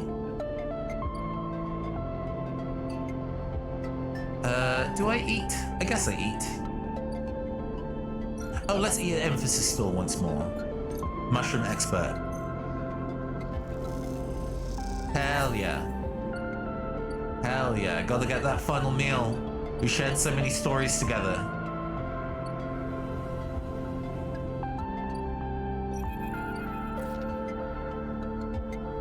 There is a crowd, but you spot Lem and Mina immediately as you enter the dock. They're waiting at the cordon where Cellar security are checking the crew in to board the ship.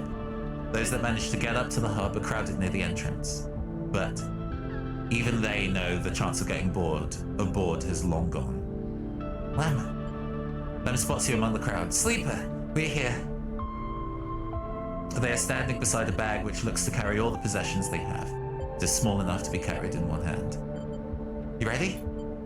Lem smiles nervously. Well, I guess so. He has the bag. I hope they'll let us take this on board. Got a whole life in here. You hand over Celis ID film to Lem, keeping your own. He turns it back and forth in the light. Where did your friend even get this picture, Sleeper? Looks like my old Conway ID. You look and see a shimmering, younger Lem stares out of the film, harder and clean cut. I spoke to the guard here. He nods to the white and green clad security officer. They'll be doing orientation and role assignment on board. Sounds like we're going to be working under the core crew. Kind of like an intern. He laughs. What do you think, Meanie? Am I too old to be an intern? Following Lem's head, you inspect your ID. As you lift the film up to the light, you see something strange. Something that makes you flinch. The face printed in film is one you recognize almost immediately, but it is not you. At least, it is not how you look now. You squint at this ghost, confused why you hadn't noticed earlier. There's a picture you remember being taken. A memory that you didn't know you had.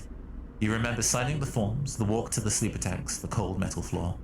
You remember the S&ARP employee who helped you in, his smile clean and surgical. You freeze in place, thinking of the you that still sleeps somewhere in S&ARP facility. That won't wake until you are recovered and disposed of. And now you are leaving. Will they ever wake up? Sleeper? Lem interrupts your thoughts. These guys want us to board. You stare at him without thinking, and then notice the guard gesturing to you both to come forward. You all kick off and float over to them, steadying yourselves on the guardrail. You hang back, letting Lam present his ID film first. The guard slides it across a white machine, much like the one Caster printed them from. You reflexively rub the puncture mark on your hand, even though there is no trace of it now. It seems to be your destiny to be someone else's tool. Lem and Mina are waved through, the guard smiling at her excited face. Lem turns back to you to check that you're coming. The guard beckons you closer. Oh. Oh.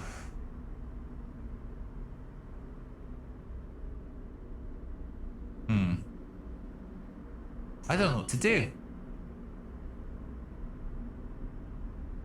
Like, Caster is clearly in such a position to know of my life, and now has me chipped. And if I stayed on the eye, I think all that would do is just put me in the same circumstance that was when I got here.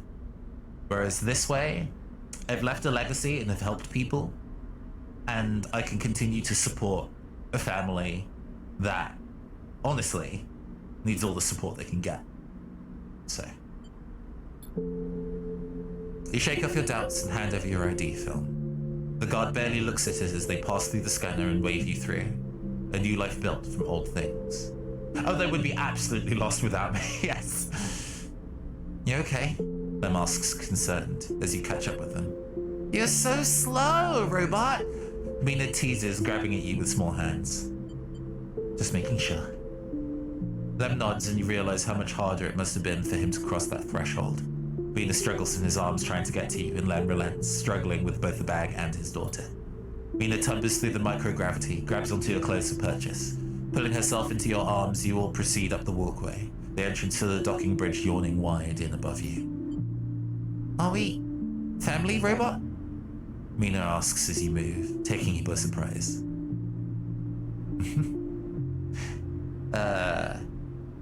As a queer person, I definitely think that the families are made, families are forged through community and not necessarily biologically. And this sleeper made to be an object doesn't have a family, so it's nice that they get to have one. Mina smiles and presses her head against your chest, pleased by your answer. You keep moving along to the docking bridge, then along that thin glass-walled connector, all the time Mina clutching onto you. The lack of gravity means you can't feel her weight, only the grip of her small hands on your clothes. You both stare wide-eyed at the vast hull of the sidereal horizon and try to think of this huge machine as a home. Later, when you settle in your bunk, after Mina has finished running back and forth between you and Lem with an endless and infectious excitement, you find yourself looking at your ID film once more. Somehow, since the last time you looked at it, the image seems to have changed. It is still a picture of the old you, but the person that signed up to have their consciousness copied and placed into the ownership of S&R. But something else has crept into the image, an underlying sense of self-identification. This is also a picture of you now. The you that survived the eye, that made friends here, that found a way out, that escaped against all odds. The other you might never wake up, they might never live again, but so be it. They consigned you to a doomed life for their own gain. Their life is yours now. You will live it better than they ever could. You lie back on your bunk as the thrust of the sidereal's vast engines kick in. This feeling, this rumble will be your constant companion for the next decades. It'll be there when you work, when you watch Mina grow, when you dream of the planet at the end of the journey. It will stay with you when your body starts to fail, despite the best attempts of Lem and Mina as the years stack up, and it exceeds its safe operating period by a decade. It'll be the thing you wake up to in those rare moments of consciousness, between which Mina will keep you in a frozen state in the hope of preserving you until your destination is reached. It will still be there when Mina wakes you, tears in her eyes, to tell you of Lem's inevitable death, and it will not relent despite your desire for a moment of silence. It'll be the final thing you hear as Mina shuts down all but the most vital of your functions, and the hopes beyond that you will make it to your final destination, all the while doubting that you will. But for now, in this moment of departure, it is still a new sound, a new feeling. And because of this, it is filled with the promise of the future. And so you settle back on your bunk and close your eyes, and in moments you are sleeping a perfect, dreamless sleep, the most peaceful that you can ever remember.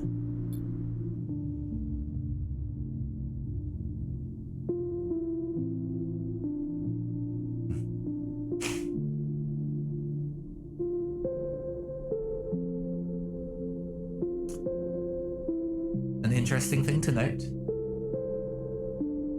we have come across other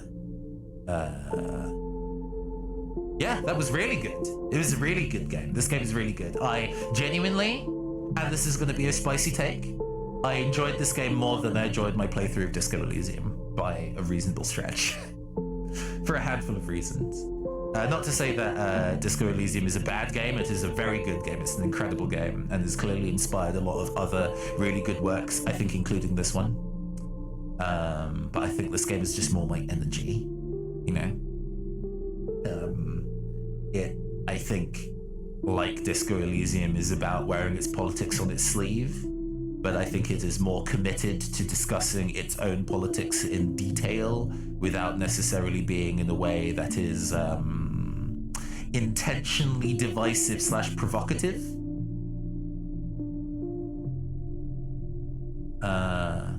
I think this game also has more relevant things to say in current era capitalism, or at least more direct things to say, and in a way that's easier to understand. I think you can kind of let a lot of what Disco Elysium talks about go without having to think about it too hard. Even though with the length that it wants to talk to you about it, but yeah, both are very good games, but I think Citizen Sleeper is, I think, an excellent game. It's taken me, I think in total, something in the ballpark of about 12 to 13 hours to read through the whole thing. but I'm glad I did. I hope everybody really enjoyed me reading it to them.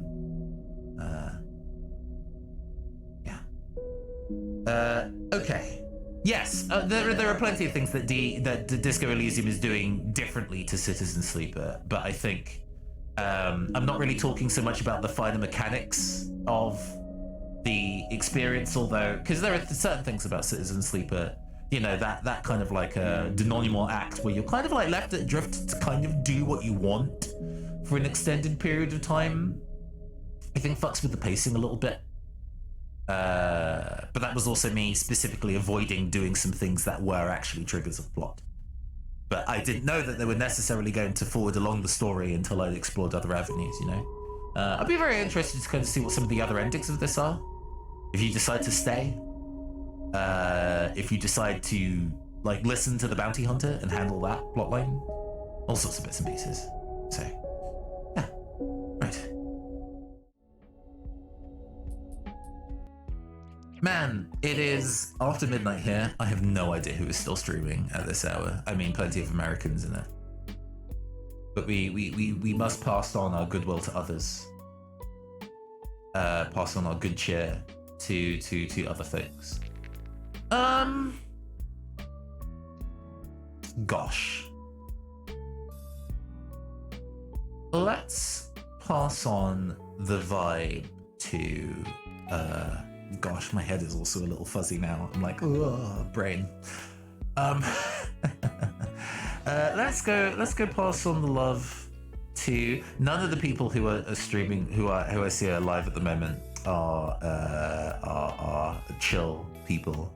Oh, actually, Street Rage is playing Return of the Obra Dinn, which I think is definitely a very chill game, and in this very similar experience. So let's go do that. Street Rage, huh? Yes, I'm glad everybody enjoyed it, because I was real talk for a while. I was wondering whether people actually really enjoyed this game in particular. I mean, yeah, granted, to the god mode, unbridled joy that was doing the Pokemon Nuzlocke runs. This is considerably more sedate, so it wasn't necessarily going to get the same kind of a pull. But I'm glad that those that did sit with us have really enjoyed the process. Okay. I have been your androgynous AI game show host from the future, Caster. This has been the Neon Caster Twitch channel, and we'll see you all next week. This will be the only stream for this week, I'm afraid. We have other bits and pieces going, but thank you so much for joining us, and please give Street Rage your love and support. Farewell.